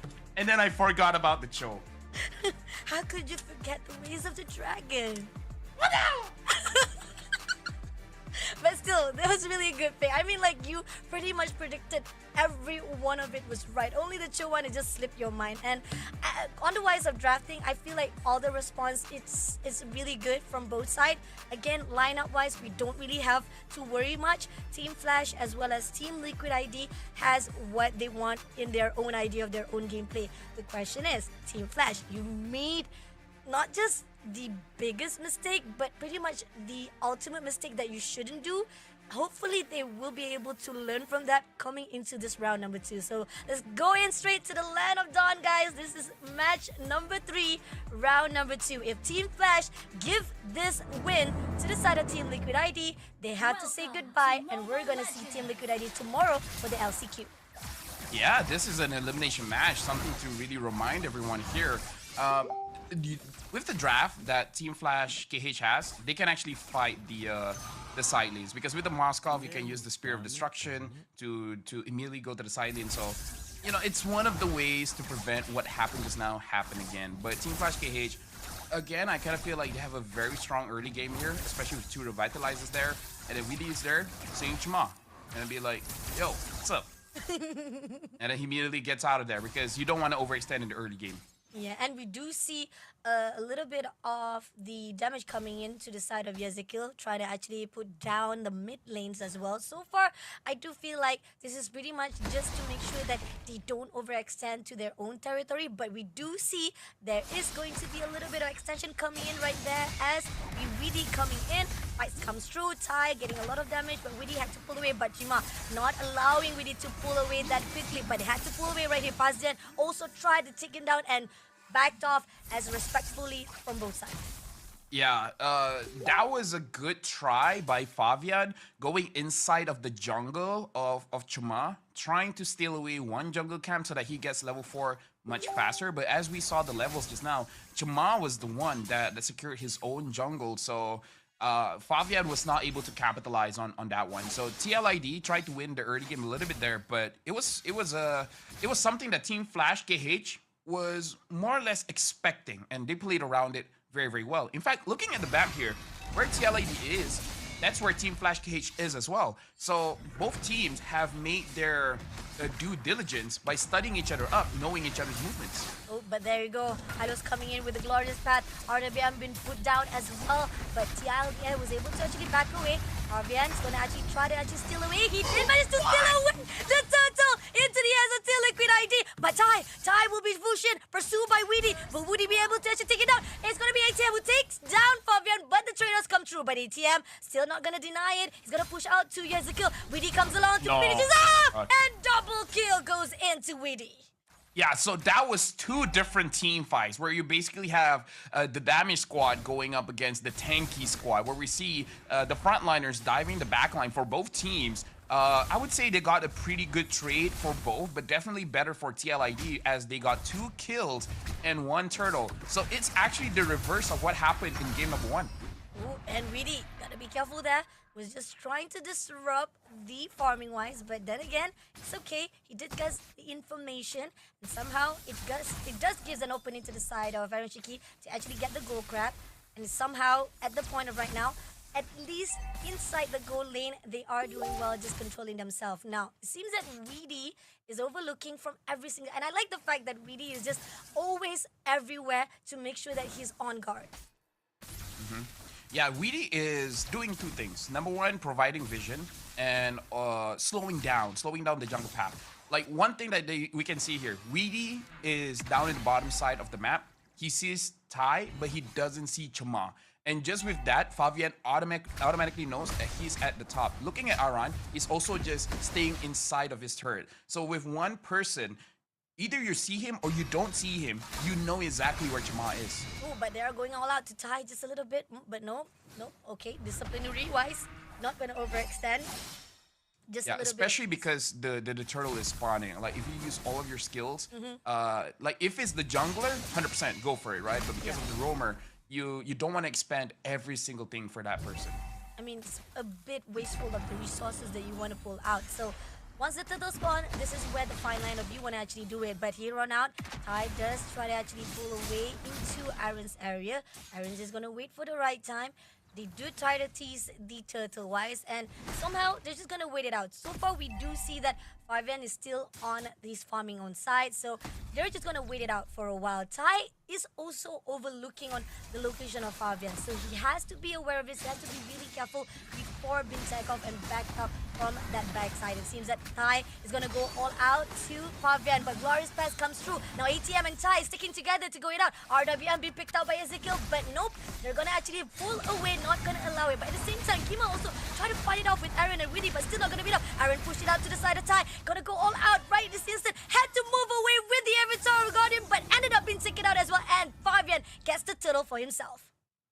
This is an interesting way that Team Flash KH is doing this, where I kind of don't like it, where yes, you're able to get onto the jungler, but going up against a Suyo, the Suyo has a lot of mobility and is pretty tanky, honestly, so you're not going to be able to disrupt him that much. Like, you're putting all your eggs in one basket of controlling Fabian, and absolutely no one is helping out Chama. No one is helping out Cray.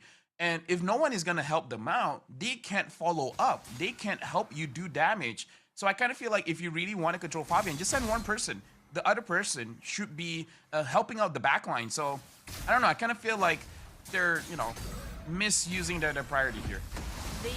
Again, this is a little bit of tunnel vision that you talked about. This is Team Flash again showing off himself, and at TM we do see, look at this, Fabian is just doing on his own, and even with the glory that has been put out, is still not gonna be able to shut down anyone, because Team Flash, every time they put out that ulti, it doesn't pick up anyone. Yeah, definitely full control by TLID, 4,000 gold. That is huge. That is huge. And now Weedy is trying to get the buff, unable to get it, but he's able to leave the jungle of Team Flash KH. And honestly, even if he dies, it really doesn't bring that much impact towards TLID. Looking at the items here, already finishing up 2 items for Aaron Shiki. He's just waiting for his Holy Crystal. Though I would argue at this point of the game, there's no magic resist for Team Flash KH. Aaron Shiki probably does a lot of damage at this point, so if TLID wants to force a fight, they have the resources to do so. And the fact that Turtle is going to actually respawn soon, and Team Liquid ID, they still actually try to actually hold it out. And I like the fact that they allow Fabian to just farm his own. Glorious Pass had to pull just for them to go for the escape. This is what they always do. Just use that ulti just for escape route, and it's not in the favor of Team Liquid. And look at that. Another turtle been picked out, and RDMB pulled out right here. Even the Zama's been toned down, and at the moment right now, they try to go all out to Donut. Donut already been taken out by Aaron, but at the same time, Aaron, a little bit of overextension will be punished by Ty, but a really good win already for Team Liquid, getting the turtle and a trade-off for themselves, and even getting the 3 kills. Yeah, that was what I was saying. TLID can force a fight because they already have 2 items on Aaron Shiki, and Team Flash KH doesn't have magic resist. They could have forced it, and they definitely did. And we can see a difference of what happens when one person helps out Cray in the backline. They were able to get a kill onto Aran. If Cray, if T did not cover for Cray and just 100% go onto Aaron Shiki or Fabian or Ezekiel, Cray would have died there. So something that Team Flash KH has to consider. Protect your backline. They can do damage. You just need help. You know, throw away the toxic masculinity and ask for help. A little help or a lot of help can go a long way, and that's what is needed from Team Flash. Now 48 seconds left. Lord will be spawned out, and this is where the crucial timing of Team Flash. They've already lost all of their second layer turret, so they only left with 1 layer. So they really have to be careful if this Lord been picked out by Team Liquid. And Fabian, again, from time and time again, he is still doing farming. He's surviving. He's already freedomly going all out. A little bit of extension, but it's okay. It's just pretty much getting info of whereabouts of the Team Flash. I'm just saying this, Fabian is 4 levels of ahead of Chama. That's how much farm he has. Yeah. He's 4 levels ahead. It's crazy. So much freedom is done. And the fact that Team Liquid ID, you do what you want to do, we'll just keep them on guard. Like 4 players can just let go of this, like hold on and control this 5 players of Team Flash. That's how much confidence they have, or how much confidence Fabian has for them. But Donut takes down Aaron Shiki. That's a little bit of overextension, but we have Fabian right at the lot. They have to do something to control it off. And even with the Spear of Destruction, just not able to take it off. Fabian still have enough. Glorious have been picked up, but Lord has already been taken off. Now going all out. RWM been picked up at the moment. Aaron and even Avatar of Garden also been booked out as well. Now Ty having a little bit of difficulty trying to take down Aaron. Still surviving out. Does manage to take down at least for the trade it off. But Fabian once more, he tried to go in for Ty, but unfortunately it's not going to be easy. Even Witty trying to find a way to push through, but Team Liquid ID say it's done. It's a done deal. We've already got our win. Doesn't need to be bothered anymore. I'm so happy that the front lines actually help out Chama, Cray, as well as Donut, because at this point, 10 minutes in, 25,000 gold in total is not a good place for you to be, but at the same time, it's not the worst place for you to be. You have the damage, you just need some space. TLID, I don't know what happened that caused Aaron Shiki to move forward, going up against 4 people. I don't doubt that he has the damage to do it. It's just that Team Flash KH, they have a lot of crowd control, and you don't have Purify. If you have Purify, maybe it's better for you to go for that trade, but because the lack of Purify, I feel like Arishiki definitely made a mistake there. He goes in. He wants to go all out with the Zaman Force to ATM. A little bit of extension. Even coming in all out now. Glorious Pass been put out. They did manage to take down the turret though. But now a lot marching in. Can they actually pull through? They want to actually go in for the mid lane as well. Clearing out the minions. Gray is already overlooking. Try to clear out. Not going to allow any extension coming in from Team Liquid. They have to just pick it up for just one turret for now. Oh, but they're going all out. RWM, Slane's already been taken out by Cray right here with shutting down by Arishiki. Now they're going all out. Double kill going out to Tai as well. Now they're going all to Kima as well. Kima had to pull away. Clears out the minion. But at the same time, can Kima survive it out? And we see the Donut coming all out with Widdy. Just a little bit more. Can he go in? But the overextension will be denied really by Fabian. And now getting team wiped out all the way. The win comes into Team Liquid IDSN with 2-0. People expected TLID to be very strong here in the Snapdragon Pro Series. Now, by defeating Team Flash KH, they have the opportunity to fight more because now they only advance to the LCQ. Not going to the Challenge Finals just yet. More games to be played, but winning 2-0 here does, I would say, recover some of the expectation that people had for this team.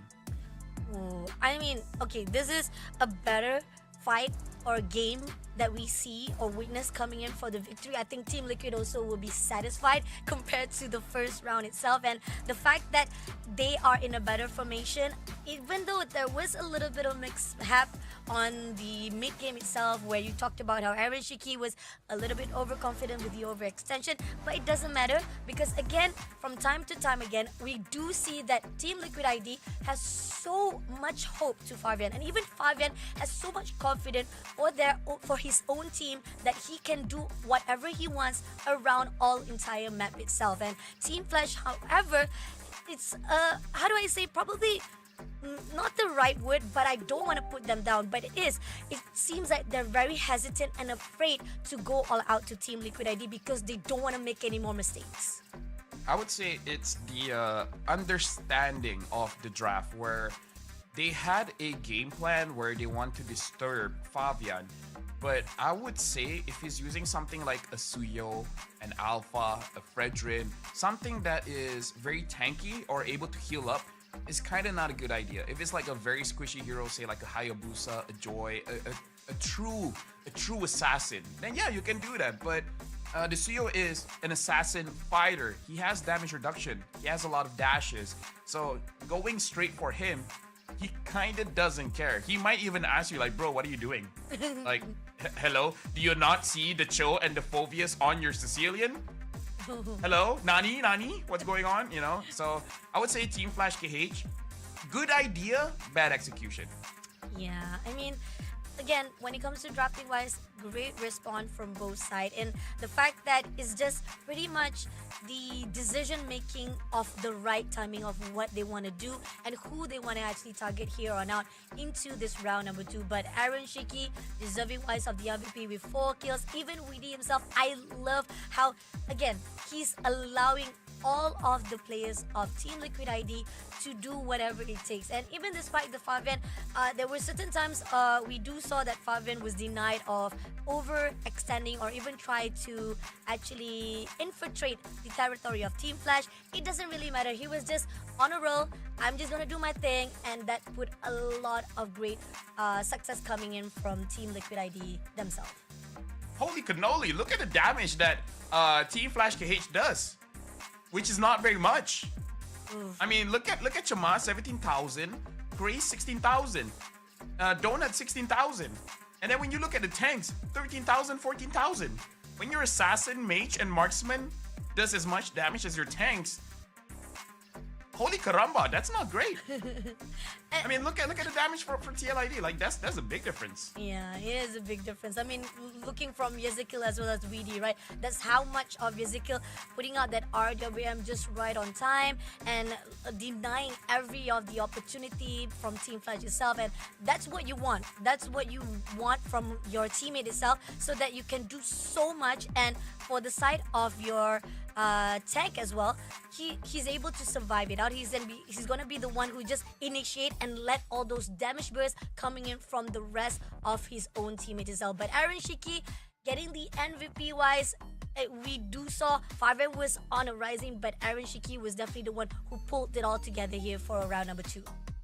Yeah, for sure. But to be fair, for TLID, personally for me, I would give the MVP over to Weedy based on how Weedy was the one that really controlled Team Flash, right? Because the movements from the early game make it so that there's no aggression. And then movements coming in from mid game basically shows their position. And then movements coming in from the late game is just complementary because by that time, TLID is already very strong.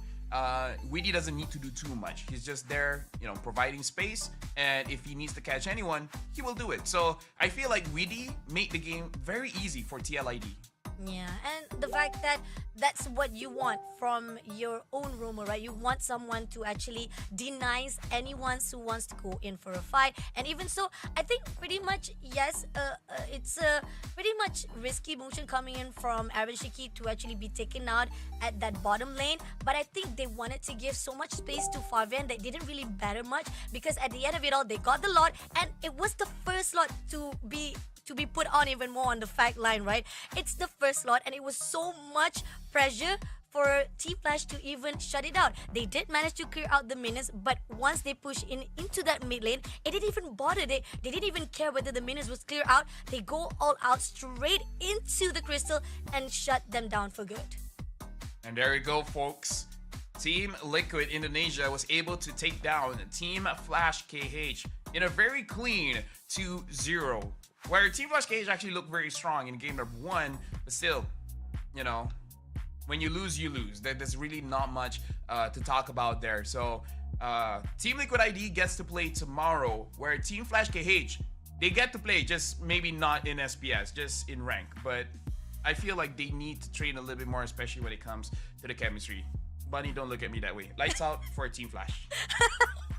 No, I'm just saying, you did amazing. I mean, like, you already got the idea. You already predicted all the heroes very amazingly. I was like, wow, that's, why am I surprised? Like, you are LaFell. Why are you surprised? Yeah, come on, it's LaFell. But then again, a great job to Team Flash. I mean, to see them survive it out from the group stage itself and moving into the challenge season, we know how much they really want to be here. But unfortunately, Team Liquid ID, they want to get it even more. So we are going to see them for tomorrow match for the LCQ. We still have one more match to go, and it is going to be Aurora versus Toda. And this is actually also another redemption story because we did saw on the first game itself for the bracket itself, whereby Aurora mixed with Toda, they shut them down for good. So LaFell, what are your thoughts on this before we go for the break? Oh, sick! Oh, this is sick. I love it. Toda played so good yesterday. And Aurora, okay, not so much, but Aurora's still strong though. So, this is gonna be a good match. This is sick. Yeah, I'm happy. All right, we're gonna go for the break, guys, before we start out with our last match. So don't go anywhere. We'll be right back after this.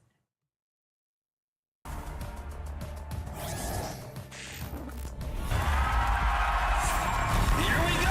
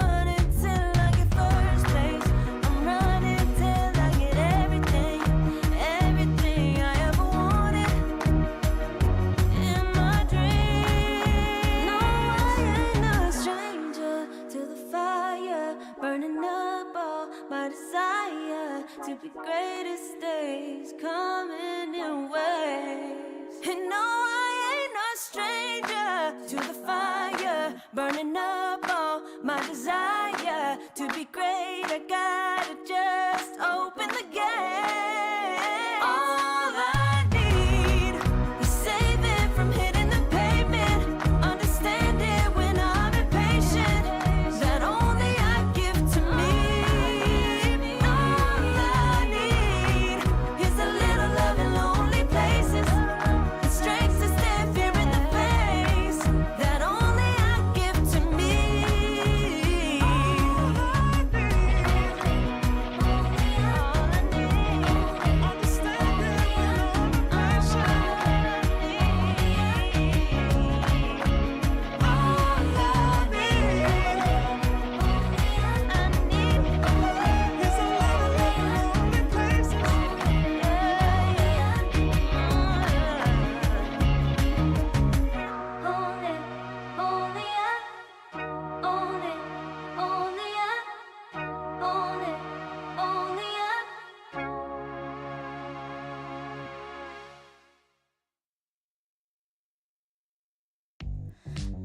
type of girl that turns logic into atoms. Think you know it all, but then you let me get inside your head. Yeah. Steady jump design, think I know your kind. I'm about to break another code now. Pretty in disguise. To show their gold laner here so D can counter a little bit later. Unless Doming wants to pick up a Bitrix and taking away from D, forcing D to pick up something like the Moskov. That's really the play here for Doming. Either pick up the Moskov, Iritel, or try to take away the Bitrix. When it comes to the EXP lane, Cho has been used by Edward before. Other than that, what other tanky EXP laners? Even the CC has been banned out, so EXP is a little bit open here for me. And Hilda be also one of the options. I know that for a fact. Oh, Benedetta! Benedetta picked up. And also another hero that hasn't been picked out by inside the SPS line as all. Yeah, the Benedetta can go on to Jushin, so ignoring the Hylos, ignoring the Gato Kacha. But now, honestly, both Iritel and Beatrix are very good pickups here. The other option is Claude. You, if possible, you want something with a little bit of a mobility. Yeah. Because going up against a Benedetta is going to be very difficult. Oh, you gotta think it through, because so far right now we do see most of our heroes that are coming out from Toda, it prioritizes more of picking up and a single focus fight orientation. So you need something that can actually move away as quickly as possible, getting as much damage. But no, they picked up Bruno instead, and it's still a single fight as well as a more orientation on the side that you really need to be focused on. And I think Toda is more in the side of comfort zone, I guess. So Bruno is good for Matilda, because when you go up against Matilda, once she has the Flash of the Oasis, she has a very big shield. So if you have a full burst damage, you're just attacking the shield. You're not attacking the HP. So burst damage is not a good answer. You need damage per second, DPS, to really deal with it. Bruno is a good in-between because he has DPS, but is also very bursty. The only reason why I didn't really mention Bruno is because when it comes to the early mid game, Bruno is incredibly strong. But when it comes to the late game, it's not that Bruno is not strong, it's just that I feel like Moskov scales a little bit harder. So looking at the lineup here, looks like Toda, they want to move the game a little bit faster. They want to start off the tempo, they want to force out the fights. Compared to what Aurora has shown, very balanced here when it comes to early, mid, and late. So even if they go all the way to the late game, Aurora is looking to have a bit more advantage compared to Toda, where Toda primary damage is going to be on D, but Aurora damage on Domeng, Yue as well. Can even be from Edward depending on what he builds, but I think Edward is going to build a little bit tanky. Let's see. This is our last match of the day. First round, Aurora Philippines versus Toda Malaysia. Who will move into LCQ surviving still in the SPS, and who will we say goodbye? So far right now, in the favor-wise of drafting, definitely Aurora is in a better respawn-wise compared to Toda, in the fact that it is actually good. There's still a possibility in the fact that Toda has the idea on the early games as well as the mid game. The question is, can they proceed off on that late game as well if it actually goes to that stage? But so far, going in for both sides of their own lanes, there is a slight equation where we see that Demon Kite goes out to actually infiltrate some of their own buff themselves, and we do see Demon Kite also able to actually go all out to survive it up for his own lane as well. We can see the mid laners here, both the Jushin as well as the Zas. You can see the idea of where their composition wants to go. Yue on the Zas went for Weapon Master, scales very good in the late game. Zaim Senpoi picks up the Mystery Shop, meaning you'll get your items a little bit faster. So really, Toda wants to go fast, Aurora wants to go slow, but Aurora goes back in. Zeppo comes in, try to go all out to the side of Demon Kai. Will be the first blood from the side of Zaid. And at this meantime, even though they try to go the Everett session, almost able, but here on out, Demon Kai goes all out to Hazelat. Ooh, close enough to be taken up for the trade, but at least Hazelat was able to back off. Yeah, and again, this is what Toda wants to do. They want to speed up, they want to get kills, they want to get objectives, they want all of this taken away from Aurora. Aurora tried to fight back, but again, probably not the best of idea. Right now, The turtle has been secured by Zaid, and Aurora has to back off. But Zaim Senpai is not allowing them to do so. Zaim, nicely done with the pick himself. He knows for a fact that he just needs to take one into the territory of Team Toda, and that's where they can actually just gang it up. And that's the requirement that is needed for Aurora to be very cautious of where he goes in. Yeah, this is very aggressive coming in from Toda. If you're looking at the purple buff in the minimap, you can see Hazelnut as well as Zaim is providing vision, trying to really slow down the rotation from the jungler. So this is also their way of making sure that Aurora gets their late game very, very slowly. Zayn, gotta be cautious with that there. I would try to actually pull in, but Zayn will be by his side, not to worry much. At least at the time, Toda is always overlooking everyone's corner to make sure there will not be any backstab. Yeah, we can see a quick rotation towards the gold lane, trying to prevent D Senpai from actually getting some of his items. But it looks like Aurora, they're not going to be all too aggressive, forcing the fight for now. Probably because Demon Kite wants a little bit more items for the alpha before he really commits to anything. Let's see. So far, liking how Toda is controlling the tempo of the gameplay. And even so, no matter how much Aurora try to go in for the rotation-wise, Toda will be aware of the situation. And coming along right now, everyone is just pushing on and marching on for their own needs. Yeah, Toda will speed up a little bit more in the second turtle fight.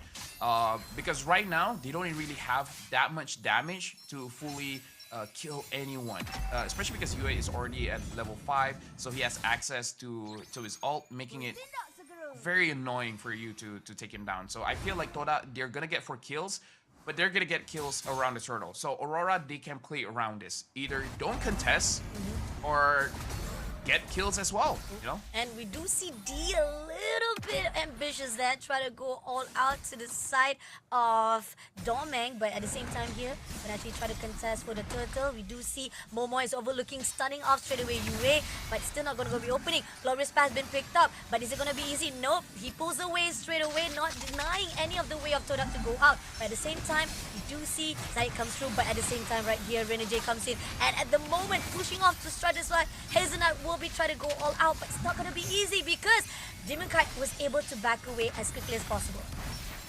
Yep, and now the fight continues. Edward goes to the back line, tries to go for Hazelnut, but Hazelnut now has the shield. Apparently still surviving, but gonna get taken down by Renegade. Toda gets the turtle, but they have to sacrifice their roamer.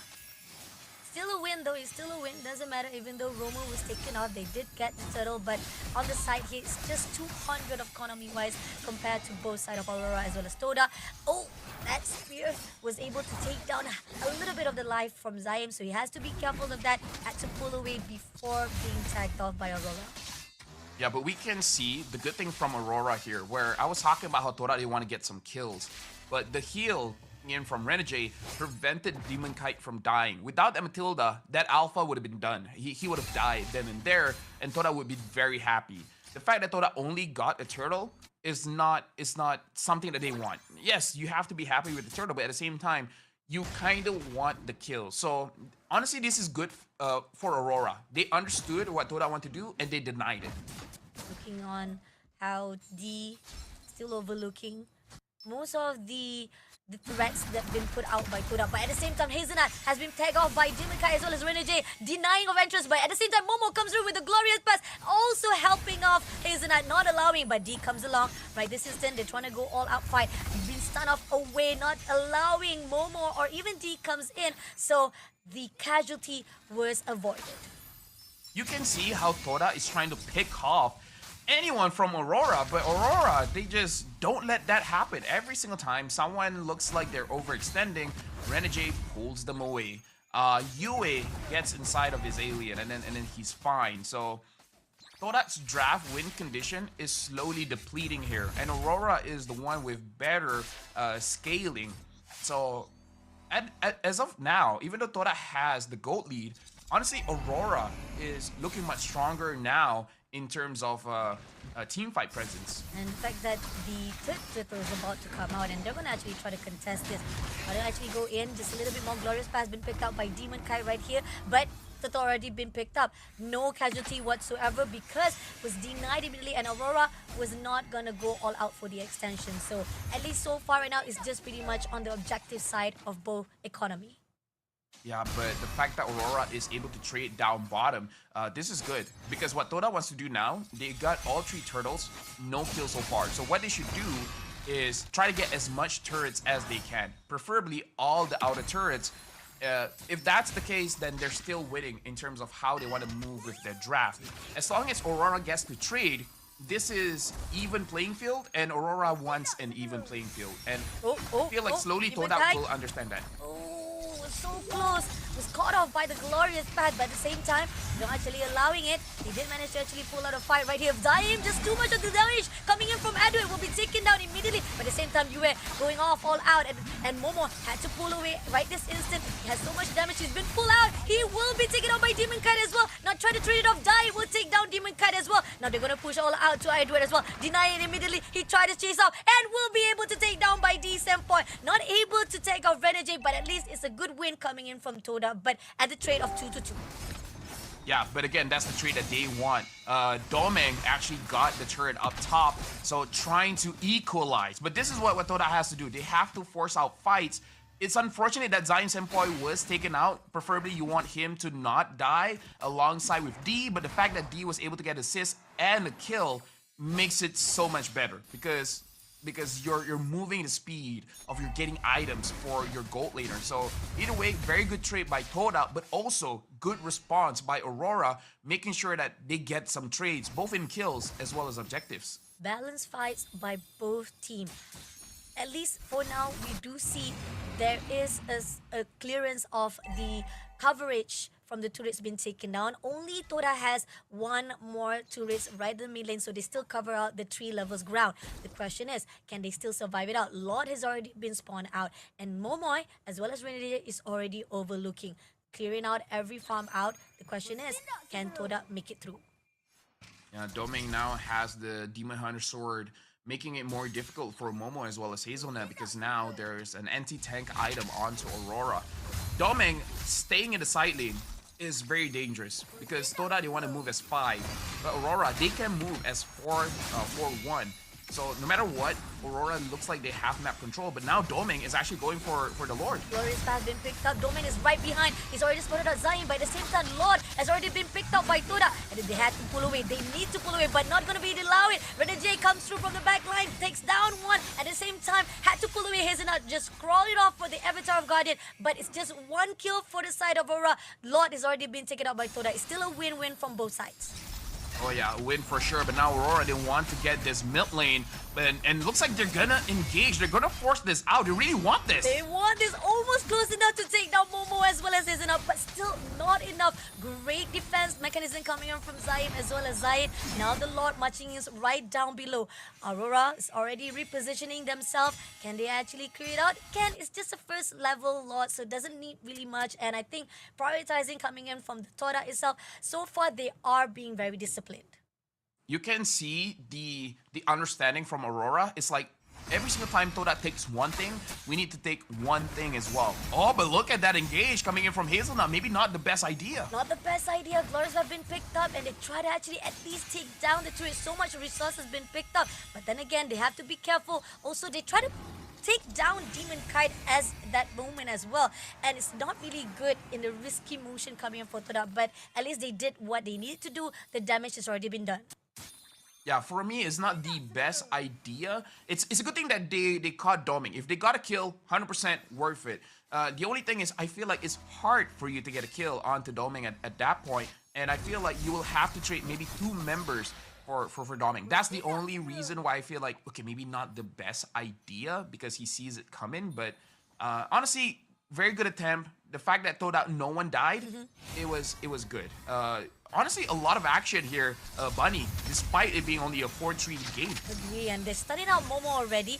Momo trying to find an initiation, just waiting for the right time. They almost able to clear out that last layer of the turret, or second last layer of the turret for the top lane. If they can do that, that could actually give more of control for the map of Team Toda themselves. But at the same time, right here, they are being very, very careful. Now, clears out already, more coverage coming in from Toda. The question is, they need to be cautious because, again, you talked about how Demon, at the moment right now, Domeng is also having a lot of damage coming in, so they have to be really careful.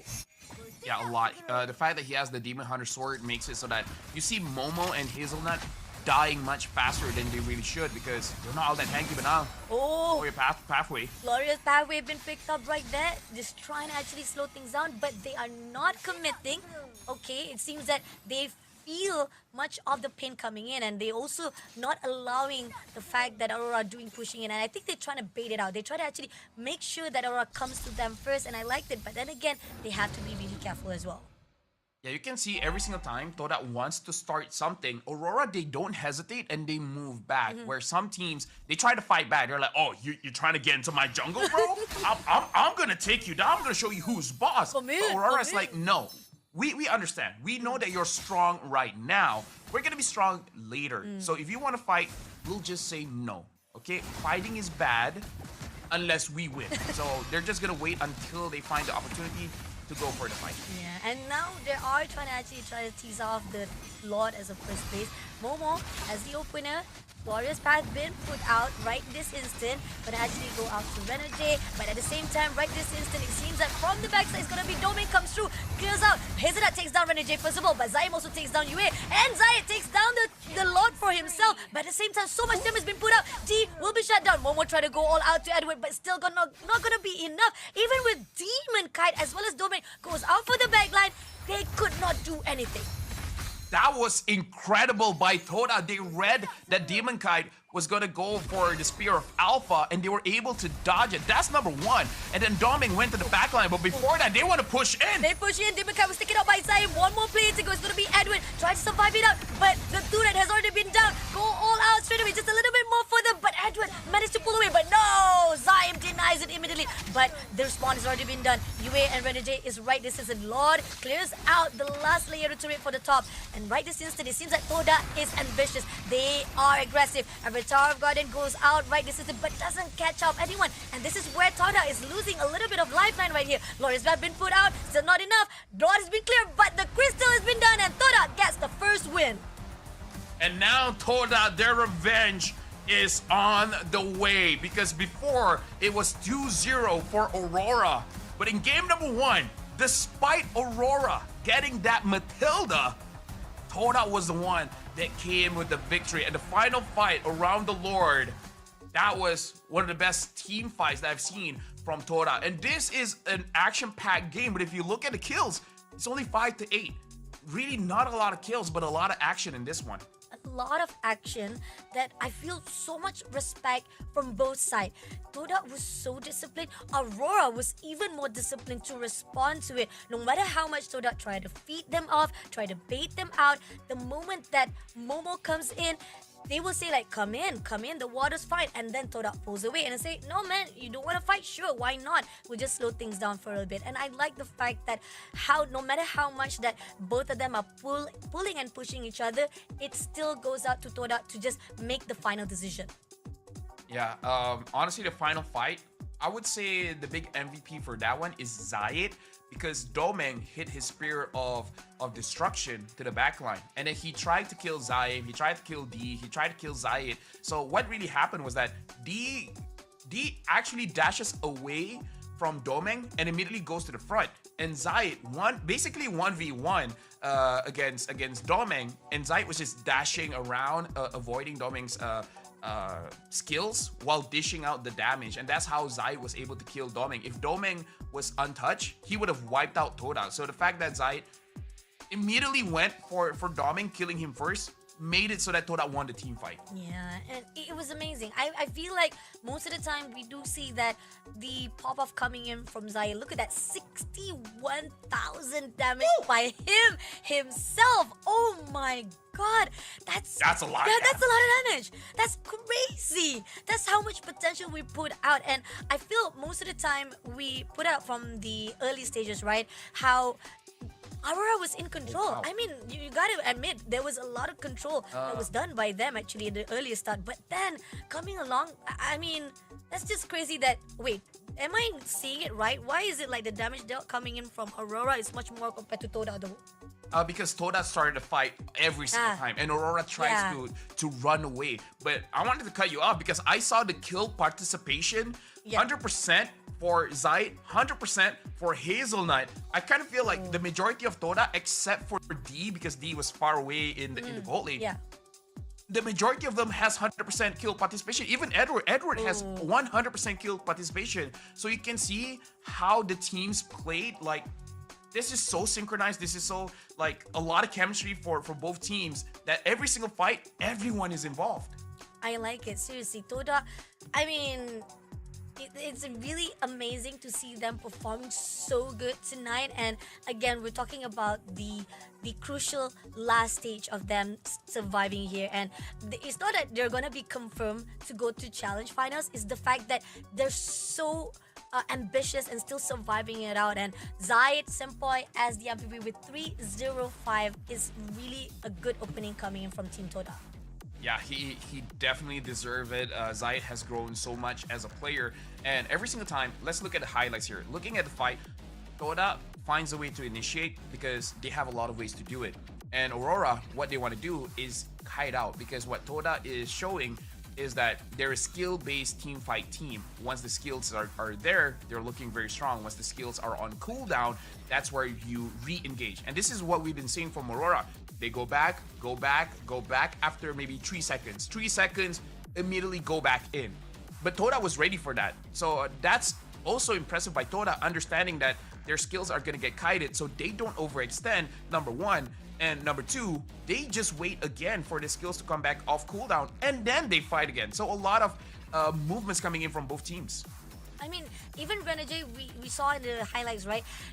He did manage to try to actually go into the backline, but it was denied completely by Team Toda, no matter how it is. And this is where they try to go in for the first lot. And Demon Kite, Domain was actually right at the backline, and he couldn't do anything. It was shut down completely by Zayt as well as D, and the fact that D had to pull away, but still they managed to pull through, and they did manage to take down immediate 3 players on the side of Team Aurora. And as the time goes in for the Lord marching in, they still want more. They go all out in for the mid turret, and Edward had to pull away, but the respawn comes in from Team Aurora. The respawn was still not enough. And you saw in that Lord fight, Edward and Doming tried to stop Zayt from securing the Lord, but Zayt's retribution was on point. He got the Lord, and he one-shotted Doming. I actually didn't know it was a one-shot. I saw them fighting, but I didn't saw that it was a one-shot. It was just a one-tap, and then Doming's dead. That's how strong the Suyo was in that game. I mean, again, we talked about how Zayt was doing all the turtle objective works. He took 3 turtle on his own. He got the lot on his own with the help of teammate as well. So that's how much of power and control-wise coming in from Zayt. And looking into the movement-wise, he was doing his business. He was doing what he needs to be done inside his own territory. Something to note here is that he started with a double buff rotation, sure, but look at how much time he spends in the river down at the bottom side of the map. He is always looking for an opportunity to get a kill down bottom. He rarely goes to the upper side of the map. Even when it comes to invading, he will invade the bottom side a little bit more compared to the top side. He really wants to make sure that nothing goes wrong in the bottom lane. So we can definitely see Toda has a pre-planned rotation coming into this game, where Zayt just says, I'm paying attention to one part of the map up until, say, 8 minutes. After 8 minutes, sure, I'll move around a little bit more. But for the first 8 minutes, I'm just gonna be hovering down bottom, and then we'll see what we can do from there. I like the fact that the focus orientation coming in from Team Toda is really on point. The vision is there, and they literally pull it all the stunts so that they can get their first round win. Now, we still have one more match to go if Toda wants to finish it off already for tonight. But will Aurora allows this? I don't think so, because knowing how Aurora is, they pretty much did a really good solid ground. We talked about how defense-wise, baseline was really good. Just the problem is that Toda was just a little bit far superior, and decision making on who they want to target was just a better positioning. Now coming into second round, I think Aurora will be adapting even more. Do you agree on that? Yeah, I feel like they will adapt. The question is where, because I feel like the draft was okay. I don't think there was anything wrong with the draft. It's just that both teams did the right thing. It's just that Toda was able to do the right things a little bit more, where Aurora needed a little bit more time. If Toda, was not as aggressive as they were, then Aurora would have won. So in this case, you know how we talk about, oh, this team made a mistake, blah blah blah. But in this case, I would say it's more about Toda outplaying Aurora.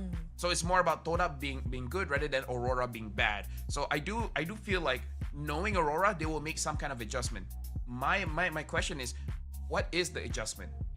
Is it in the draft? Is it in the rotation? What's it gonna be? I mean, going into the fight orientation itself, I mean, you talked about that when it comes to the power spike, it could have actually go into Aurora's side, right? Because when it comes to Toda, they might actually be able to control that early games as well as mid game. But going into that mid game itself, I think we did saw so much power that was done by the team of Aurora itself. So possibly when they saw that Toda is going all out aggression, maybe they might actually mirror it this time and do the same thing as well, because they saw how maybe slowing things down is not good, because now Toda is getting a little bit too confident to fight with us. Yeah, actually, that's a good idea. Start fighting fire with fire. So instead of trying to outplay them, just play their own game. It's very risky, but at the same time, actually a very good idea, because Aurora is very good in team fights as well. So might as well just bring in the heat. I do agree. Maybe get something.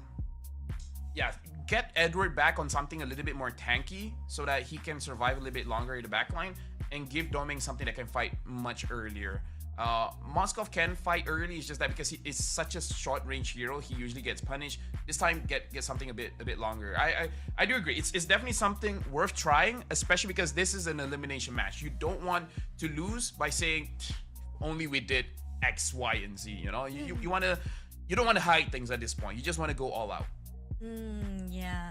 I mean, oh yeah, that's also no, like a lot of times that we keep on seeing during the early stages of our tournaments, it's always people trying to say like, is the teams are trying to hide their strats? Are they actually playing the mind game as well? But then again, it all comes down to, even though they try to hide their strat, it doesn't mean that you're hiding it and you're trying to actually give that opportunity for your opponent to straight away win against you. So Aurora, even despite that, Needed to be EXP. Okay, Khalid. Khalid is okay. Not entirely the best, but I feel like it's still fine. So Khalid for the roam and Edith for the EXP.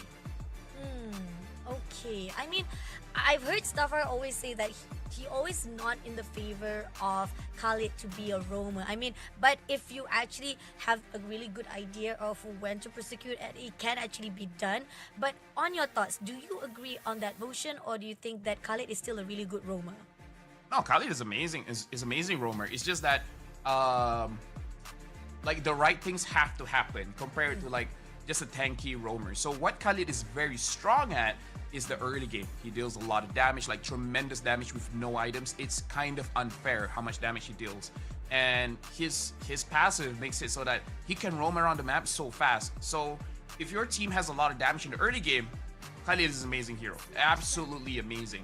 Where it falls off is that because you have a lot of damage, you want to fight. Like, you really want to fight. But if the other team is ready, they will probably kill you off first, or they'll just avoid you. So that's probably the reason why Staffbot doesn't like the Khalid. It's just that you know what he's trying to do. So either fight back or just stay away. Alright, this is it. Round number 2 for our last match of the day. See here? Oh. It's like, you know what he's gonna do, so just fight back. Oh wow, that was a really close closure coming in from Energy, but then again, it's okay. Still cool score coming in from the side of Aurora. There's a lot of intense coming in from both sides. Back to the land of the Dawn. So far, Toda versus Aurora. Toda is still in the favor with 1 point for themselves. Yeah, Doming really showing dominance here, handling against D, but that's the strength of Harif. He is a lane bully. So yeah, just take your advantage. And now Aurora, they might even gank this, knowing how low he is, and probably deny him of the minions. Sorry, minions.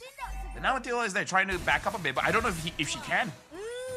They did came in straight to D, Sempoy, getting the kill, the first blood they needed. I mean, not just denying it, not allowing him to recall immediately because they know for a fact that was the opening they needed. Now they're looking for more. They will be able to actually steal away some of the defense goal-wise played from the side. And oh no, D, you're overextending, giving any more kills coming in from the side of Renegade. Not the best decision coming in from Toda. Yeah, Toda really should cover for the goal lane a little bit more, but this is where you see how you use the Khalid. You have a lot of damage, so you want to fight. The moment you identify which part of the map that there's not a lot of people, that's where you go to because you want to give immediate impact. And Renji has immediate impact. He has 2 kills now. And we do see Elizayat getting the turtle and pushing on all out to the side of Aizenat. Almost close. Will be stunning off straight away. But Renji getting Momo first of all. Had to sacrifice himself. At least giving the leeway to the side of Aizenat. But Aizenat, better be careful here. Renegade is overlooking. And it seems that they're not going to allow Renegade to come along into infiltrating the territory. Pushing all out to Renegade just a little bit more with a shadow kill. Can he get it good? Just a little bit more. Finally push through. The trade has been done by Toda. At least getting 1 kill. But yeah, Bunny, you called it. Aurora will fight fire with fire. Instead of playing slow and calculated, they want to fight. And this time we definitely see the adjustments coming in from Aurora, where they're putting a lot of pressure onto D. Not a lot of pressure right now, but in the early game, it really impacted them. Considering that Aurora has a Sicilian, makes it so that their late game is still pretty strong too. So they're really matching up the best of both worlds here for the early game as well as the late game. They're pushing Toda immediately. They're giving Toda that fear in their eyes so that no matter how much they want to actually survive it out, they're denying it. And here on out, D again, been punished, been bullied out this time. But here over station, they will not allow it. Zai takes down Renegade. Even though they try to bully it, finally they come through to actually back things up. Yeah, we can see the communication coming in from Toda where Momo is telling the team, you guys don't need to gank my lane. I know how to handle Edward. I may not be able to kill him, but I myself won't die. So might as well go to the goal lane. Bad, look at goal lane, look at Domeng! Oh, Domeng overextension. Zai getting another kill for himself. 3 kills all alone to make sure they can get the trade. And I like it, I do agree. Because the fact that Edward is pushing off Momo, but Momo is allowing at least Toda to find a way for them to rotate around, to close off as well as control the map itself. Yeah, the moment Toda understand, oh, you want to go for the Wakata, they just immediately go. And then now they're starting to fight back. Looking at the kills, it's 3-3. Goalie is still over for Aurora, but the moment that Toda is able to control this turtle, it might turn things around. Let's see. Momo is already pushing into Renegade, denying it. Yue also comes through. Demon King at the same time. They're going to pull all out. Oh, Zai just a little bit too close. Isn't that also having a lot of damage? But at the same time, they did manage to get the turtle. That's the disruption they needed. They push all out to Team Aurora, denying them to go in for the gang fight. Yeah, and Toda, in a way, will get stronger as well. Once Hazelnut, even though he's the roamer, but once he has 2 items, it's going to be very difficult for Aurora to burst against Todak. So Todak can still fight. Oh, no, okay, that's a bit, sad. But whatever. Oh, but they're going all out to Renegade just a little bit more. Momo takes down Renegade immediately. That overextension was just unnecessary. So that was a bait. He's like, I know you want my jungle, but you're gonna die for it. And so Red has been taken out by Demon, but at the same time, Zayed goes out for the shadow kills just a little bit more. He wants to finish it off. No, unfortunately, able to back away as quickly as possible, but he could have actually go at least in the favor. But at the same time, right here, the Kushiri goes all out. Eternal Guard goes out to Yue just a little bit more. Not able to tag them out, but at least they did a lot of damage that's done. Yeah, at least Toda kind of understands how much damage they're doing, but they find Renegade again. They find Renegade. Renegade was just out in the open and too close into the filtration of the territory, and that is not what Aurora wants. Yeah, but Zayed is able to get top turret there. This is very interesting, knowing that Zayed is very comfortable going 1v1 against Demon Kite, and he played that matchup very, very well, making sure that a shadow is inside of Zayed, where even after he uses his ult, he can teleport back onto him and then get a kill. So yeah. Yeah, this is tough. I mean, like, I like the respawn coming in from Toda, and it seems that, yes, it's Zayed goes in and out from the bushes, getting the info that is required to actually expose the location of Aurora. But at the same time, right here, right at the back line is going to be Renegade as well as Demon Kite. Zemaphore has been put out, but doesn't catch on, but did manage to take down Z at least at the point. Demon Kite, on the other note, was able to survive it out. So at the same time, they're still not done yet. They still try to push it all out. Zayed just a little bit too open and ambitious, but Momo did take down Domain, but at the same time, Edward trades it off.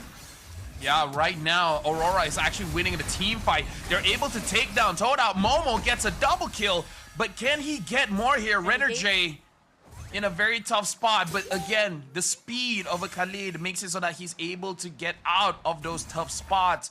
If D was able to survive, it would be much different. Aurora in this game, they really respect D, making sure that he dies a lot so that he doesn't contribute to the team fight. I mean, again, this is the same case that we saw on round number 1, where respectively both teams are doing well. They respond well, they are able to actually win it off, trade off each one another. Now this is going to be the last hurdle. They're going to actually contest it out. Renegade already been spotted out by Momo. Momo's going to make sure that they are going to deny it, but at the same time, Aurora already depleting onto the lifeline, but at the same time, they crucially goes out to the front, and with the other side of the Zion with the Eternal God takes down immediately, but Yue trades it off with Momo. Also, Domain takes down Hazelnut, and at this process, it seems that they managed to trade off 2-1, and this turtle might be open for Aura to get it. Yeah, right now, Domeng is honestly way too strong with this Harv. The moment he sees all the CC being used, he just goes in, and we can see that he does tremendous damage. So the moment he opens that Zaman Force, it almost tells Toda, don't come close. Let me get things for free, as they got the mid lane for free. Oh, now clearing out both sides, or even the 3 sides of the first level turret itself is going to open up even more of the map control for Aurora and Toda. Great respawn wise earlier on, but now with 7-7 and even economy wise are more on the high rise of Aurora with 3,000 much more inflated to the side of them. This is not going to be easy for Toda. Yeah, the moment D can deal damage, it will be good for Todak, because Zayed and Momo both deal physical damage, and if D is able to reduce the physical defense of Aurora, then they're in business. But that's where Aurora comes in. They make sure that Domeng kills D first. Once D is out, Todak lacks that damage. So Todak, they just need to achieve one thing. Let D survive. If D manages to survive a team fight, they have a chance. They have an opportunity. But until that happens, this game is all Aurora. This game is all Aurora to control, and even with the split push that has been done by Zayed, it's overlooked by Demon Kite. That's how much of the area-wise map awareness is shown by Aurora. But at the same time here, Renegade, a little bit overextension will be punished by D at the same time. Semaphore has been pulled out. D7 will take down immediately, and now pushing on all the way. Not going to be enough to take down Domain. They're pulling all out stun, but they still survive it out. Hero now, they try to pull in, and Yue will take down Zayed immediately, but still Momo's not done. Takes down Domain for the trade, and 3-2-2 right this instant is not gonna be easy, as they had to pull away before becoming another casualty. So it's 2-2 for the kills. Yeah, Momo and Hazelnut is really doing a lot for the team. Momo doing a lot of disruption, and Hazelnut making sure that when Momo actually dives forward, he has a get out of jail free card here. So both of them are doing good, but you look at D here, 1-4-1. He was able to influence the fight just now a bit, but only just a bit. Oh, the Lord will be taken out by Demon Cut, almost close enough, but here now they're gonna go all out for the gang fight. Takes down immediately Renegade as well as Edwin, and now they're closing in straight away to the side of UA as well. Now 3 players down. D a little bit had to be cautious there. Zama Boss almost tags him off, but they're not done yet. They're gonna go all out on the mid lane, clears out turret first of all, and they have to slow things down for a while. Lord still marching off at this moment, so Toda needs to be aware of the split push. Yeah, but that's a hero play from Toda. They're like, I see an opportunity, everyone dives in. That's where you see your friends trusting you. I don't know who made the call, but they're just like, I don't care if they get the Lord. We're gonna get kills. They got the kills. This time, D Senpai was able to survive, and not just kills. They got 2 turrets in mid. In a split moment, Toda got a bit of control back from Aurora. Oh, here and now, they also try to actually steal away the buff. Let's see if this is gonna be in this favor of Aurora, though they did. They are, and the map control-wise, they still have that favor. They have that coverage-wise. Toda does manage to neutralize a little bit, but they have to be aware once the march comes in, and this is where they need to build out the defense. Yep. So far, just something to make sure is that they've been baited by Renegade quite a lot. Renegade is 3, 6, and 3 right now, which doesn't look good on him, but at the same time, he's making it so that all the attention goes to him and away from Domeng. So maybe Toda will do the same thing by killing Renegade off first, but try to reserve some skills for Domeng, because if Domeng is not, it's the same for both teams. As long as the gold laner is not in the fight, you basically win that fight. Okay, Shadow Ghost comes in. Oh, there's a little bit of tease there, but no, it's not gonna overcommit. Just a little bit of them trying to spook away the team of Aurora from overcommitting themselves. Now, the march of the top turret is coming along. Let's see if Aurora is gonna commit that. They go all the way to the side of Edward, pushing off all the way. Do see Hazelnut also try to go in all out for the backline. Doesn't spot anyone, doesn't pull in, but it's just a teasing. And with, you see right here, Zahid try to go all out to Renegade again with a shadow, but doesn't go for the commitment wise. This is again a spook from both sides, a respective wise decision. Yeah, Toda is trying to bait as much skills as they can from Aurora, because they know once they use their skills, they have a short time frame for them to fight back. And this might be a big fight for this purple buff. This is going to be a really good fight indeed. And we do see that Hazelnut is putting his eye right to Renegade. At the same time, they start out immediately to the side of Zahid. And at the same time, coming in all out, Domain King will take down D immediately and also shut down Momo. And now Hazelnut had to pull away before becoming another casualty. They clear out 2 players, and Aurora did manage to win that buff fight. Unfortunately, D is not piloting this Irithel well, because the moment he uses his ult where he dashes forward, that's where Domeng immediately drops the Zama Enforce on top of D and then just charges in. So essentially what Aurora is doing, making it so that it's a 5v4, because D is really not impacting the fight at all. For I don't know, the past 5 minutes, Toda is forcing Aurora to use their skills first so that D can actually go in. But Aurora, they don't feel threatened. They don't use their skills until they see D. So this is really becoming a problem for Toda, where Aurora is not taking the bait. They're just like, you can do whatever you want. We're not going to use our skills until we see your gold laner.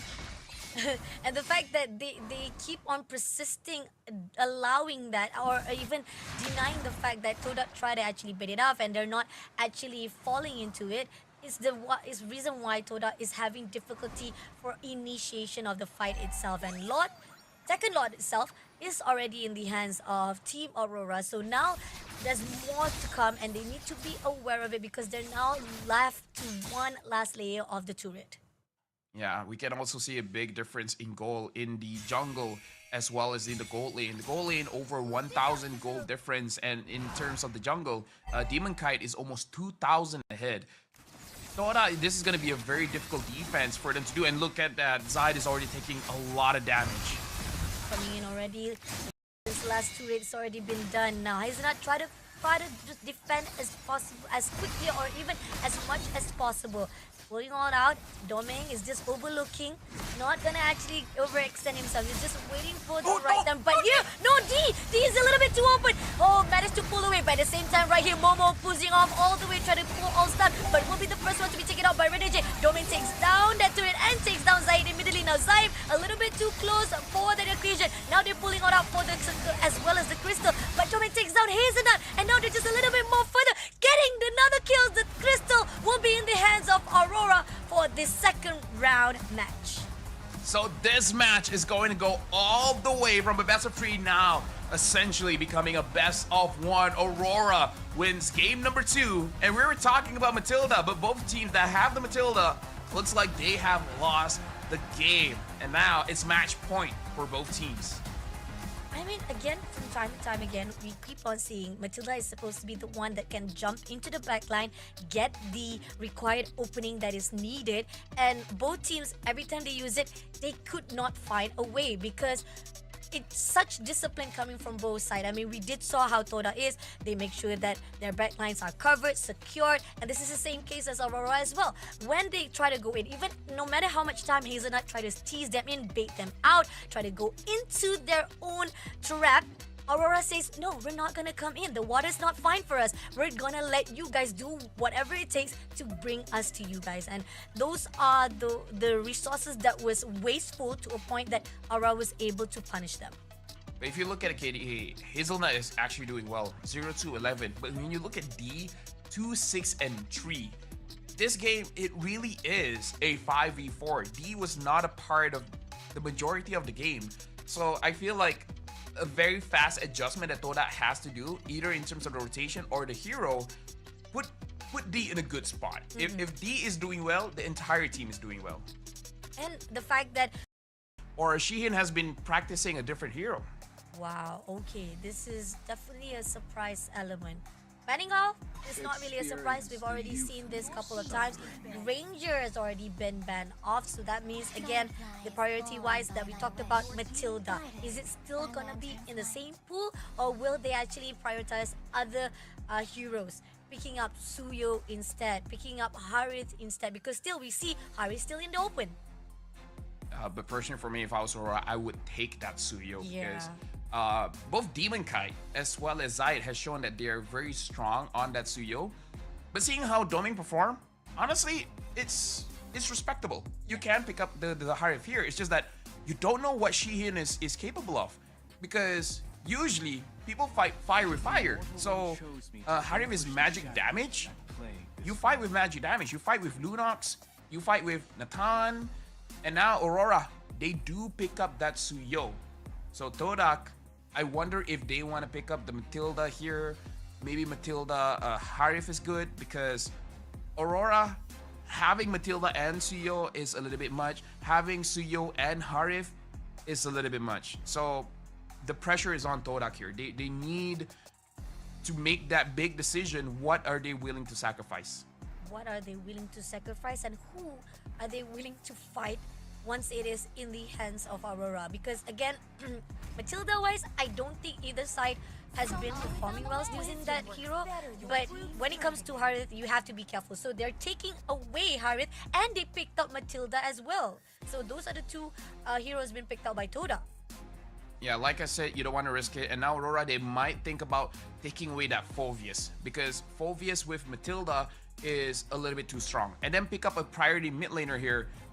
Maybe something like a Valentina, or if they still want that Sicilian, they can wait for a bit longer and pick up something like a Tigreal, something like a Cho, so that Renegade doesn't get banned out. Okay, that's also a crucial thought, because previously we did see Cho as well as Tigreal was banned off, so it kind of actually closed off a lot of the pool's heroes that were signature to the side of Renegade. So priority wise, they picked up the Khalid Roman as well as Phoveus. Yeah, so looks like he doesn't want those picks anyway, but he does understand that it could get banned out, so they pick up the Khalid. Toda, unless they have a surprising jungler here, they should pick up the jungle, because again, unless Zaid is having a secret jungler that we have not seen so far, this should be the spot for the jungle. If not, immediately use something that can fight against the Phoveus here. Something like a not Lucas, because actually Phobius is strong against the Lucas, but interesting pickup here by Todak.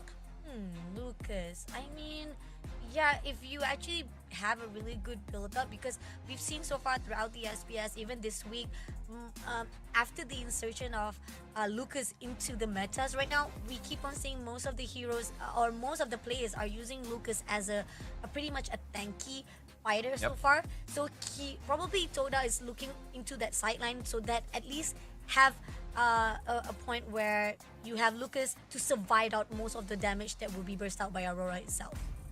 I mean, again, when you have a Matilda, you want someone to be very annoying in the front lines. And that was Phobius before. Maybe Lucas is the new thing. Toda, they're banning out the Vexana. I guess at this point, they should try to respect the Sicilian as well. But that's the thing against Yue. He has so many hero picks. One of his signatures is that Valentina, even though he didn't use it, but you always have to be worried that he's capable of using it. That's also a little bit crucial coming in. Alpha will be banned off by Aurora. Looking on the side of Aurora, it seems that they're denying a lot of the long range heroes right now, so they want to make sure that there's any distance that is coming their way from the Soda side, they will make sure that at least they want to go all out for the close range. Long range, they want to actually make sure at least most of the team fights will be right in the face. Yeah. Todak right now, let's see here, 1, 2, 3, 4 mid laners so far has been banned out in this game, really shrinking the hero pool for both Yue as well as Zyme here. Notably as well, a lot of the signatures from Zyme has been banned out, so they do ban the Sicilian, where a lot of long range heroes are out.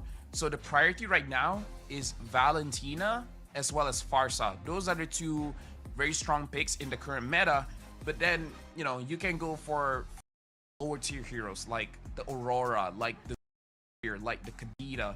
But again, the two heroes that we're looking at is the Farsa as well as the Valentina. Let's see if they're gonna actually ban Farsa or Valentina. At this point in time, I think there's a possibility they will ban off Farsa, because we did see a lot of the popularity is coming in from Farsa when it comes to the Feather of Airstrike.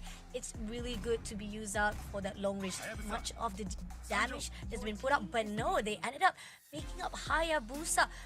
Also another, not to say long range, but more to mobility wise, you can see that Hayabusa that was used by Zyme himself, whereby it was able to go back and forth. So those are the things I think Aurora pretty much take note of the details wise, but Valentina will be picked up by Toda themselves. Yeah, Aurora has a lot of options here. I'm looking at Aurora, the hero, as well, Rui, Aurora as well as Farsa here, and Toda. This is what I've been saying. Unless you have a secret jungler that you haven't shown to Aurora, you don't pick it up, because Alpha and Hayabusa gets banned out.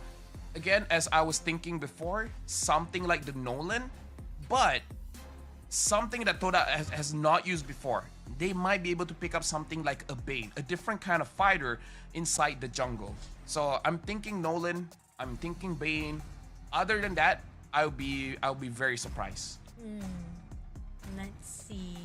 And the fact that I feel like, oh, they're, Oh, Veil! Veil! Oh, Veil! Yeah. It's a good pick. It's just that a lot of teams have not been using it, but Veil is very strong, and yeah, it's just a very difficult hero to pilot. That's it. Oh, okay. I'm 50-50 on that side. I mean, Veil has a very annoying range-wise as well as damage. The question is that when it comes to mobility-wise, you will be easily be targeted, and those are the things that is very crucial on Aurora side. But I think from all the lineups that we see, Aurora has it down already. Going into Toda, they still have one more picks to go. Yeah, they're taking the time to pick this up, but we already see the coach leaving the room, so they already picked up their. Wait, What? Lucas Jungle? Is this Lucas Jungle and Hilda EXP? What? So I guess I was right. They gotta pick up their jungler now. I didn't know it was Lucas. Wow. Okay. Okay. Okay. That's exciting. Okay. I mean, okay, Eden has done it before, and honestly, it looks very good. It's just that Gideon complains he doesn't have flicker, so he can't. It's harder for you to get to the back line. But hey, I'm all up for it. I want to see if this is Zayed. Zayed don't do tanks. Zayed do damage. So I want to see what damage items he builds on this Lucas. And again, this is an elimination match, and we talked about how you have to surprise your opponents. Dota did too. Number 1, Lucas jungle, and number 2, putting in Sheehan. This is a big risk. We have to see if it works out. we hope that it's gonna work out. Sometimes surprises can actually make a lot of difference, but again, sometimes it might backfire. But let's hope it's not gonna be the case here on out. It's gonna be round number 3, Aurora versus Toda, Philippines versus Malaysia. Which pride is gonna go off to the LCQ? Yeah, and right now, this is a very interesting draft by both teams. We were talking about how Matilda has lost all of the games, but we will see if game number 3, it will be the same story, or this time Toda is like, no, we figured it out. Now we'll be good. We have heart, it's all good. We just want to see how much damage does a Lucas do, because so far Toda is very magic heavy. Not sure how much physical damage that Lucas can do and what kind of itemization he's gonna prioritize. Ooh, and I think that we can't discredit Hazelnut, right? Because you also said about it. I think Hazelnut did a lot of job on round number 2. Compared to what we saw, how Renegade was using Matilda, I think Hazelnut was already got it down by how he was using Matilda on his side. And it was the reason why how Hazelnut was always picking off Team Aurora and try to actually drag them into their line, try to drag them into the bait, and those are the things that I think Hazelnut was doing well, and hopefully that could be the case here for round number 3. But so far, trying to cover up both of their lanes, we do see Team Aurora try to actually turn things around right at the top lane, but so far, not much of a casualty between both teams. This is very interesting how we see Doming on this Beatrix is winning a lot, and Renegade gets caught. Close enough to get the kill, but still survive it out, not to worry much. And Toda still going all out with the 3-player situation right here, and it seems that they know Turtle is already up for grabs, so let's see if they want to contest it out. Right this instant, Renegade is overlooking on the back line, brought it out, Hazelnut as well as Zayn, but it seems like Zayn will be opening to get the Turtle, but they're gonna go all out for the fight. Zayn is just a little bit too close. Unfortunately, will be taken out by Demon Kite, but at the same time, right here, had to pull away. They're not done yet. They're gonna go all out to Hazelnut. Just a little bit more further. Can he get it done? No! Hazelnut was able to pull away before becoming the casualty. But this is such a big win for Aurora. Immediately taking control of that buff as well. Zayed dying very, very early. This is not a good start for Toda, and we were talking about how momentum is a big thing in this matchup. And Aurora, with just one fight, able to get 2 kills, able to get the turtle. Actually, no, Toda got the turtle, but still a big advantage for them. Zaman Force been pulled out to Renegade, just try to slow things down, but it's not gonna be easy. Renegade will be able to push away or run away as quickly as possible, and those are the things that we need to be aware of. So far right now, one-on-one, Momo as well as Edward. Let's see if they can actually go through. Momo still doing well, covering up for the lane, but at the same time, right at the top, it seems that they want to have a fight, but Team Aurora resisting it. No, Bunny, like don't look at the EXP. Honestly, it's just wet noodles. Like nothing is gonna happen. It's like, oh no, sakit. Oh no, stop hitting me. It's like nothing's going on. All right, it's a tank versus a tank. They'll trade, but they'll heal, and then they trade again, and then they'll heal. Most of the fight is everywhere else. You know, something to teach you. EXP lane is not as exciting as it was before. Yeah, but they keep on focusing. I cannot say anything. But at the same time, I do like the fact that Aurora is covering much of the ground of the maps. We do see that Edward as well as Demon Kite, he's everywhere. He's always securing much of the buff. But here on out, they're going all out to Hazelnut. At the same time, pushing off straight away. Reggie will be taking down Hazelnut. You takes down Zayn. But now Momo wants to try to trade it off, but it's not going to be easy. And as well, we do see Demon Kite try to push in straight to Zayn. But unfortunately, even with that Sacred Beast form, they cannot do anything.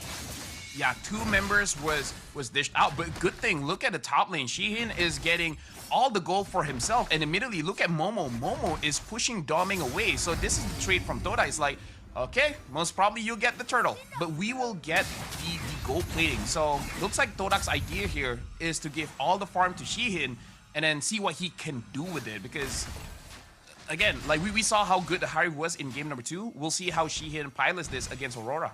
Let's see if this is gonna be in the favor of Toda. So far, this is where we see finally Toda has slowed things down. Aurora, very vicious, very on fire. And Toda, on the other note, is just try to slow things down. Try to actually make sure that they have the resources they need. Yeah, and now they already swapped lanes. Toda kind of understood that Aurora will start punishing the top lane, so they send Shihin down bottom. And now, Renegade taking quite a lot of damage, and Momo looks like he might be the one to go down, and Aurora is just racking up that kill. But still, looks like Toda's strategy is just like, just get Shihin farm. Like, at this point, this whole draft, this whole rotation is to make Shihin strong. So, this is a big risk where Toda is putting all their eggs in one basket. Let's see if that eggs in all basket will be able to sold out straight away to make sure that Todak gets the win. So far, we do see they did manage to get the steal of the turrets, but at the same time, Aura was able to trade it off. Still slowing things down.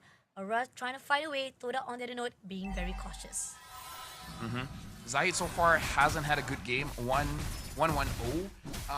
We can definitely see him doing quite a bit of damage, but in the same breath, he's so squishy. Like, he dies almost immediately towards Aurora. Heck, Aurora is 2,500 ahead, and they don't see this. Look at the back, look at the back. Oh, look at the back. They try to go in for the backstab. Yue takes down Shihin. Edward takes down Zahid immediately. No, they did not expect Aurora getting up straight into their territory, and this is where Toda just falters immediately, getting more kills in the side of Aurora. Yeah, we were talking about how momentum, tempo, speed things up. Aurora is doing all of that, and Todak, they don't have the way to fight back. Their risk is not working out. I mean, like, the game's not over, but it's not working out just yet. We haven't seen the payoff towards their investments. Oh, and even the turtle has already been picked up by Aurora, so 2-1 for the turtle itself. Even the economy-wise, Aurora is in the lead. Kill-wise is also in the lead, so Toda, you need to find an answer right here, right now. And it seems that they're going to go out to Zaim just a little bit too close there. Renegade trying to find the info is quiet, trying to actually lock onto Hazelnut, but at the same time, Yue will be able to clear out. And now, they're trying to push in. Can they actually go all out for the fight, or will they be a little bit disciplined this time? Yeah, Shihin already has the Feather of Heaven, so 2 items in, still don't have the Holy Crystal. I feel like now Todak can fight back. I wouldn't say win, but they can start fighting back here. And looking at Demon Kite, having a lot of gold here, same as Domeng. And Shihin, even though Aurora is 5,000 head, Shihin is not that much different in terms of gold when compared to Domeng as well as Demon Kite, maybe around 1,000-ish, which, considering how bad the game looks like, is honestly still respectable. But Aurora is just going to keep on building that gap by getting all of these objectives. And there you go. They're already prioritizing on the top lane. Renegade will be trying to be tagged off. It seems that Momo kind of try to go in all out for the overextension. Let's see if they can go all out. Ooh. Hey! Zai takes down Domain immediately. At the same time right here, Zamopo's been pulled out right away from the side of Edward. Edward will be immediately denied. And at the same time, Renegade right in the open try to recall. Are you sure you want to do that? Nah. At the same time, we do see finally Toda popping off. I mean, like I said, with 2 items on Harif, you can start to fight back. Not necessarily win, but you can fight back. But heck, Toda's just like, nah, win. They immediately win the team fight. And this is why item timings is so important. Once you have that item, you don't hesitate. You just go for it, because items are great, you know? Items are amazing. They're Items are the best great. You know what? Yeah. It's like diamonds are girls' best friend, items are our best friends. So anyway, coming all out, it seems that they're gonna go all out to Momo. Momo a little bit too close, but yet still managed to survive it out, not to worry much. But Zain, a little bit of overextension. Will Aurora actually accept that challenge? Nope. Seems that they will be backing off. I like the fact that Toda finally found the respawn that is required. So actually, they at least neutralize just a little bit the situation. Yeah, we can see Tora backing off because the Lord has spawned. If you want to die at any point of the game, this is not the time. Anything before level 8 is not heavily punished, but after level 8, every single death means a lot. And now they want to go for Domeng. They go for Renegade as well, and Renegade a little bit too close. Circling Eagle comes in, but no! Dimenka takes down his enough for that overextension. UA also having a little bit damage here. Zayed goes out for the Sacred Beast form, going all push for the side Edward, but still not much of the damage is done to make sure they able to take it out. But still, this lot might be open with only 4 players surviving for Tora.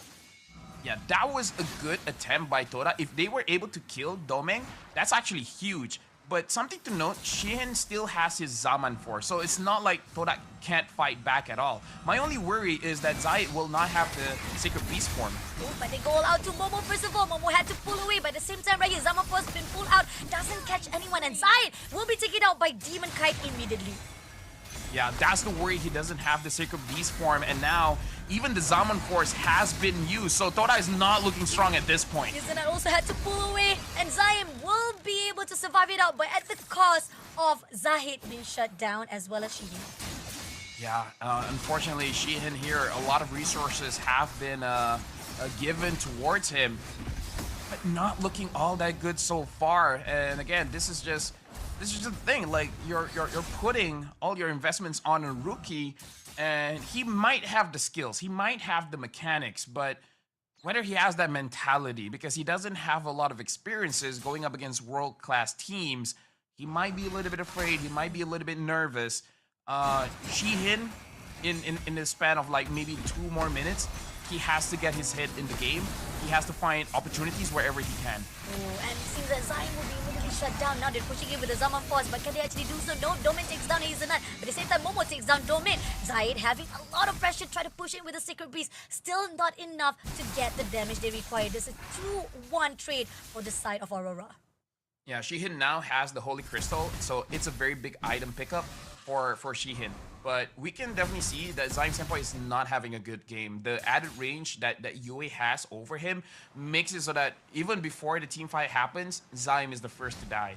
We saw how D was bullied out in game number 2. This time they're bullying out Zaim. Zaim cannot have a good position for him to terrify anyone. So Tora, they're really fighting at a disadvantage. They have to wait for Aurora to make some kind of mistake and for them to capitalize on it. See, Momo already actually exposed Renegade. They're trying to actually make sure that they have the input they require. Lot touching in. Dway is right behind. Renegade is also coming in. Domain clears it out for the mid. Let's see how they want to actually push it out. Now, Lot will be cleared out as well as getting at least more of that turret lifeline depleted. But they're not going to actually be able to clear out that level 1 just yet. Doda still have a really good defense, denying Aurora to come through.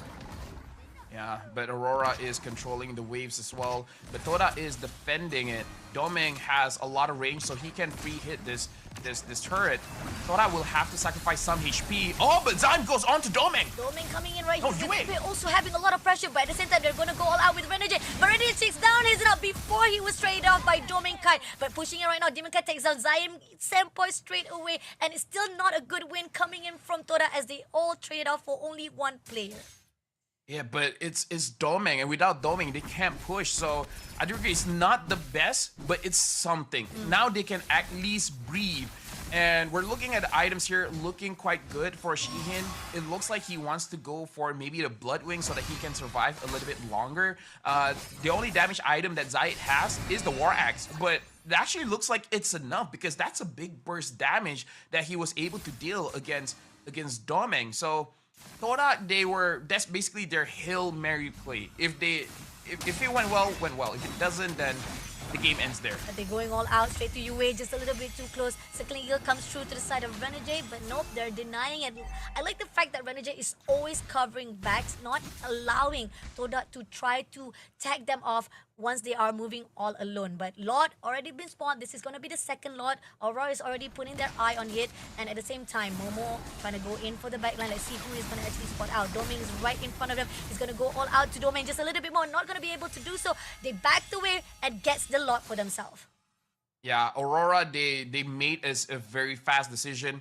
just force out the Lord, and honestly, Torak could have stolen that because we saw Demon Kite actually miss his retribution timing. It was a good thing that Doming had a lot of burst damage, making it so that Doming was the one that secured that Lord. So Torak, now they have to do another defense against another Lord. This time, the Lord is much stronger where it will slam against it. So it looks like this is going to be a confirmed at least one inhibitor taken away from Todak. And the fact that this is already last lifeline for the side of Team Toda itself, and it's going to be very hard. But as the march comes in, they will try to clear out first of all, making it a little bit impossible to come through for the split flush. At the same time, Lot is already at the top side. Let's see what can they do to survive it out. Yeah, at this point, it looks like Aurora will get 2 inhibitors. Toda is actually waiting for Aurora to come in. They're not rushing to trade their HP to protect their inhibitors. They're just like, okay, do you guys want to end the game now? Because it looks like Toda, they feel like they can actually win a team fight. They're inviting Aurora to come in, but Aurora does not take the bait. They just get 2 inhibitors, they don't force out the third, and then they get out. So Aurora understood what Todak wanted, so this is good by Aurora. Good response coming in, so now they're just gonna let the time comes by because they still have that third lot to be spawning out within 80 seconds. They can do as much farm as they needed to actually buff things up even more, and the fact that Team Toda right now is much more focus on try to clear out all of those marching waves coming in. So at the same time, they need to be aware of the location. So far, we do see Momo is in the bushes. He wants to get as much info as possible so that Toda gets the input they require to fight it off. Hey. Okay, not sure why Zaim Senpai used his ult there, but Probably a mistake. yeah, maybe a misclick because he should have used it to engage onto Aurora unless he actually wants a different ult. But I'm not so sure which ult he wants. Maybe he wants the ult coming in from Veil for added damage. But I kind of feel like the Raging Sandstorm from Renegade is probably a little bit more impactful. That being said, the Lord will spawn in 20 seconds-ish. Aurora is respecting Todak's damage here. So, yeah, I feel like the next team fight, if Todak gets a wipeout, they might be able to end the game. But the same can be said for Aurora. Let's see. And the fact that I like how much respect is coming from both sides. And Toda is very cautious. They're trying to be very, very cautious on how Aurora is actually facing the fight between both of them. And even the fact that Toda was trying to actually defend it wise, Aurora also making sure that they do not underestimate the power of Toda itself. Now, Lord has already been spawned. They're trying to wait it out until Toda makes their move, unless they will be able to steal it away right this instant. Yeah, look at Zaim. He wants to flank. He has the Khalid ulti. So Momo has to provide vision to show where everyone is so that Zaim can actually go in. Let's see. Zion is just at the back line. Somehow, just waiting for the right time. Spot out Team Aurora. Toda need that initiation or even that cue for them to come through. So far. Yeah, but the thing is, Zaya doesn't have the sacred beast form now. Oh, yeah. It's gonna be a little bit of while before he gets it back. Let's see. Oh, Sheen. Yin coming in right here. It seems that they still don't know that Zaim is right behind though. That's the thing. And Aurora, I like the fact that even though they don't know, they still being cautious. They're not allowing it. And at the same time, right here, it seems that Renegade pushing in straight. Are they gonna go all out? It seems that Zaim's gonna go in for initiation. Goes all out to Renegade first of all, but doesn't get the kill. Zamapo's been put down immediately. Not gonna be enough though. Renegade had to pull away straight away, but it's gonna be a good win as Dominic takes down Zaim and Renegade had to pull Oh no, the game is over. No, we have Demon Kite all alone. Right, this is at the crystal because they were so focused at the mid. They made that that sneaky move to get the crystal itself, and Aurora wins this to move on to the LCQ. We see 2 backdoors today, and both are by Suyo. Toda, they you know, they made a risk, you know? If it paid off, then great. But we definitely see that Toda is a very strong team. They just need to build that chemistry a little bit more, maybe a little bit more strategies under the belts. But still, going up against Aurora, it's a commendable attempt. We have to say goodbye to our Malaysia team. but they did their best. I mean, talking about how they survived it out throughout the group stage coming into the challenge season, it has been amazing to see their improvement, how much they've adapted into the meta. And we did so on that first game itself. It's not that they didn't do their best, they did amazing job. It's just that from time to time again, Aurora was able to adapt, and once you have Aurora able to control the momentum from the start, it's not easy to respond back after the fight itself. Yeah, and again, Aurora just used the chaos to their advantage, where Toda is waiting for the right opportunity to engage, which is the right thing to do. But Demon Kite, with his experience, he's like, okay, I see what you're doing. You want to fight us. And I can see a world where we lose that fight. So instead of going for the fight, he ended the game. And that also shows just the luxury of experience, where you've been through many different battles. You've seen many different outcomes, where you can see how you can lose and you can see how you can win. Yeah. The title of the game for today is Suyo having a really good backdoor, and you must not have tunnel vision, making sure that you always be aware of the map. And I think that's pretty much the only mistake that was done by Toda. If they actually did not focus too much on that mid, the fact that they were a little bit too ambitious to fight off at that lot, they could have actually be able to slow things down, or probably be able to have a really good more response coming in between the fight with Aurora. But going into the MVP, Demon Kite with 60% kill participation, UA with 80, as well as Renegade with 70%. Yeah, if we're looking at the damage here for Toda, it's unfortunate that Shihin could not do that much damage. He is the highest damage in Toda, but not by a lot. 45,000 for him, 42 for Zayat. And the thing that we have to consider is Zayat only has one damage item. The rest is defense item. Zion Senpoi is 1, 4, and 0, and he did 34,000 damage. So we have to put this into perspective. Momo did not have any damage items, and he did 30,000. So Shihin probably needs a little bit more exposure towards international tournaments for him to have that confidence to deal with no matter who he faces up against, so that he can deal the damage. Because we saw in that game, he could not deal the damage. And this is our MVP from Aurora. It's Demon Kite. And Demon Kite, again, an amazing jungler. Able to get the Suyo, able to get the win. Able to get the win with 849 GPM. I mean, Aurora-wise, it's a terror. I mean, once they actually adapt that fire plus fire gameplay, that is where Aurora stands out so much, to a point that Toda was also in a bit of fear to fight it off. But in a respective wise, I feel like Toda was very disciplined. It's just a matter of crucial of how they were really aware of where the positioning wise of Aurora, where they want to actually go on the fight. Even with the fact that Hazelnut keep on trying to go in the back line, it was still not favored. And this is where we see 3 times in a row Matilda been picked up, it didn't connect the dot. And I believe 3 times Suyo picked up, and Suyo won all 3. Yeah. This shows how strong the Suyo really is. And a lot of teams still feel like they can fight against the Suyo, which honestly they can. There are counters for Suyo, but 9 times, I would say 7 times out of 10, the Suyo would win, especially where we live in a world where there's a lot of amazing junglers out there. So props to Aurora. They have not made it to challenge finals just yet. They just qualified for the LCQ. We had 4 teams qualifying for today, and tomorrow they will have to fight again. Yes, sir. Let's take a look on the highlight of Yes, sir. Demon Kite.